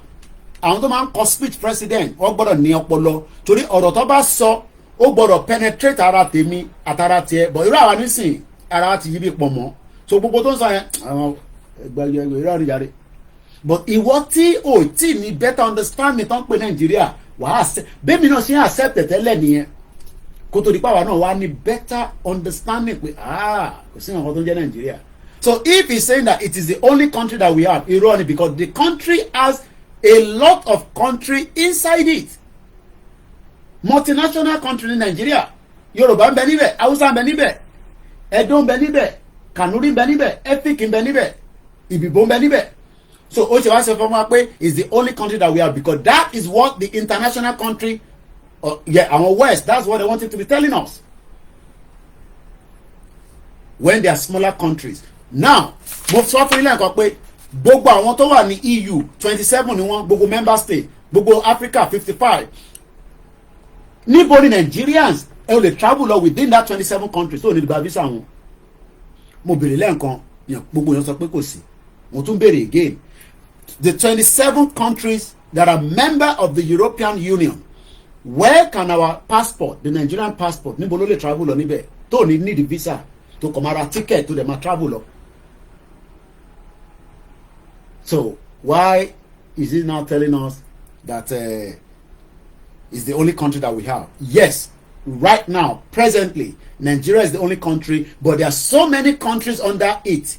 That is if Bola Tinubu is ready for negotiation. You are going to talk about the country that you and I have. Okay. Whatever you experience here, I've gone through it. Kó tó sọ̀rọ̀ yẹn so tí Bọ́lá Tinubu sọ ni pé Koiki gbẹ́gbẹ́gbẹ́gbẹ́ London yẹn èmi náà ti gbé bẹ́ẹ̀ rí mo ti fọbọ́ rí mo ti wa taxi rí ṣé mọ̀ pé Fáyẹmí ó ti tóbi jẹ̀jẹ̀ nísìn ó ti jẹun ó ti yó wọ́n fẹ́ gbé wa mọ́ra ẹ̀yin tẹ́ máa ń kọ Yorùbá yìí èmi náà ti ń kọ́ èdè dáadáa o in tí mo sọ náà nìyẹn pé iṣẹ́ president ni pé kó bá gbogbo ọmọ ìlú sọ̀rọ̀ kó tẹ̀ wá nínú kí gbogbo ẹ̀dọ̀ wa kó lọ́lẹ̀ pé ọmọ Jagaban hope yìí pọ̀ jù ta ló fẹ́ gbọ́ ilé lóòótọ́ àfiwọ̀ tára tiẹ̀ bá ti ní understanding nǹkan míì but tí ò bá ó ní open mind gbogbo tó ń sọ yẹn máa accept ẹ̀ tí Bọ́lá Tinubu máa fi ṣetán lọ́dún 8 àbọ̀dún 4 ó máa dàbí eré ni. We want him to succeed but my question is can the next president máa reveal àwọn orúkọ yẹn fún yín àwọn orúkọ 5 ti jáde tó fẹ́ gbàjọba lọ ẹ mọ̀ pé gbà tí Buhari náà wà níbẹ̀ láti ń gbọ́ pé Bọ́lá Tinubu ni the next person but Buhari wá fẹ́ ṣèkà fún Tinubu ó fẹ́ ga lẹ́sẹ̀ ó lọ gbé Emefiele jáde ó gbé Ọ̀ṣínbàjò jáde ó wá kówó fún gbogbo wọn ó ní gbogbo yín o a máa change owó a máa make epo ẹ mọ̀ pé Buhari gan sọ pé tóun bá gbé subsidy jáde kò likely pé KPC wọlé but Bọ́lá Tinubu ní a máa dìbò a máa wọlé. So Bola Tinubu is a smart politician. Ó ti rí handwriting bí tí Buhari fẹ́ gbé òun lọ. Primaries yẹn dẹ̀ ni ibi tí iṣẹ́ wà sí jù. Ẹni tí Buhari gangan fẹ́ fi sílẹ̀ òun ni former senate president Ahmed Lawan. But Bola Tinubu sọ pé a máa ta tán ni. Easy dollar. Ìwọ lè má ra coffee bot fún wa. Kò ní bàjẹ́ fún ẹ̀ kò lè ní tán bẹ́ẹ̀. Mo sọ pé tí wọ́n máa wá sí America, Miami ni màá kọ́ wá. Màá yọjú sí ẹ̀. Ó kù díẹ̀ ni. Àbúrò mọ̀ yẹ yín nísìn. Iná dà lọ tàn yín nísìn. Kókò bright díẹ̀ náà ni. Lọ́sàn-án gan.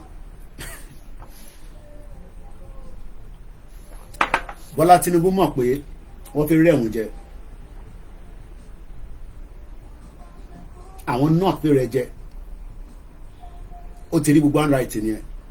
But bí ṣe máa ń sọ̀rọ̀ àwọn márùn kan ti jáde no wọ́n ti jáde but that is the name wọ́n ti ń prepare àwọn yẹn sílẹ̀ pé àwọn tó máa gba government is going to the north after tí Tinubu bá ṣe tán so gbogbo tó fi ṣe yìí is great is good. Mr. Richard ni Tinubu is just talking sake he can't do nothing ẹ má tẹ̀ ká sọ pé he can't do ṣẹ́ni tá a bá sọ pé he can't do nothing yẹn á máa dàbí ìbàtẹ́ pé à ń wà against it and as a person we should not be against him. But we should be able to cross-check and act the reality, the facts. Reflection, ẹ má bínú. Kí ló ń jẹ́ kó reflect padà wá?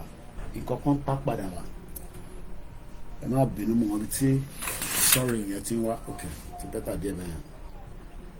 Torí ẹni tó bá ń wò lórí TV àpá Koiki má bà wá lójú jẹ́ ẹ má bínú. Àdé ló software fóònù mo fi stream.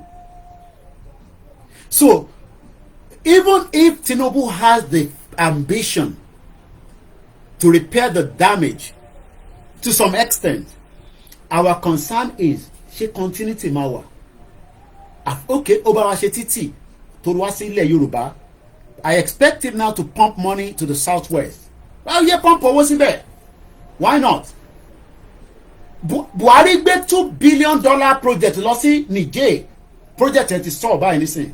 Railway yẹn tó ń ṣe lọ yẹn owó tí wà ìfẹ́ àwa la máa san gbèsè yẹn kò ń ṣe nìjẹ́ Nàìjíríà ló fund ẹ̀ Buhari ló authorize ẹ̀ so Tinubu náà gbọ́dọ̀ authorize gbogbo yẹn kọ́ ni future tá à ń sọ our future should be far because the government náà bá dé it will still be the same òun náà tún ṣe sọ́dọ̀ tiẹ̀ mo rẹ̀ rò pa ready láti gbé fún ọmọ Igbo I don't see the Igbo presidency anytime soon mo sọ pé 16 years from now because tí náà ti bá ṣe tán àwa Yorùbá wà kan ní a tún lè dọ́gbọ́n a tún sọ pé àwa àtàwùsá tó ní that means pé a ti máa generalize àwọn Igbo nìyẹn ẹ jẹ́ ká gbọ́n kan tí Bọ́lá Ahmed Tinubu ń sọ lọ ó kù díẹ̀ India ló ti sọ̀rọ̀ yìí. You are not new. I've been a guardman. I've been a tutor. Okay, mo fẹ́ sọ̀rọ̀ nípa Fáyẹmí ẹ̀ràn mi létí ó sápá mi ó ṣe taxi kàbí lọ́ọ́ máa kò tí ì sí Uber nígbà yẹn ìyẹn Dr. Fáyẹmí tẹ̀rín yẹn ní London but ẹ mọ̀ pé politics Nàìjíríà tó bá ti débẹ̀ wà the big man lẹ́sẹ̀kẹsẹ̀ so òun ni Tinubu sọ fẹ́mi náà ní sí pé forget about gbogbo tẹ́tí ṣe yẹn èmi ẹ̀yin tẹ́ wà labroad àwa tá wà labroad ló ń bá sọ̀rọ̀ because àwọn tó ń bá sọ̀rọ̀ yìí these are the Nigerian diaspora in India ẹ má worry ó ti ṣe gáàdì rí ó ti ṣe tíṣà rí ó ti ṣe kinní kan kí ló máa wá ṣẹlẹ̀ ẹgbẹ́ advice tó ń fún wọn bí àṣàyàn kan ó ń gbé àwọn èèyàn mọ́ra jagaban mo sọ fún yín pé kí ni mo pè lẹ́ẹ̀kan òun lélẹ̀. Orator. òun Buhari tó máa sọ̀rọ̀ bí ẹni tí ó lè ó tẹ̀lé ẹ mọ̀ pé Buhari gan bá sọ̀ máa kí gbà lélẹ̀ ṣe ń sọ̀rọ̀ bọ̀ Tinubu ti gbé labroad rí wọ́n dẹ̀ ti òun náà ti láwọn coach tó wọ́n sọ pé ó yá sọ báyìí kí Koiki lè ṣàlàyé fún wọn pé ó yá gbóhùn sókè bàbá tọ́ba wá ṣe gbogbo yẹn tó kí ló máa ṣẹlẹ̀. I've been a tutor. And I was a brilliant student. I know that. Okay.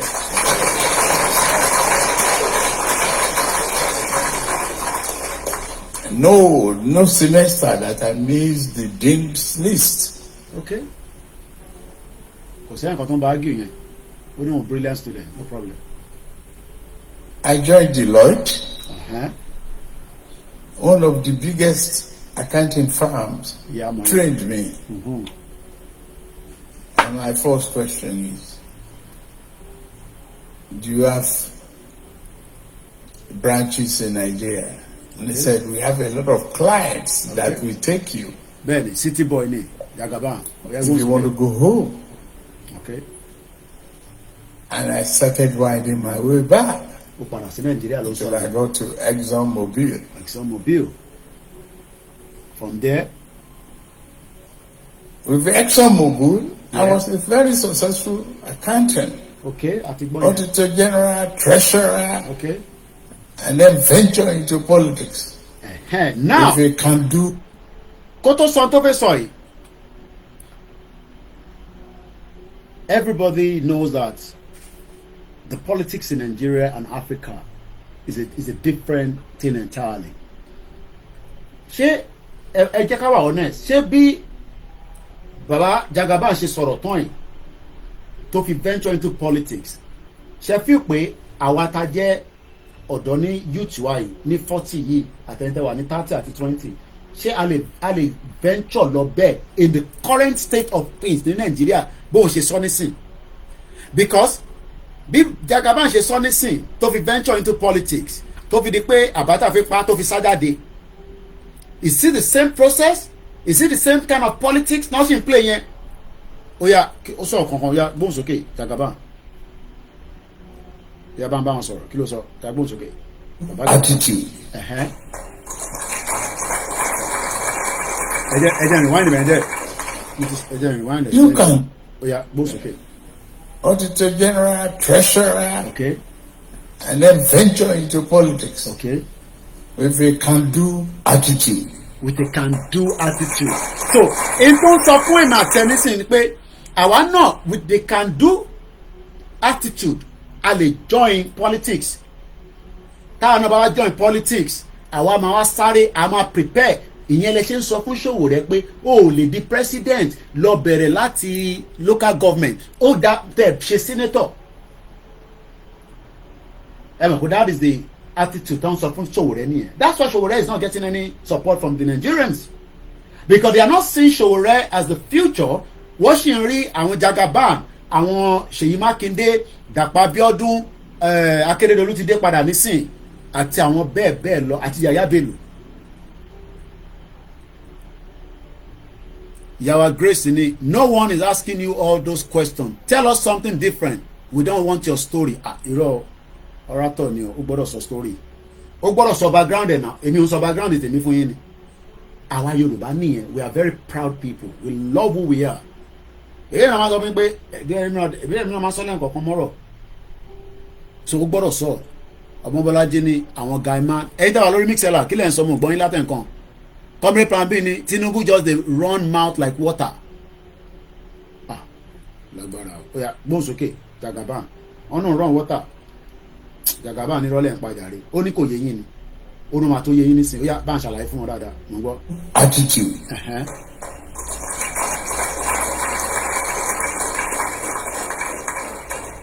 You can do it. Don't be despondent in any form, any way. Jagaban we despondent. Òyìnbó ètè ó dẹ̀ ń sọ̀rọ̀ ọ̀fẹ́ di ni o despondent despondent kí ni meaning ẹ̀ despondent. Despondent. Despondent. Despondent. In low spirit from losses or hope or courage. So Baba Jagaban sọ fún na English in the talk they use talk to us. Yoruba level ko ba yin sọ̀rọ̀ ni is addressing the international community.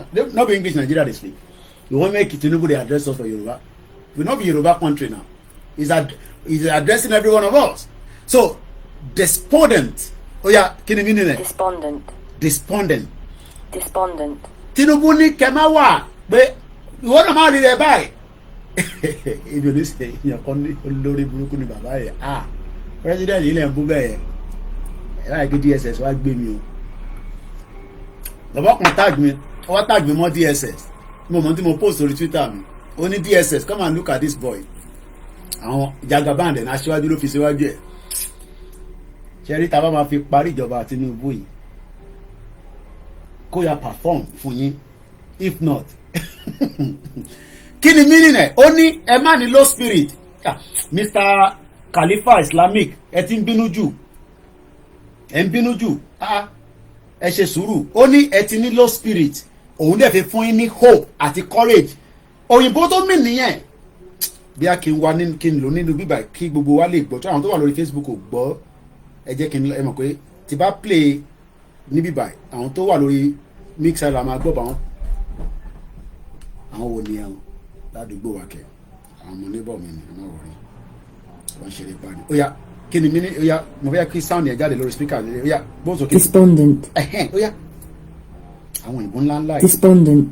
Bàbá Jagaban àwọn òyìnbó yìí àwọn òyìnbó bíi bàbá Wọlé Ṣóyínká ẹ bá wa gé wálẹ̀ ìtòmí ni pé Tinubu sọ fún yín pé ẹ má ní low spirit ẹ má ṣe kí ni ẹ má ní low spirit ẹ gbọ́dọ̀ ní hope àti courage pé ìwọ náà tó ń wa mọ́tò tó ń wa Uber ní Nàìjíríà nísìn ó náà pé Uber ní gbogbo ìmọ̀ wà nínú Toyota àbí ìwọ tó ń wọ ọ̀kadà tó ń wa kẹ̀kẹ́ márúwá ìjọ kan wọn náà máa di local government chairman ìjọ kan wọn náà máa di House of Assembly don't bàbá mi Hector àwọn ti bá mi ṣe ní olóyìnbó tó dáa don't be discouraged.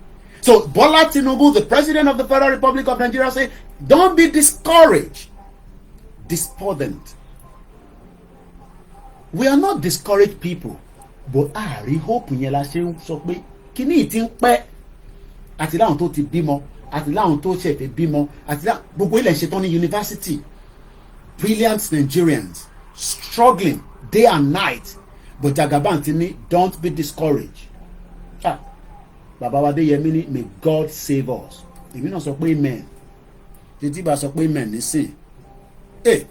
Ìyá mi Olúṣọlá àṣẹ́hùn náà wà lórí ètò Alhaji Alabi àwọn kan tí bá ti gbé àwọn ọ̀rọ̀ débì kan inú máa bí wọn. Àfẹ́fẹ́ pè wọlé tẹ́ bá fẹ́ pè wọlé a ṣe ń gba call. Mo sì ní energy tó pọ̀ èmi nìkan lè mú wa ní studio lẹ́nu. Ṣé rí pé noise yẹn yàtọ̀ sí orin tó ń wá láti ta. Àbí ká gbọ́ tán ẹ wá fẹ́ pè wọlé. Ẹ̀yin tẹ́ fẹ́ sọ̀rọ̀ náà lórí TikTok ẹ send request ká gbé yín wọlé kẹ́ bá wa sọ̀rọ̀. Mo sọ fún yín pé àwọ̀ ní kankan ṣe pẹ̀lú Tinubu but gbogbo tí Tinubu bá ṣe àwa gbọ́dọ̀ máa analyse ẹ̀ fún yín àti dé eléyìí ni must you criticize everything no iṣẹ́ journalist ni láti criticize láti checkmate in tó ń jẹ́ kí gọ́ọ̀mẹ̀ntì move síwájú nìyẹn protest ní London lẹ́nìí wọ́n shut down gbogbo Westminster wọ́n shut it down wọ́n jẹ́ kó move so ẹ fẹ́ ká criticize Bọ́lá Tinubu ẹ má bínú. Sorry. Fẹ́ kí n criticize Bọ́lá Tinubu àwọn yẹn ti bínú ọ̀dà ẹja gbéyàn kan wọlé láti TikTok àwọn ti TikTok ti yarí o ó yá hello Mr. Alabi ẹgbọ́n sókè ẹ ò mìta ara yín ká gbọ́ yín o tí ó tẹ bá ti sọ̀tà máa yọ yín àfẹ́ gbéyàn kan jókòó papẹ́ ẹ ò mìta ara yín ẹgbọ́n sókè sà ẹ bá sọ̀rọ̀ sókè dáadáa kó má yẹ pé ẹ̀kọ́ rẹ̀ sà ń gbọ́ yín sà.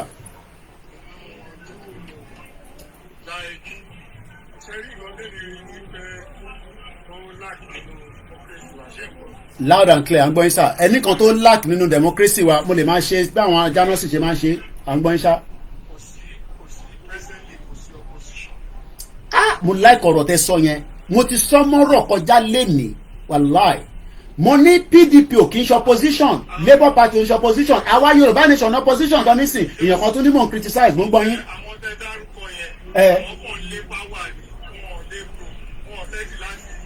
Kò sí opposition iṣẹ́ òun opposition máa ń ṣe. Okay. Okay. Yeah.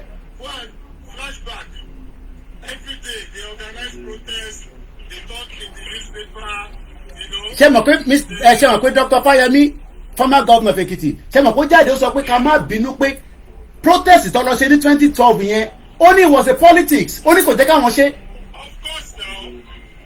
but protest ṣe mọ̀ pé protest yẹn mọ̀mísí mi há sínú ẹ̀ nígbà tó wà Nàìjíríà wọ́n lè padà wá sí London mò ń gbọ́ yín.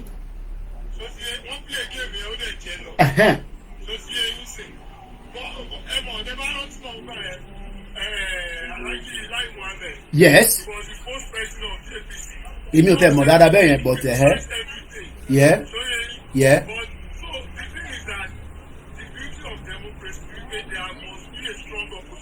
Okay. So that means pé kò ní jẹ́ kí government kó function dáadáa tó o bá sí. Now lórí federal ẹ̀ ń sọ̀rọ̀ yẹn ṣé àtẹ̀ ní state a ní opposition kankan ní state ṣá.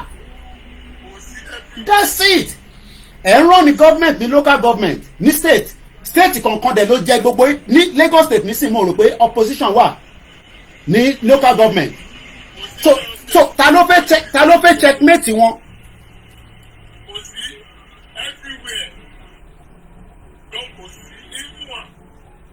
Kò ń ṣẹlẹ̀ Yorùbá nìkan títí dé south east náà ni o títí dé north náà ni o kò sọ position.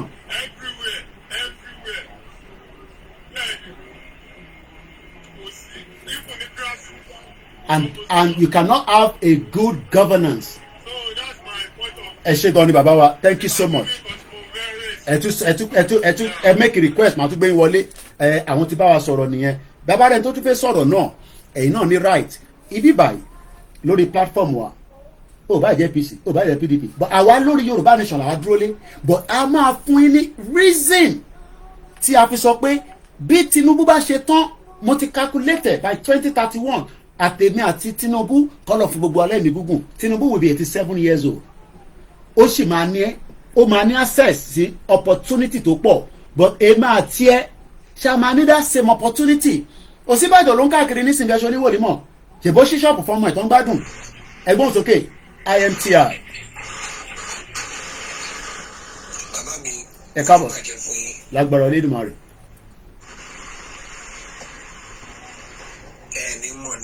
Àṣẹ Èdùmàrè. Ẹ wo ìlú yìí ó ní agbára àti kí Ọlọ́run bá wa yanjú ẹ̀. Tẹ bá ní lágbára òun yí àwa ká wà níta ẹ mọ̀ pé ìta lèmi ń gbé èyí lẹ máa wá ṣàlàyé fún yín nígbà tẹ bá ní lágbára.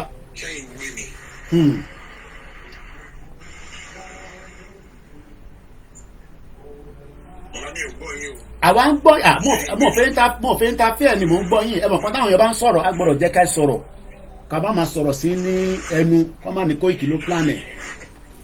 Ẹ nílùú ní agbára mo wá ní ẹ̀yin lẹ́ máa ṣàlàyé fún wa irú agbára olóní lágbára Ṣàngó ni agbára Ògún àbágbára Jésù àbí tànàbí Muhammed.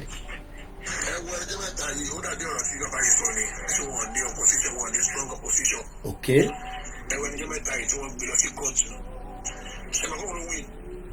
Okay, àmì náà gbọ́ mo rí bẹ́ẹ̀ níjọ́ Wednesday.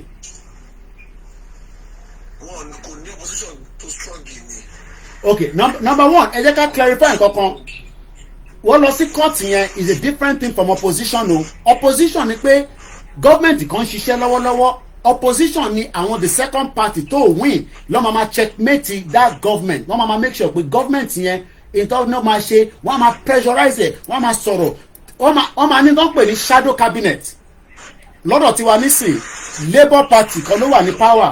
àwọn yẹn ò lè ṣe ìlú gọ́ọ̀mẹ̀ntì tí ó tó mú àwọn tó yẹ pé kiri wọn tó yẹ pé géèmù náà play fún wa náà. Okay. Fún àpọ́ìntì Kakaso ní appointment fún Wike ní appointment. Okay. Gbogbo àwọn yẹn. So wọ́n sọ fún wa pé kì í ṣe ìbò wọn gbọ́ngàn kọ́ ló ń káùntì kó sọ fún wa ni wọ́n ti jọ jókòó wọ́n ti parí ẹ̀ kó tó jọ ìṣòro rárá wọ́n ti yanjú ẹ̀.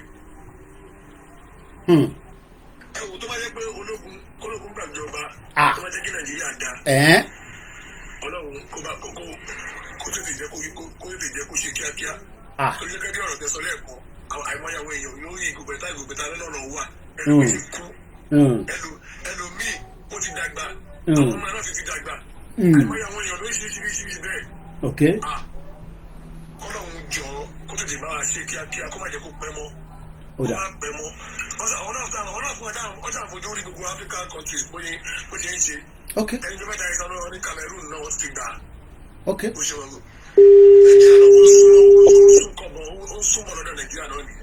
so ẹ̀yin fi pé ìjọba military will be the best option bí nǹkan ṣe ń lọ lọ́wọ́lọ́wọ́ ẹ jẹ́ ká lọ sí òkè nísàlẹ̀ lọ́dọ̀ yín lọ́mọ fi dárúkọ state ẹni ẹ̀ ti ń pè bọ̀ lọ́dọ̀ yín nísàlẹ̀ lọ́wọ́ ẹgbẹ́ òsókè kọ́là wa.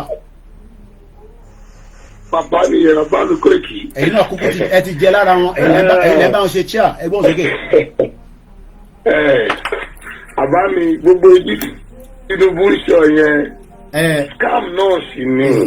Scam ti bá wọn. Ṣe lọ́rọ̀ wọn. Scam ni ókè ṣe bẹ́ẹ̀ mi wà ní ibi tí mi wà ń bíbà yìí. Kò sí the whole Nigeria the whole totally Nigeria èèyàn tó ló enjoy nísìnyí is a scam except na dem. Ṣé ń gbọ́ mi? À ń gbọ́ yín o. Hello. Ṣé ń gbọ́ mi? Mo lọ fi kọ́ panu lẹ́yìn mi mo ń gbọ́ yín ẹ máa sọ̀rọ̀ sókè. Okay except àwọn ara wọn. Okay taba ni opposition nothing like opposition of this country. So because ẹ wo opposition is a big job. ẹ wo Wike because of not betraying Wike. Okay òun náà ní God pé okay kò sí problem wípé tó ń bá lọ fẹ́yìn Tinubu tó ń bá kó vote fún Tinubu no matter how ó máa gba minister l'Abuja. But Ṣèyí Mákindé náà ṣe the same thing now. Ṣèyí Mákindé náà ṣe the same thing. Ẹ bá ń dárúkọ Wike what about Ṣèyí Mákindé? No Ṣèyí Mákindé ilẹ̀ Yorùbá ló ti wá. Okay so ó fi tẹ gbolé ṣe nìyẹn. Ó fi ṣe gbolé ni. Ìgbà tí. ọmọ Ìgbò náà ọmọ Ìgbò tó ṣe the same thing òun náà lè ṣe kò fẹ́ gbolé ṣe.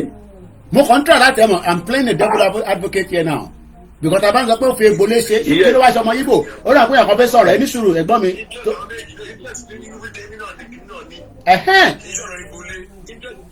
Interest ni ṣe má sọ pé gbolé because àmọ́ tí wọ́n jọ agree bọ́ ẹ má sọ̀rọ̀ lọ́mọ ń gbọ́ yẹn gbọ́ mi. Ikọ́ tọ́jọ́ agree ló ti ṣẹlẹ̀ sí i. Ìtì plánù wọn ṣe tí bàbá bá lo 4 years tán. Ṣèyí Mákindé náà máa parí tẹ́lẹ̀. Ṣèyí Mákindé náà ń bọ̀ ní mínísítà lókè ń bí. Ṣé understand? And yes, and then Wike also provide.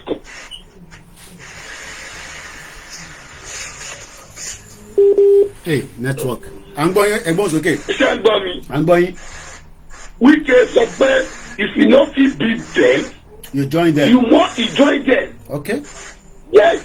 Ẹ lọ gbé ọ̀rọ̀ yẹn yẹ̀ wò dáadáa. If you no fit beat them, you join them.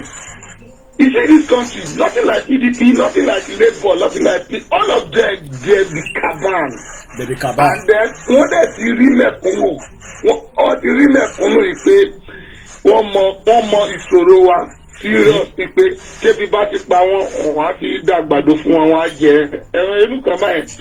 Ní Nàìjíríà tẹ́mi wá yìí o ní Nàìjíríà tí mi wá yìí tó o bá ti ṣe pé o wà ní pátì kan àbò òṣìṣẹ́ ritual kò sí gbádùn for now no body. ṣé bẹ́ẹ̀ ọtí dẹ́ àwọn ọmọ ti tẹ́ wọlé sùn.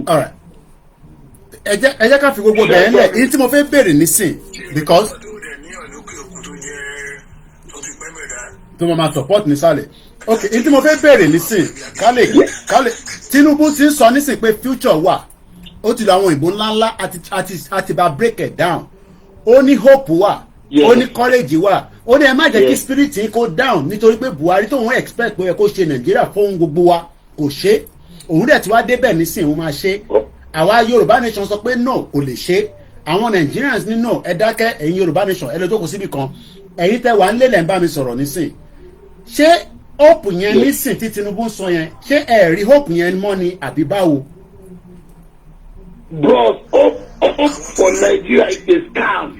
It's a big scam. If you no belong to these people, now you go see put their hope say Nigeria go work. Forget. ẹni sùúrù Mr. IMT lórí TikTok ẹni sùúrù ẹ tó wà lórí TikTok ẹgbọ́n sókè ẹ tó wà lórí call ẹ má bínú ẹ̀yin tẹ́ ń gbọ́. Very hope for Nigeria. Hope for Nigeria. It's a scam. It's a scam. Ṣé kí fún iná sample. ẹ ṣe ní kíákíá kọ́ mi fẹ́ wọlé. One program kan wà wọ́n kó kan wà l'Abuja wọ́n pè ní Ebelembe ṣẹ́rí Ebelembe yẹn máa help gan Dari Ahmed. Mr. Berekete mo mọ Berekete family ó máa help àwọn èèyàn gan ó máa ń jà fún àwọn èèyàn gan but nígbà tí Buhari fẹ́ ṣe the first term òun náà ló bá Buhari lóolóńgbò pé Buhari is this Buhari is this Buhari is that.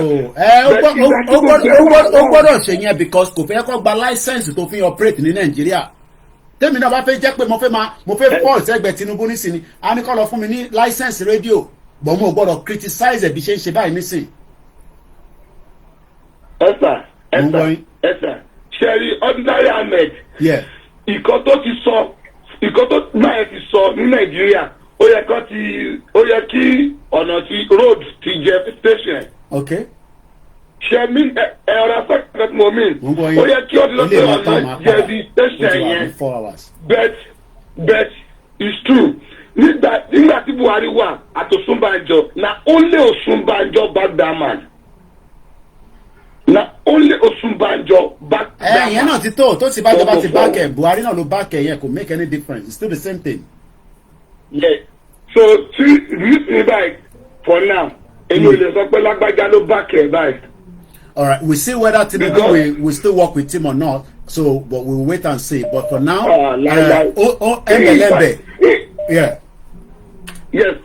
Ebelembe, in fact, all the presidents before they come to president now. Okay. Now only few come out now. Obi now only Obi and the few people. You come out. Obi play devil advocate. Gbogbo kó lọ sọ́dọ̀ Ebelembe yẹn gbogbo yẹn rọ ni. Ó kàn fẹ́ kí ẹ fi wá sympathy sọ́dọ̀ ẹ̀ ní that's all. Okay.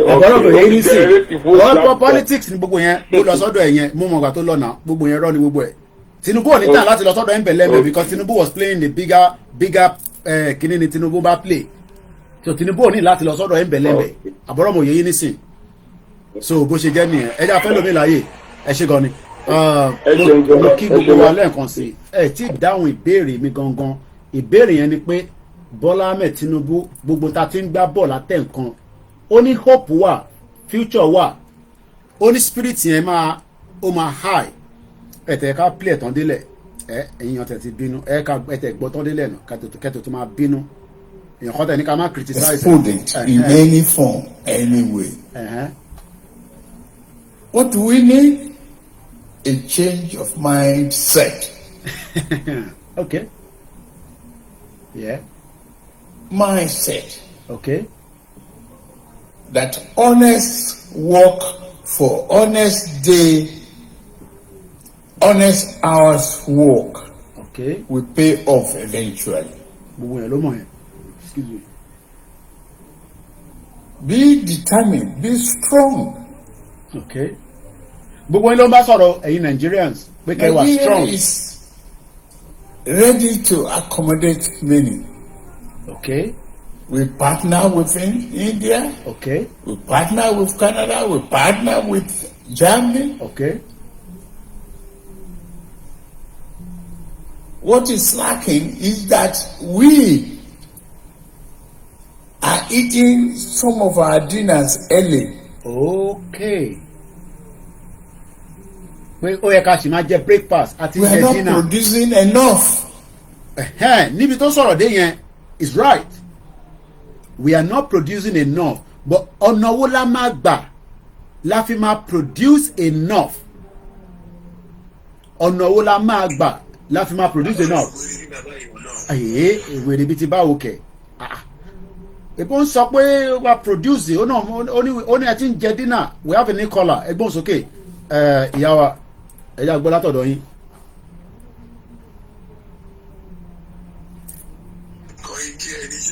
Sọ̀rọ̀ ó máa dàbí pé a kàn ń ju ọ̀bẹ tó a kàn ń tàn kankan náà all the time. Yeah. Anyway, in the subject you are talking about pé Tinubu sọ pé àwa prepare okay ó ti wà ń bẹ̀ sìn ó ń ṣe lọ. Gbogbo àwọn ìyà tó ń jẹ àwọn èèyàn yẹn tó bá fi máa di bí ọdún méjì mẹ́rin kátìgbà kó ṣe dáadáa ṣé kì í ṣe pé tó bá kúrò ń bẹ̀ what's gonna happen? Because òun lè ní good intention like all the Yorubas that goes there always they have intention of being good. But I have to look at what they bring back to access to come. But I want you to tell about the work. So then, people they were born to rule. Orientation tí wọ́n yàtọ̀. Okay. Wọ́n fẹ́ kó gbogbo kìíní. So tí ènìyàn bá ní port tó fọ́, èèyàn máa fọ́ port yẹn tó bá fẹ́ tu yìí sídà kó jẹ́ kó ti waste àbí kó fọ́ pátápátá kó remote ẹ̀. Tó o bá remote ẹ̀ tó kàn là ó máa jò forever ni. Gbogbo eléyìí tó ń ṣe ìwọ̀n kan, they are just deceiving themselves. There is no democracy in Nigeria. We have dictators, despotic leaders, and all these philandering bunch of self-seeking philanderers. One move from one party to another. One move from one party to another. They are self-seeking. They are not serving the people. How long are we going to play the fool? How? But I don't even know how we're going to just, wake up our people. Okay, let's hope Tinubu is doing something. The best that man could do, divert something. The best thing, don't let shake the posterity of the bagbe, otherwise,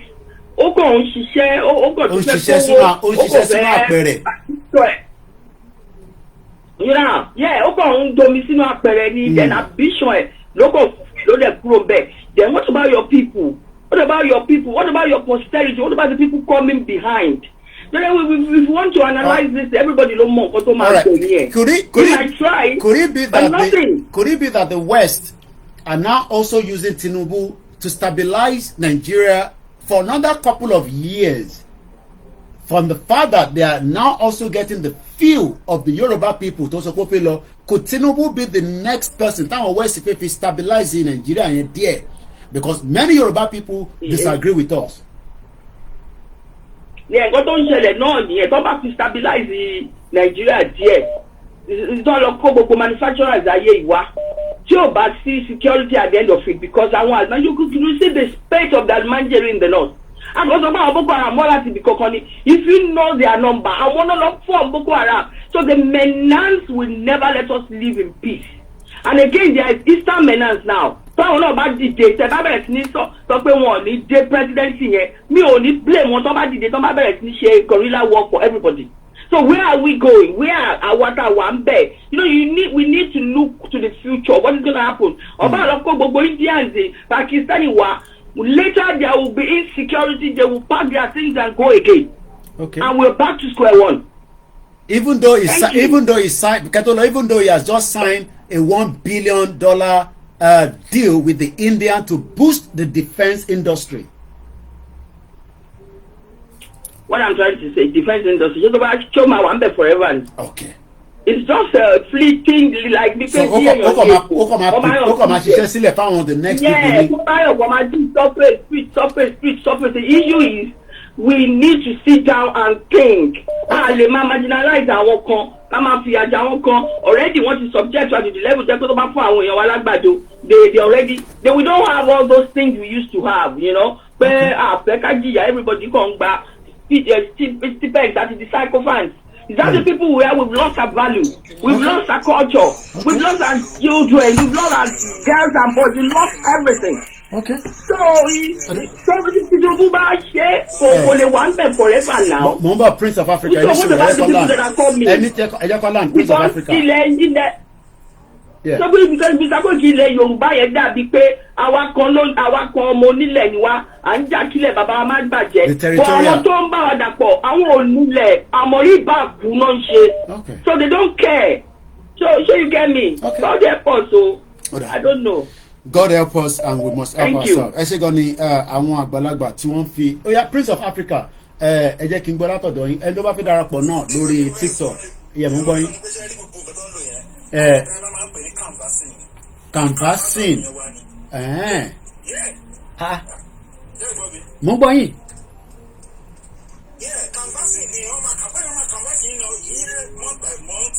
Okay. Okay. Yeah. Okay.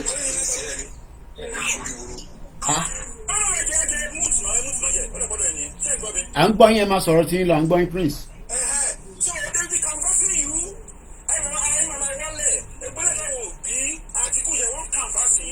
Okay. They are not going to do anything.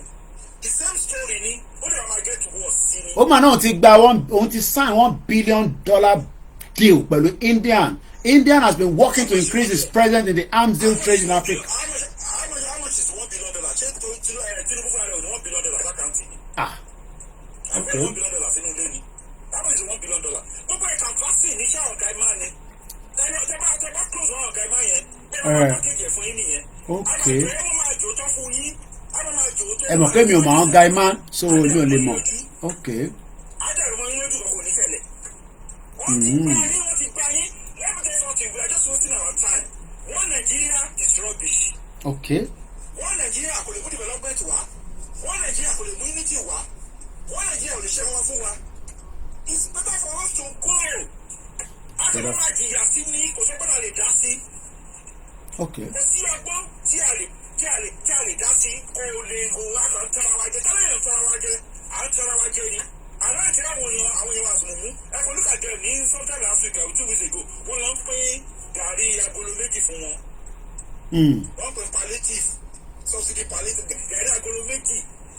Ìpolísẹ́sì yẹn ti wá we know bàbá pẹ̀ palliative nílùú yìí nígbà COVID náà àwọn kan tó fún wa láwọn àwọn àtàwọn àwọn. A lè má ní owó tó tó yẹn tó máa fi kó tó oúnjẹ tó pọ̀ fáwọn èèyàn so.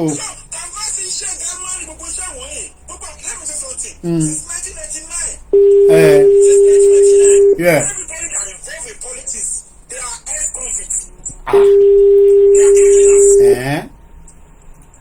Aláwọ̀ lè lọ kó jẹ síbẹ̀ they are murderers they are corrupt àwọn ọgbà tó ṣe fraud in the western world àwọn ló wà ní politics Nigeria. Okay. Fraud ló fi ń jẹun. So ẹ ló ṣe fraud kí ni gómìnà yẹn ẹni ṣé ó ní bẹ́ẹ̀ ni gómìnà yẹn máa ṣe náà wọ́n máa tọ́ sí ìlú ẹ̀yà. Oda ẹni sùúrù prince ẹ bá mute ẹ yẹ ká gbọ́ kọ́là yìí ẹgbẹ́ òsókè kọ́là wa. Mr. Koiki alága. À ń gbọ́ yín sà. Ẹ kú ètò sà. Ètò náà nìyẹn. Ẹ wò ó ní Nàìjíríà ń sìn kò máa Ọlọ́run kó máa ṣàánú wa o. Tinubu ti ní kẹ́ ṣe sùúrù díẹ̀. Àwọn ilé ò lè ṣe ẹni tí ìgbà tó ṣe gómìnà 99 ní àjà ẹ lẹ́kọ̀ọ́ kí ló ṣe. Ọmọ àná ṣiṣẹ́ púpọ̀.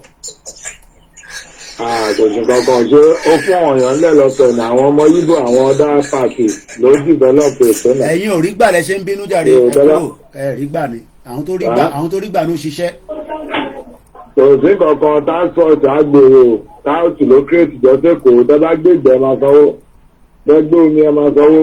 Ọ̀ṣùgbọ́n wọ́n ti ṣe train nísìn Blu-ray ti ń ṣiṣẹ́ ó ń gbé yín láti Èkó Michael lọ síbì kan ó ti save traffic lójú títì. Èèyàn ni kò ń sọ̀rọ̀ ló ṣe o ayé kíní ló ti ń ṣe bọ́ o ayé business ló ti ń ṣe train. Ìyẹn ló ṣe pé ní continuity ní government ṣe máa ṣe sùúrù. Now on a serious note Tinubu ti lọ sí G20 that is like his first outing yàtọ̀ sí ECOWAS rátarátá yẹn kí lè yín rí pẹ̀lú gbogbo G20 ẹ tẹ̀lé lọ síbẹ̀ nígbà lẹ́yìn àkókò ló lọ ṣe. Ogun ló lọ ṣe kí ló ń ṣe ní India ọ̀ ń lọ kóòtù lọ́jọ́ yẹn ń gbọ̀nà India lọ ọ̀ lọ ń la aago lórí jọ́ọ̀jì kó lè sọ̀rọ̀ ìsọkúsọ nù. Àwọn máa tọ̀ wá wọn ní kankan fẹ́ ṣe ọgbọ́n mi lẹ́yìn ká pín nation anybody lọ sí ẹ̀. Àwọn tó wà ń lé nísìn wọ́n ti dìbò nísìn 100 days kọjá àmọ́ káwọn èèyàn ti wá ara wọn máa ń fẹ́ le díẹ̀díẹ̀ kí ni àwọn èèyàn sọ nílé ẹ má parọ́ fún wa kí ló ń sọ gangan nísìn lẹ́yìn tí gbogbo election ti gbogbo atẹ́gùn ti fẹ́ sílẹ̀ kí làwọn èèyàn sọ nílé báyìí. Mọ̀lẹ́ tá ń ta ráìsì ni mọ̀lẹ́ tá ń ra ráìsì ni ráìsì is 40,000 45 per bag. Ẹ kò ṣe lọ́rọ́ nípa ra báàgì wọ́n lè máa ra kọ́ èyí tó bá fẹ́ jẹ ló máa lọ rà. Epo dáhùn máa tẹ̀lé epo dáhùn ra 1,000 sí ó ti di 2,000. Ẹ máa wò ó ti ẹ̀gbọ́n kò ní kọ̀ọ̀kan tó fẹ́ ṣe fún wa wọ́n yọ sọ́sídì epo 190 ó di 600 620 700. Ẹ ṣe gan ni bàbá wa thank you so much. Lẹ́yìn ká pín nation anybody lọ kò sí solution kankan. Lẹ́yìn ká pín ọ̀dà ẹ ṣe gan ni. Kò sí solution kankan. Ọ̀dà ẹgbẹ́ wa tó pè náà wọ́n ní lẹ́yìn ká pín ni. A máa parí ètò in 20 minutes so aago 4:00 ni máa pa ẹ̀wọ̀ ìmúná ìrọ̀ aago tó bá ti di 7:30 àti rìn díẹ̀ so that kó lè wálẹ̀ tí bá tẹ̀ máa tún fẹ́ padà wá tábàdé padà wá èmi náà lè máa lọ gbọ́dọ̀ program. ẹ jẹ́ kí n wá sọ́dọ̀ ẹ̀gbọ́n mi tó wà lórí TikTok IMTI. Tinubu was like a hope for so many Yoruba people. Obi àtorí pé àti rí Yorùbá tó jẹ́ president dáadáa even though Ọbásanjọ́ gbogbo á mọ̀ pé àwọn náà kì í gbé wọlé. So this is like the first campaign tó jáde tó jẹ́ ọmọ Yorùbá tó jáde. Àwọn èèyàn ti parí election tán nísìn. Ṣé expectation wọn náà ṣe wà bó ṣe wà pé Jagaban ó máa perform?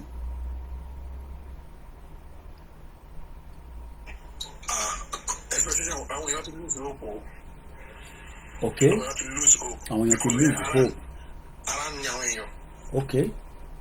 Àwọn èèyàn ti lose hope. Wàláì ara ní àwọn èèyàn gan ní Nàìjíríà. Àwọn èèyàn pariwo kí ló ṣe kí ló dé ìyá èmi ló kàn. Ṣé ìjọba sọ pé èmi ló kàn ó tó tún wá débẹ̀ tó ń sìn. Ojú wa dé pé ìnira ìdí ẹ̀gán tẹ̀ wọ́n wá lé gbogbo àwọn gọ́ọ̀mẹ̀ntì tó kù lọ. Ó máa ń take some while tíjọba tó bá débẹ̀ ó máa take some time. Ẹ jẹ́ ká fún ẹni tó ṣẹ̀ darapọ̀ mọ́ wa lórí TikTok torí pé gbogbo táwọn fi parí ètò yìí ní sáfànà wà ní so ká lè manage it together. Ìyá wa Lára P tọ̀tọ̀ mo fi dárúkọ yín mà ẹ gbóhùn sókè. Ẹ káàbọ̀ sórí ètò náà ni ẹ mà lágbára Elédùmarè rẹ̀. Nǹkan tẹ́mi kàn rí sọ́rọ̀ yẹn ni wípé ṣẹ́rí number one ṣẹ́rí Tinubu kí ó tó lè rẹni bá compete because ìbáṣẹ mention kankan lẹ́ẹ̀kan yẹn pé kò ní strong opposition tó tọ́ ni kò lè ní because Tinubu ó ti ní solid foundation yẹn ó strong gan tó bá yẹ pé bí Tinubu ṣe ti bẹ̀rẹ̀ tipẹ́tipẹ́ tẹ́ bá rántí pé Tinubu ó ti wà lẹ́nu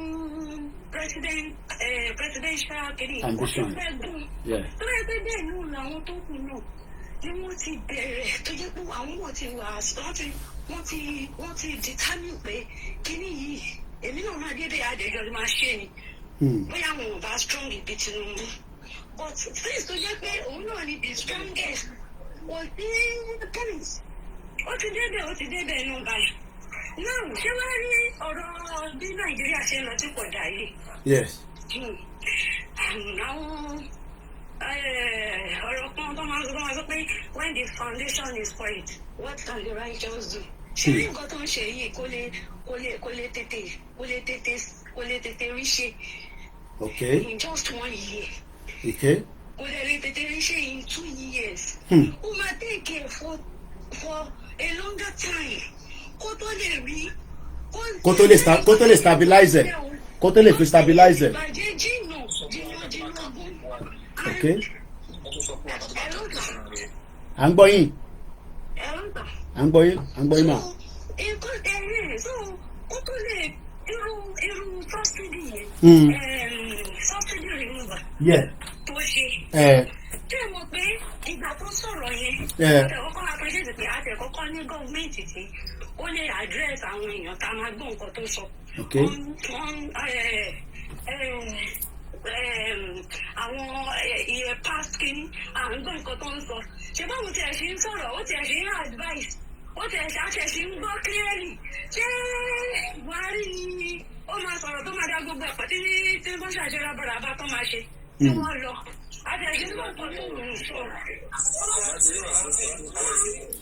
ọ̀rọ̀ tẹ́ ẹ̀ sọ yìí, àbẹ́nà ó rẹ̀ pé dìfẹ́ndà bí àti Tinubu nìyí. Kì í ṣe kéèyàn sọ̀rọ̀ kọ́lá àṣọ ìṣẹ̀t ìṣẹ́tọ̀ bí ìṣọ́ ọ̀pọ̀ ọ̀rọ̀ kí lọ́rọ̀ ní ṣe pẹ̀lú kọ́tà ń sọ. Pé kò bá tẹ̀kẹ̀ ọ̀dẹ́ yẹn ṣùgbọ́n ẹ̀jẹ̀ fi ṣe is not our business. Tó bá gbọ́ wò lè ṣe kó kú ọ̀mẹ́ ìlà tó fọ́sẹ̀ ìfowópamọ́ wá pé ṣé ayé àwọn fàyè ní ṣe pé tẹ̀kẹ̀ ọ̀dẹ́ yẹn. Okay, ẹni sùúrù ṣé ẹ lè ṣe ẹ fi wá blé ẹni sùúrù ọ̀dà ẹ jẹ́ ká gbé yẹ̀wò báyìí.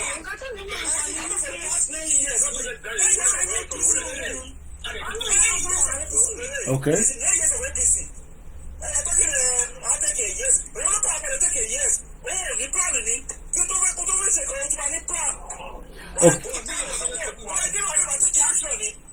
Okay, so yeah.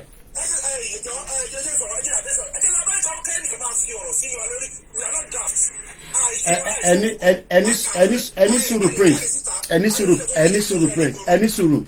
Mix sister wa tó wá sọ̀rọ̀. Mix wọn up. Inti sister wa ń sọ. Òun náà ni àwa náà jọ ń sọ. Inta wọn sọ ni pé number one, I think a lot of people are still mixing up ọ̀rọ̀ position ni. Ẹ jẹ́ kí n ṣàlàyé bó position ṣe ń work. Tinubu ti win. Opposition ni PDP. So PDP ló máa checkmate iṣẹ́ tí Tinubu bá fẹ́ ṣe.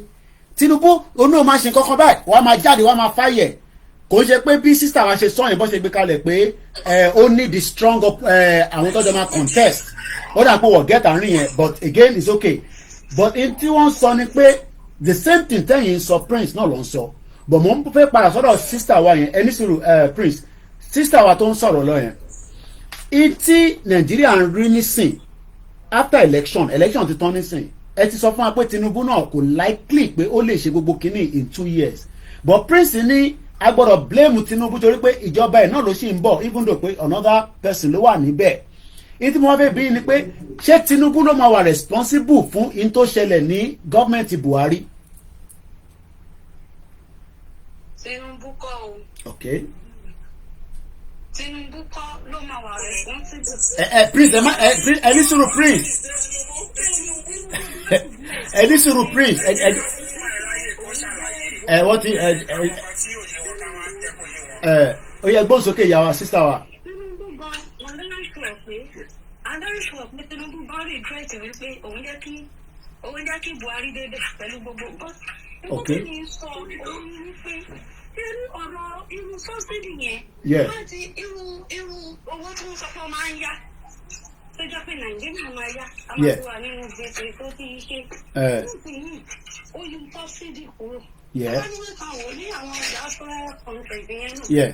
Irú ọlọ́wọ́ pé the only thing tí mo mọ̀ pé Nàìjíríà wà òun ni kó jẹ́ kí iṣẹ́ kó pọ̀ kó wọ́n Okay. pọ̀ sí.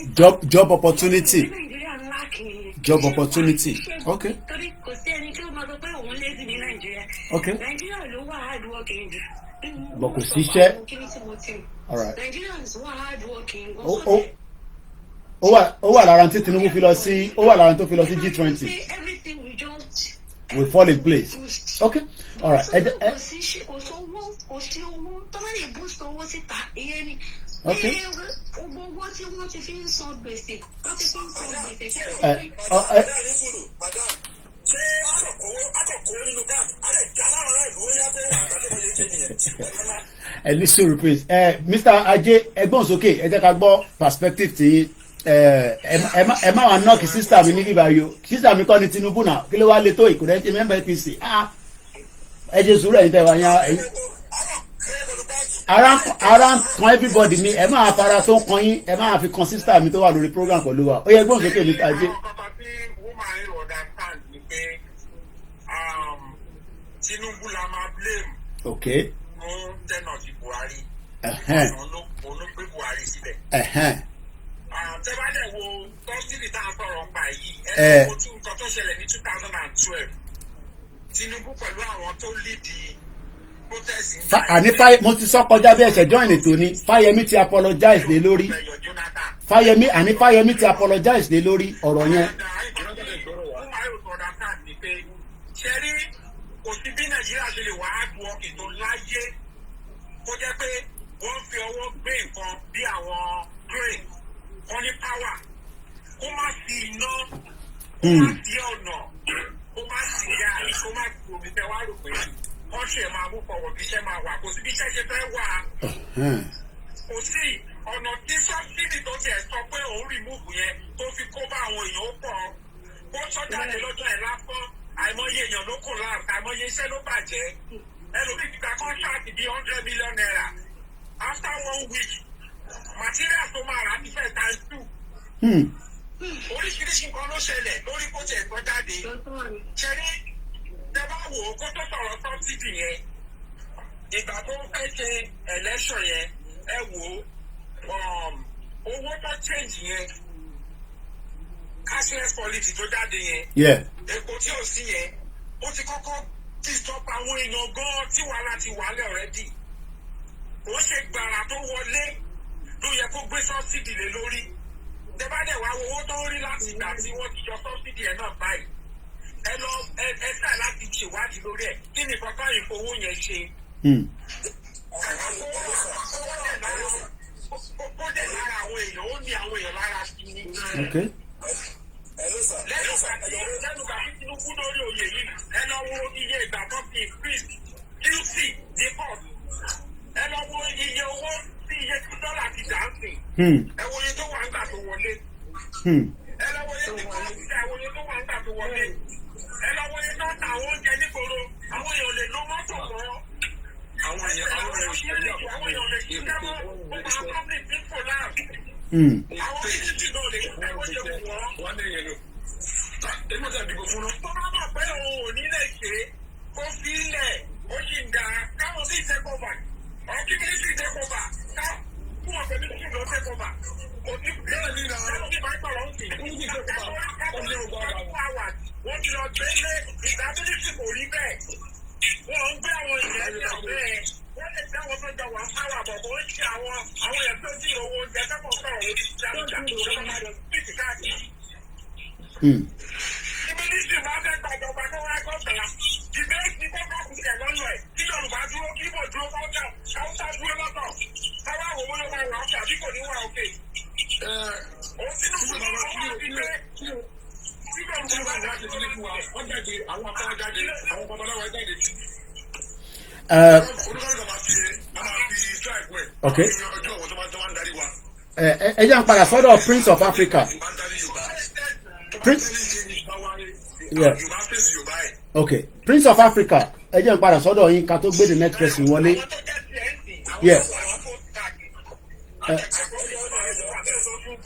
Mo bọ̀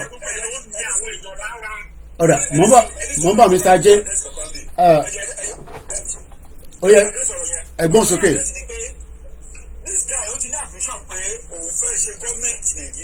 Yeah.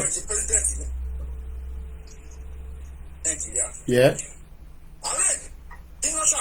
For over 20 years. Okay. And you are a part of the system. Okay.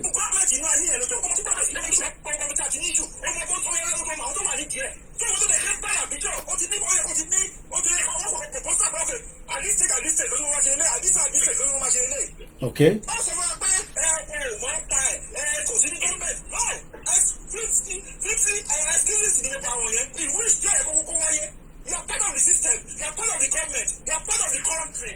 Okay. Ọ̀dà mo ń bọ̀ lọ́dọ̀ yín Prince mo ti ní Ambassador Joseph ẹ bá mute ìyá wa Lára P ẹ bá mute látọ̀dọ̀ yín ẹ jọ̀ọ́ mo fi yẹ ká manage 20 minutes mo rẹ̀ pé 2 calls méjì wọlé ó rẹ̀ ṣe gan ni ìyá wa Lára ẹ ṣe gan ni ẹgbọ́n sókè Ambassador Joseph Babatunde tafita ọ̀tọ̀ dárúkọ ẹ mà kúrọ̀ lẹ́ dádì ẹ mà kúrọ̀ lẹ́ sáà ẹ ra sà àwa náà fẹ́ gbọ́n tẹ́fẹ́ bá wa sọ náà ni ẹgbọ́n sókè sà. Àwọn ìlú dáadáa tí wọ́n ti bàjẹ́ nìyẹn báwo ni Màdúgùrí ṣe rí báyìí nísìnyí ká tẹ̀kẹ́ tó bá wa sọ̀rọ̀.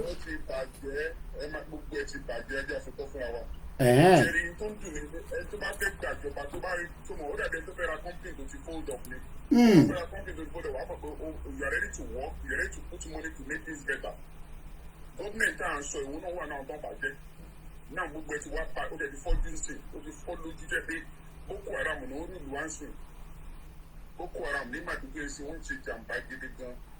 And the funny thing pé kò sí gbogbo ẹ̀wọ̀n ojú tí wọ́n ń tì wọ́n sí wọn ọ̀tí ẹ̀fẹ́ pé ẹ̀rẹ́ báwọn èèyàn ń pọ̀ nǹkan kan mọ́ things are really bad for Nigerians ẹ wo mi kò ṣẹlẹ̀ báyìí rí.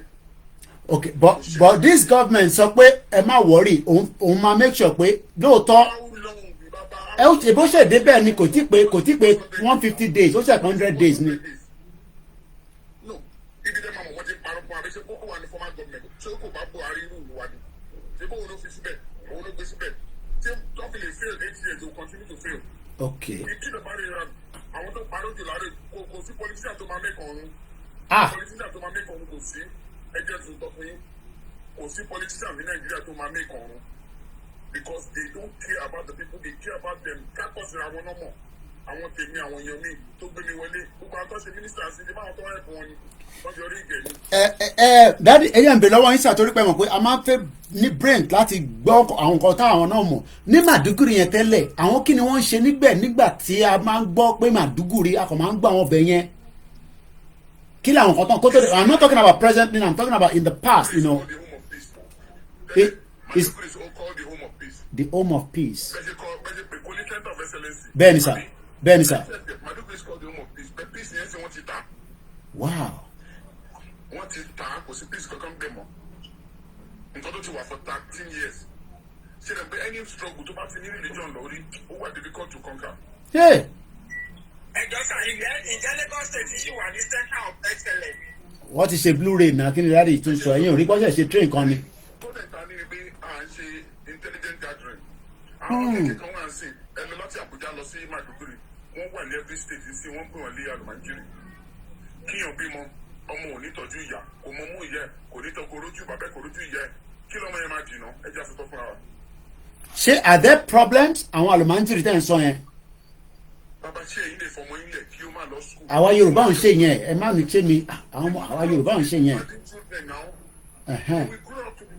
ṣé bàbá àwọn kan tó ti wà ń sìn tó ń pè ní bàbá ń bólà. àwọn ló ń jẹ́ bẹ́ẹ̀. àwọn yóò lè àwọn bàbá ń bólà yẹn. èmi ò gbọ́ yẹn rí o bàbá kí lẹ pé yìí. wọ́n máa ń pa àwọn èèyàn. bàbá kí lẹ pé yìí bàbá ń bólà. bàbá bó. òru náà ọ̀pẹ̀rẹ̀ tẹ́lẹ̀ ní ìsìn wọ́n ti ọ̀pẹ̀rẹ̀ lọ́sàn-án. kí ló dé fà á àwọn ọmọ even wọ́n tẹ̀lé àwọn kéékèèké ló pọ̀ jù ń bẹ̀ wọ́n ń tọ́jú àwọn ọmọ wọn àwọn ọmọ wọn lọ sùn wọ́n ra lọ ṣá oúnjẹ jẹ káàkiri ni tí wọ́n mọ bẹ́ẹ̀ náà ní tó máa fún wọn níbi 1,000 ok ẹ jẹ́ ká sáré gba kọ́ọ̀lù yìí torí kọ́ọ̀lù yẹn ti wá látẹ̀ nǹkan àti sáré pè wọ́n padà ó yẹ gbọ́n sókè ìyá wa. mo kàn fẹ́ sọ pé Tinubu máa gà yín ni is a cowboy ẹ mọ̀ a crafty cowboy he doesn't have wisdom he's just a cowboy ó dẹ̀ wà crafty so ọgbọ́n àrékèrèké tó máa fi gà yín yẹn òun náà ló máa fi gà yín lọ. so kí wá ní ambition ẹ̀ gangan ní Nàìjíríà as a president ìyẹn mo ṣe sọ pé ṣé kò ń ṣe pé ẹ mọ̀ pé mo béèrè ẹ má bínú mo rẹ̀ fẹ́ tẹ́yìn bá ti dáhùn tán àwọn mẹ́ta ẹni sùúrù ẹ̀yin tàwa lórí TikTok ẹ̀yin máa bá mi dáhùn ìbéèrè yẹn gbẹ̀yìn ẹni sùúrù ẹ má ti dáhùn ẹ yẹ kí sísá wa dáhùn ẹni sùúrù àdáde wa ambassador ambition tí mò ń béèrè ni pé ẹ mọ̀ pé topic wa tá à ń sọ̀rọ̀ lé lórí nísìnyí G20 a ti sọ pé what is the need for Nigeria Yami David ẹni ó ń ga ẹ máa ń ṣe gbogbo ẹ̀ but kí ni ambition ẹ fún Nàìjíríà. ambition ẹ fún Nàìjíríà nǹkan tó ambition ẹ kọ́kọ́ ni pé òun fẹ́ di president Nàìjíríà. ó ti di ní sí already. and once upon a time maybe nígbà tó wà nínú Nadeco ó jọ ìwọ náà pé wọ́n fìyà jẹ wá ó yẹ ká live better. I don't believe in one Nigeria. but ó dàbí pé ó dàbí pé there is a plague. I wouldn't even call it a plague. There is something in in the politics, in Nigerian politics now. There is no same person there. Tinubu náà dẹ́wọ̀n lọ́nà àwọn tó start ẹ̀. Àwọn ọba tó jẹ́ pé àwọn Fúlàní yẹn ń dé nǹkan tó fẹ́ ṣe láti bẹ̀rẹ̀ ní kíní ti ṣẹlẹ̀. Nígbà táwọn owó tó wà ministry tá à ń ṣiṣẹ́ tí gbogbo Yorùbá máa ṣiṣẹ́ bí báwọn ń ṣiṣẹ́ to serve the country. These Fulanis are not doing anything. They just embezzling. Okay, come up with me at this class because say, tell me first, lójoojúmọ́ tí mi ìdẹ̀ kàwé. Kẹ́yìn kàwé tẹ̀ ń ṣe kò bí kẹwẹ́ ní wàá wọ́ndà pé báwo lobìnrin tí ó kàwé tó dẹ̀ ń plọ̀ dẹ̀ tàdẹ̀ mọ̀ pé kò kàwé yìí. Báwo ló ṣe ń pass? Kémi wá sọ pé mo mọ̀ bí mo ṣe ń ṣe pẹ̀lú lecturer. Tó bá pẹ́ yìí ló ń lọ ṣe bẹ́ẹ̀ pẹ̀lú lecturer. Gbogbo wa máa dì kan náà àníkà kankan náà mọ̀ lecturer kan máa bú wa ní. So àwọn pípù yìí ìmàdé ò lè bá a járe kò lè ṣe bí ẹlẹ́dẹ̀ ó máa bàlújẹ́ àjẹká tó bá dẹ̀ bá kíní kan rìn ó máa jẹ̀gbẹ́. So along the line Tinubu ti di ara ó ti rí ó ti ṣe Lagos ṣe kíní ó ti di cowboy ó ti rí pé ó better godfather kó nǹkan máa ṣe kó máa kó wá kó máa ṣe. So I don't think he has any ambition now. You pay okay. I wanted to be a president. I'm now a president. Whatever I can do, I will do. But the problem in Nigeria is endemic. It cannot solve. If you do not break that country, the problem cannot be solved. That's it. Eshegoni. Because okay. Timoko, tell me really, then I want look at the Almanjeri menace. I'm going to pay you not even since 1989. Just Timoko and people you should have a woman from the a lady, a student from the south. Timoko now got talk on Jankoba. I was in shock. Peki no say I want young people here. I want to make already in the 1989. Nigeria need problem. Or the man need problem. So how can a politician not see that? They are a bunch of philandra, psychopath thieves. And I was like, don't come from one place to the other. I can't only get. There is no patriotism in them. They are leeches. Don't think none of them is worth the trouble. So by that's all I just know because I don't know how we're going to solve this. Yeah. Yes, sir. Ìyá mi ní 1989 làwọn ti rí Almanjeri. Ẹ jẹ́ n padà sí ọ̀dọ̀ Prince of Africa máa wá gbé sókè bẹ́ẹ̀ ìbéèrè kan náà ni kí ni ambition Tinubu gangan? Ó ti di president kí wá ní ambition ẹ̀ fún Nàìjíríà? Prince of Africa ẹ bá gbóhùn sókè àwa lọ sókè lọ sí àwọn méjì tó kù náà. Kí Prince of Africa ti wọnú tunnel àgbọ̀n wọn dáadáa ẹni tó bá fẹ́ pè studio number nìkan ni ẹ má pè sí number mi studio number nìkan ni ẹ jẹ́ lọ sọ́dọ̀ ẹ̀gbọ́n mi Ajé studio number ni ẹni tó bá sì fẹ́ pè brother mi tó ń try láti pè number ten pè sí is not the right number okay Ajé ti jáde bàbá mi ambassador ẹ̀yin gbọ́n kan tí sister wa sọ kí ni ambition Tinubu gangan kí ni ambition ẹ̀ fún Nàìjíríà. ṣe mọ̀ pé ambition ẹ̀ kó lè ní orúkọ bóun ti jẹ́ president rẹ̀. Okay.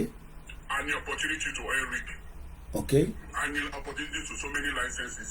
Okay. And the opportunity to make good money. Wow. Because the baba yẹn baba oní fàájì ni kò rán wá ń ṣe. Fàájì ni ẹni tí ẹ̀yin ṣáà lọ secondary school ṣá. Mo lọ. Ẹ ṣáà lọ secondary school. Mo lọ. Any group tẹjọ at least alumni ẹni. Agzoba àwọn tajú sọ 95 bẹ́ẹ̀ ni. Àkóso àwọn tọ́jọ́ lọ school ká mọ̀ pé ẹni yìí o ẹjọ́ jókòó ni o. Okay. School kan náà ẹjọ́ yìí kọ́lọ̀ uniform wa nìyí kò sí yẹn. Ẹni tó bá ti fi ẹ̀yìn kùlé wọlé kò ń ṣe ara lé. It's not ready to offer us any good. Tẹ́ bá ti rí body language ẹ̀ mọ̀ pé àánú Nàìjíríà ń ṣe mí o. Bí nǹkan ṣe ń lọ yìí. Interesting. Àwọn èèyàn wa ti gbàgbé statement jẹun sókè jẹun sápò. Àwọn èèyàn ti gbàgbé statement yẹn. Òun ló ní statement yẹn náà.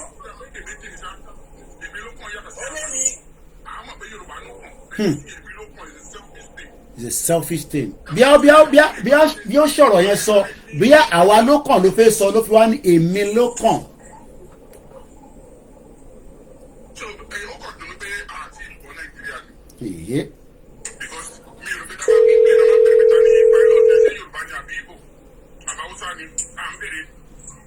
Brother Koiki. Alright, mo ń bọ̀ because I need just 30 minutes. Ẹ jẹ́ n tún padà gbé kọ́ọ̀lù yìí. Ó yẹ ẹgbọ́n sókè ẹ̀gbọ́n wa ẹ ti ń gbọ́ ètò yẹn náà lọ. Ẹgbọ́n sókè. Ẹ kú ètò Koiki. Very long one. À ń pẹ́ báyìí. Ẹ̀rí mo ń bá ètò yẹn láfẹ̀ kan. Then tó gbé mo ń drive mo kàn fẹ́ máa gbọ́ but ní kìíní ẹ̀ ṣe ń gbé mi nínú mo ní choice than to call. Sherry, my own take is this. Where are we going? Sherry, Tinubu is for Nigeria and is for Nigeria right now. My own question is, where are we going as a race? Because Sherry, Tinubu in the equation of Nigeria shouldn't change our movement, shouldn't change our focus. Okay. In fact, it should not even change our momentum. Okay. Check, understand? Because as I'm speaking with you right now, I can only talk of this minute, Timoni. In the next 5 minutes, God forbid, check, understand? So, any tó bá ń ronú, a mọ̀ wípé Tinubu being in the equation of Nigeria or being the president, just a president to fulfill his ambition. To be honest, that has nothing to do with the future of the entire race. So my own point right now is that Yoruba nation, let us forget about the fact that we have Tinubu one day. The only thing we can do, we can right now continue to with the advocacy pé look and láti get out náà ni. Then rallies we should continue our rallies. Okay. Not only abroad, but we should also continue our rallies at home. Check to understand.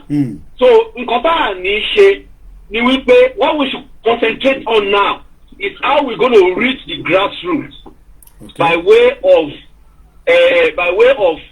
local campaigns. Nílé pé look, these are the reasons. Advantage ta ní tàbá sínú Naija olóyè ká máa emphasize nísìn because tàbá stop yẹn ta force yẹn ta rò pé bóyá torí tàbá ti bá Tinubu jà kò sí any reason tó fi yẹ kó lé ọlọ́pàá pé ká máa lọ yìnbọn lu àwọn èèyàn wa níbi tó ti educate àwọn èèyàn. ṣètìgẹ́ ẹ̀kan tí mo sọ. So if we can do more by educating the people on what we stand today, when we stand alone, mo fi pé ibi tó yẹ ká concentrate effort wá sí nìyẹn. Nísìnyí rather than pé kálá pause nǹkan torí pé because Tinubu nǹkan tó ń fẹ́ ṣe I want to be president, I want to be president, now he is president. Ṣẹ́gẹ́ ẹ̀kan tí mo sọ ó ti fulfil ambition ẹ̀ òun náà kọ́ máa ṣe rábàràbà ni at the end of the day nǹkan tó máa tọ́ka sí ni iye number of bridges tó ṣe iye number of roads tó ṣe which has nothing to do with securing the future of our people. Check you understand?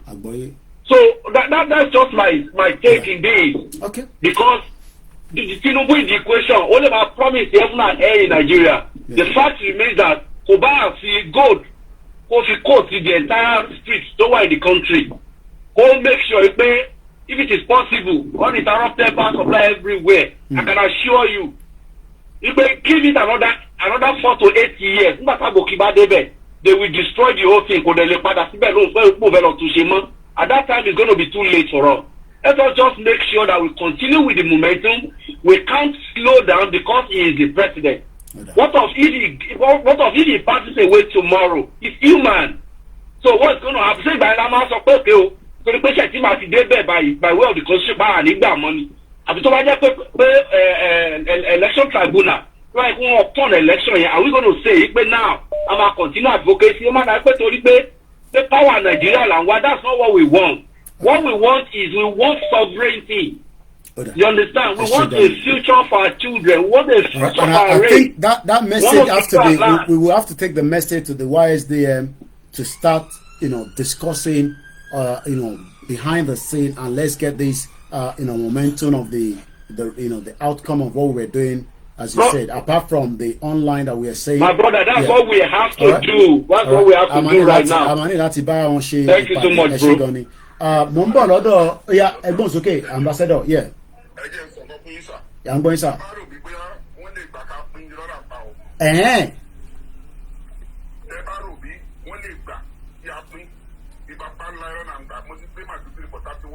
Kábíyèsí ẹ o.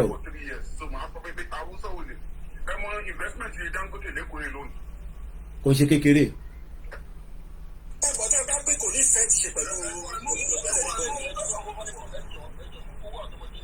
Prince ẹ jẹ́ kó land ọ̀rọ̀ tó ń sọ yẹn wà important.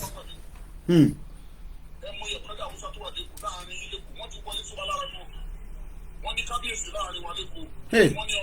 Hey. Hey. Okay.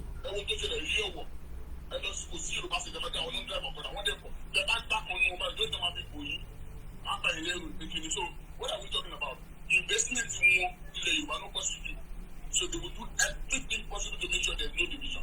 Even if we give them the assurance that Taba law we will be good neighbors.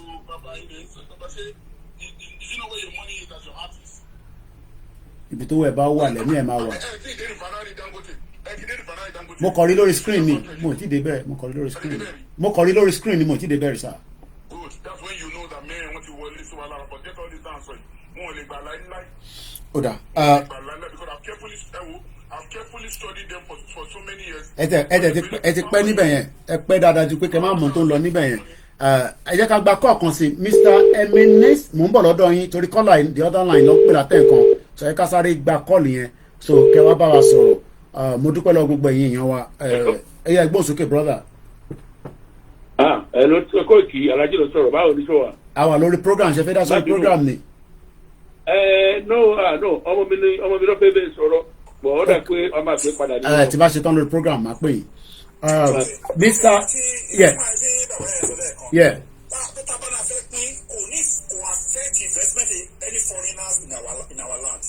Okay. But ṣé àwọn àwa là ń wòrò bẹ́ẹ̀ ṣé àwọn rí bẹ́ẹ̀ ìyẹn la ṣe nídìí àwọn olóṣèlú wa to be able to tell them all this because àwa là ń ṣeré láàrin ara wa nísìn.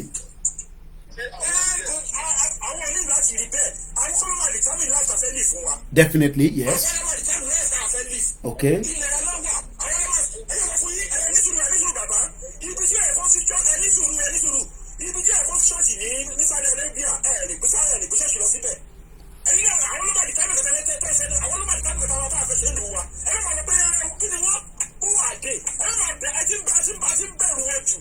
Okay, all right.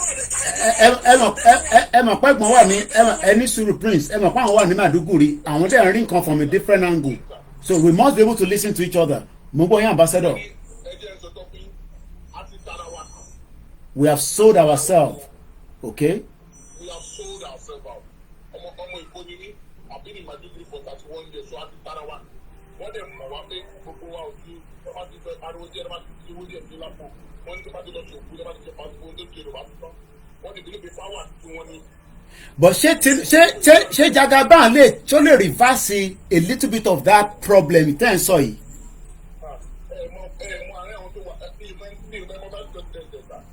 Shetima ni Kashima Shetima wọ́n dẹ̀ ní wọ́n náà àwọn boko gan máa ń jẹun pẹ̀lú ẹ̀ ẹ jẹ́ ká lọ sọ́dọ̀ Mr. Eminence torí pé àsìkò ti fẹ́ tán ẹni sùúrù prince ẹ jẹ́ fún the last person yẹn láyè ẹni sùúrù prince if not àní lè parí program ní 7:30 mo lè fi parí ẹ̀ mo ti lo more than extra 2 hours.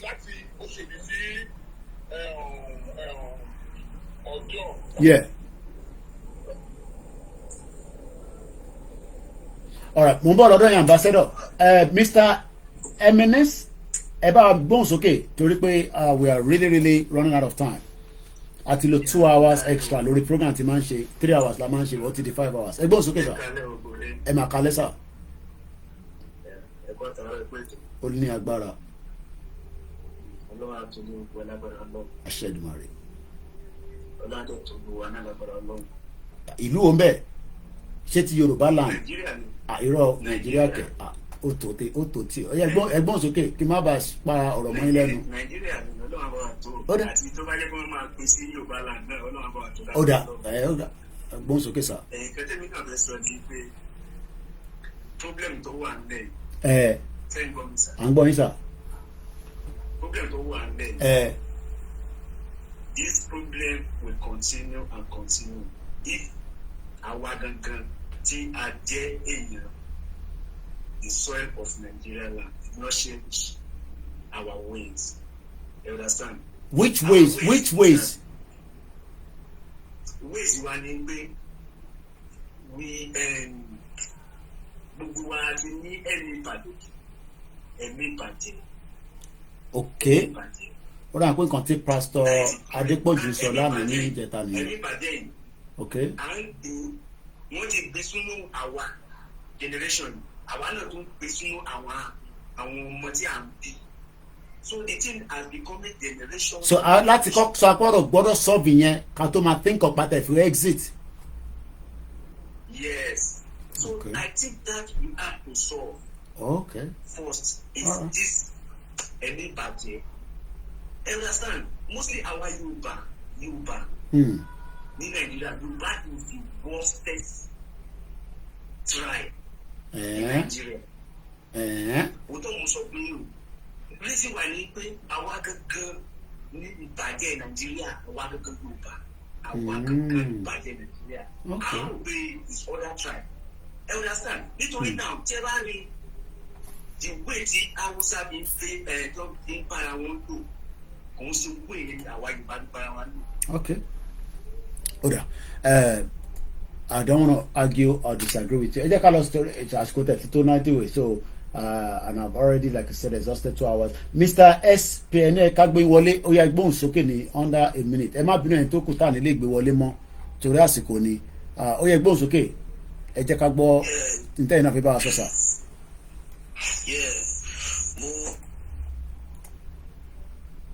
Network má gbé wọn lọ o. Ẹ ṣe gan ni sà.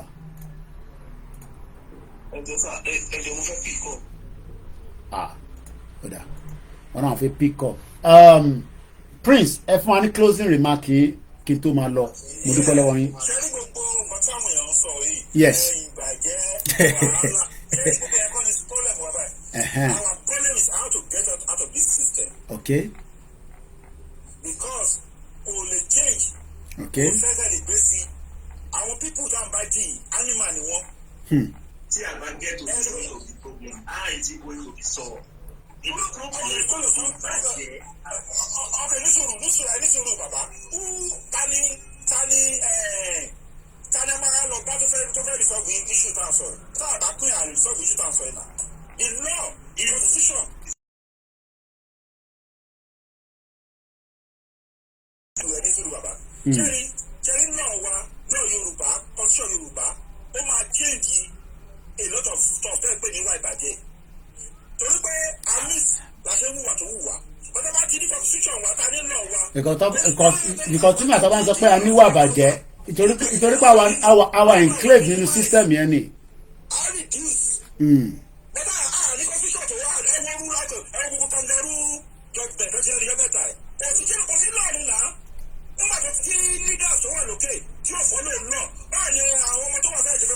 Kò possible. So taba ní country ti wa entire lifestyle ni iṣẹ́ ilé bàtà tí ń bá bọ̀ láti jọ. They will be able to follow the rule and regulation of the country. Because èyí tí dáàdi wa yẹn sọ a máa wà nù bẹ́ẹ̀ for another 63 years lẹ́sọ̀ yẹn ìjọba la fẹ́ change gbogbo mindset àwọn yẹn Bọ́lá Tinubu kan sọ pé ká change mindset òun gbọ́dọ̀ pé kò possible. Kò pọ̀ àtẹ̀níṣe láyé àfẹ́ tó wá fẹ́ lọ sẹ́wọ̀n. Leadership ló fà á, constitution ló fà á, the law of the country ló fà gbogbo ìbàjẹ́ tẹ̀yìn sọ̀rọ̀. Ọ̀dà. The solution of the country òun ló yẹ kó jẹ́ goal wa. Okay. No matter what Tinubu is doing. Okay. Ìbá àfọ̀ gbogbo Nàìjíríà dá gold. Ẹ fa ẹ̀gùn kan gold ẹ̀gùn kan gold. Ó ti late. The solution of the country should be our priority. Kólúkálukú máa lọ. A lè máa fọwọ́ ra wọ́n lára mọ́ enough is enough. Tí àwọn tó bá wà lé ò bá gbọ́n, àwọn tó wà ń ta àti ríran dáadáa. Ọ̀dà. Kò sí ẹ̀rọ tí wọ́n gbọ́dọ̀ bá ń sọ wọ́n yìí, èmi ti mọ̀ láti 10 years ago mo ti sọ pé ẹ gbàgbé Nàìjíríà. Ní pé bẹ́ẹ̀ ọ̀rọ̀ yìí. Tí Tinubu tó dé bá ti lọ tó ti yẹ tí Tinubu ti lọ kọ́jọ kákọ́ tó ti lọ kó àwọn papọ̀ tó ti lé jẹ́lá tàbí no Nàìjíríà ti lọ. Ibẹ̀ mo sọ fún Nàìjíríà ti lọ. Ọ̀dà. Sọ ètò ìgbẹ́ ọ̀rọ̀ yìí nìkan ni èmi ti àǹkọ̀rẹ́ síbẹ̀ tó mo sọ ń gbà ẹ̀kọ́ síbẹ̀ tó mo dẹ̀ rò ń gbà tí ò ṣẹlẹ̀ ẹ̀sìn. Nigeria is working against the people. Nigeria is working against the people. Nigeria is not working for the people. It's working against the people every day. Every day. I will tell something. I was in Nigeria 3 months ago. Mo ń ṣe check ọlọ́wọ́ fún mi ní quotation. Quotation kan fún mi within 3 months and now. Going to multiply by 2. Inflation here. Ṣé kí ẹ kí n ṣe ní 2.5 million? 3 million ọtí gbé quotation 5 million wá sí. Inflation here. Inflation. Within how many months? 3 months. Ṣé báyìí fẹ́ máa continue nìyẹn ni? I will cannot continue like this. So let us work towards the solution. And I think the final Eshegoni Prince bàbá wa ẹ̀yin náà ẹ jẹ́ fún ní the last 1 minute kí ẹ fi bá wa ṣe closing remark ní Eshegoni adúpẹ́ fún ẹ bá wa darapọ̀ ẹ mute ara yín padà kẹ fún wa ní closing remark yìí. I don't think he's still there. Okay, oh yeah, ẹgbọ́n sókè what's your mute? Ẹgbọ́n sókè sir. Yeah, gẹ́gẹ́ bí ìmúra wa ló yọ ní hospital. Bẹ́ẹ̀ni sir. Pé Nigeria is working, our government is working against the security. Yes, it's true. Okay. And then the security also are working against the government. So vice versa. Yes, it's vice versa. Okay. Nítorí yes, tí ẹ bá wò ní Western world. Bẹ́ẹ̀ni sir. Kò sí tí gọ́ọ̀mẹ̀ntì bá dáa tó bá ní pẹ́sidẹ̀ntì dáa àwọn náà ló máa ṣe báwọn náà dìbò pé kí another person wọlé. There is no magnificent ways of ruling one country. Okay. Only one person. You understand? Yeah. You pay Kosinu, anomaly, or Tawama Sopre, and say that, and say that, and try. You understand? Yeah. That is why I'm saying pretty massive. I need that to go change or again. Okay. Nítorí tí ẹ bá wò ó western world kò sí gbogbo nǹkan ní gọ́ọ̀mẹ̀ntì náà ṣe náà kò sí gbogbo nǹkan ní gọ́ọ̀mẹ̀ntì náà ṣe. Okay. Àwọn individual àwọn náà wọ́n ní one or two things táwọn náà fi support gọ́ọ̀mẹ̀ntì tó jẹ́ pé gọ́ọ̀mẹ̀ntì náà gba taxes. You understand? Ní Nàìjíríà àní san tax ní Nàìjíríà. There is no tax in Nigeria. Jọba ẹ máa wo àwọn èèyàn máa sí ọjà kó máa ní ọjà ilé pẹ̀lú ọjà ọlọ́pàá Amẹ́ríkà policy ìpè alábàá gbogbo nǹkan báyìí ọjà máa kún kíláàdì everybody ń tà. Where are all these taxes going to? I understand. So Nigeria need a long ways to go. Is it? But it's got to do with the government not doing the needful by capturing the data of everybody. Due to the fact that we have a porous border. So you can't blame the citizen for that. We blame the government for not putting the structure in place. Because government, system will capture me. We are unable to capture everybody. So you can't blame the citizens for that. Responsibility government in here. And the reason all this is because all the local government, the 774 local government, is deliberately not to work. So part of the problem is the government. So ẹ máa shift the citizen lórí problem yẹn gbogbo pé wọ́n san tax yẹn kí ni kan nílùú àwọn èèyàn fẹ́ wọ́n ń ṣiṣẹ́ kan máa ń pè ní cash náà nílùú yìí tó bá ti lè ṣe òun avoid the tax nìyẹn backhand money ló ń pè àwọn tó wà ní UK mọ̀ tí mò ń sọ so UK náà máa fẹ́ avoid pé anybody tó fẹ́ lọ ṣe irú iṣẹ́ bẹ́ẹ̀ tó bá number one ẹni tó ń ṣe irú iṣẹ́ bẹ́ẹ̀ yẹn wọ́n ń cheat ẹni so ní Nàìjíríà pé wọ́n ń tajà yẹn wọ́n san tax ìyẹn ṣe problem ẹni tó ń tajà iṣẹ́ gọ́ọ̀mẹ̀ntì ní láti lè capture wọn and bring them on board and then tó bá wá ń sanwó tí government tó bá wá ṣe the same thing then it's a problem.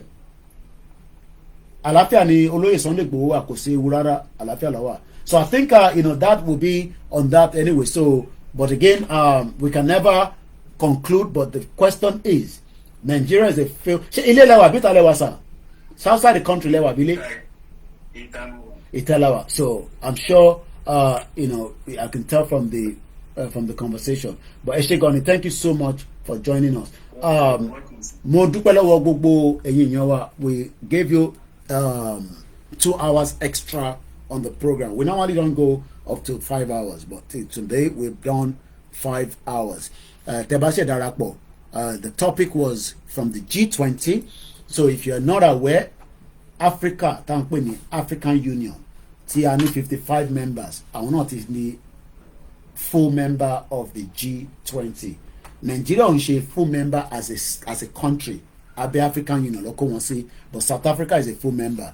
They've also come into and the leader agree on a joint declaration even though wọ́n fi pé wọ́n ní rí consensus pé everybody go agree but because Indian fit play the good guy so lórí ọ̀rọ̀ Russia àti Ukraine wọ́n ló pé wọ́n jagun wọ́n yọ àwọn ọ̀rọ̀ kan kúrò àwọn ọ̀rọ̀ tó lò ní Bali ní last year wọ́n yọ kúrò so wọ́n adjust gbogbo ẹ̀ so láàrin America àti Russia àti European country àti Russia wọ́n ṣáà wá into consensus so we had 100% consensus. Brazil ló máa host ní last year bí alágbára Ọlọ́run tọ́lọ̀ bá fún aláyè àwa náà lọ síbẹ̀ tàbá ti gba media accreditation láti lè lọ ìyẹn lọ bẹ́ẹ̀ then a sọ̀rọ̀ nípa kí ni Nigeria what is the need for Nigeria lórí ọ̀rọ̀ G20 so a lè gba kọ́ ọ̀kọ̀ọ̀kan mọ́ ẹ má bínú whoever is still brother mi kẹrin tó dẹ̀ fi pé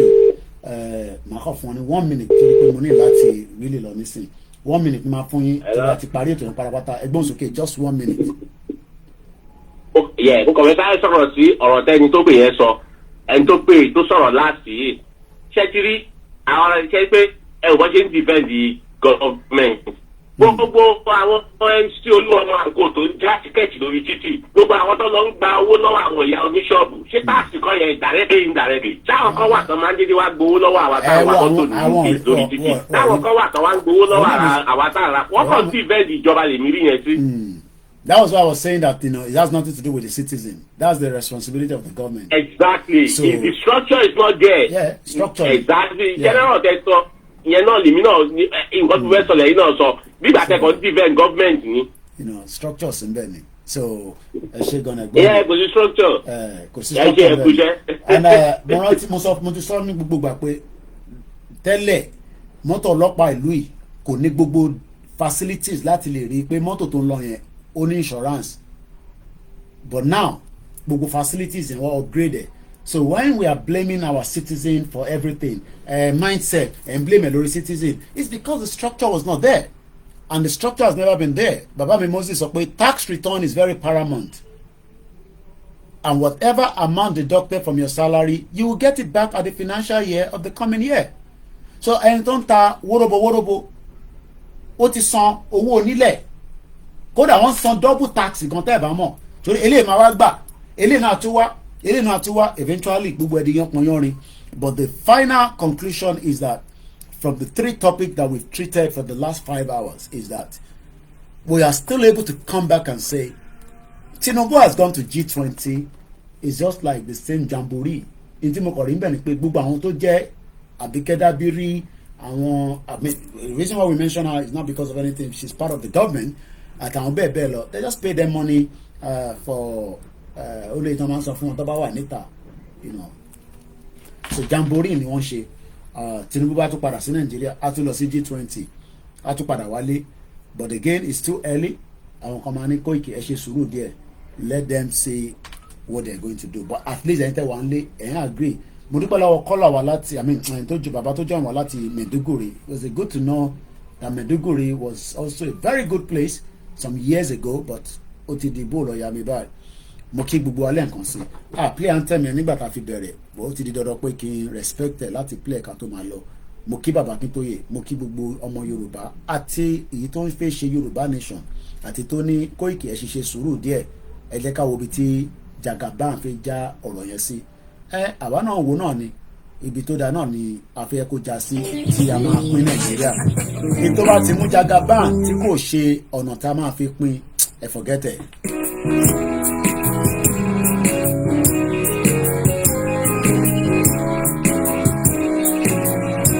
Iṣẹ́ wà orílẹ̀-èdè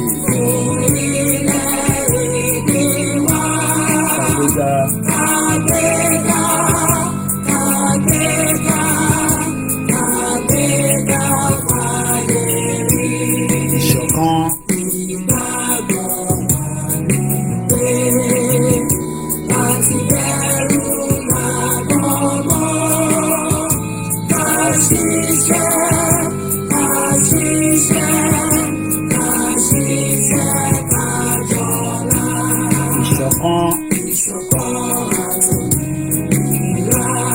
ìkẹjẹ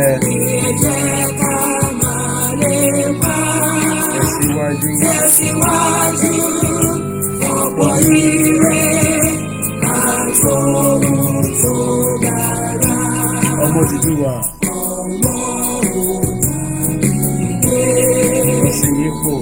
sípò ẹ̀tọ́ rẹ̀ ìmọ́lẹ̀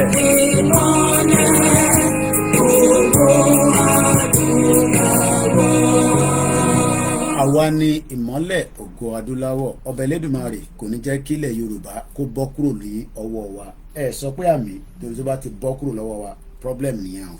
Thank you so much everybody. Enjoy the rest of the evening from whatever you're going to be doing. Ẹ lè darapọ̀ mọ́ wa lórí Twitter where ibẹ̀ la tún máa post sí, and then you can also follow us on all the other platforms as well. Have a very great evening. Mo kí àtó bí mi lọ́mọ. Thank you so much. Shout out. Bye for now.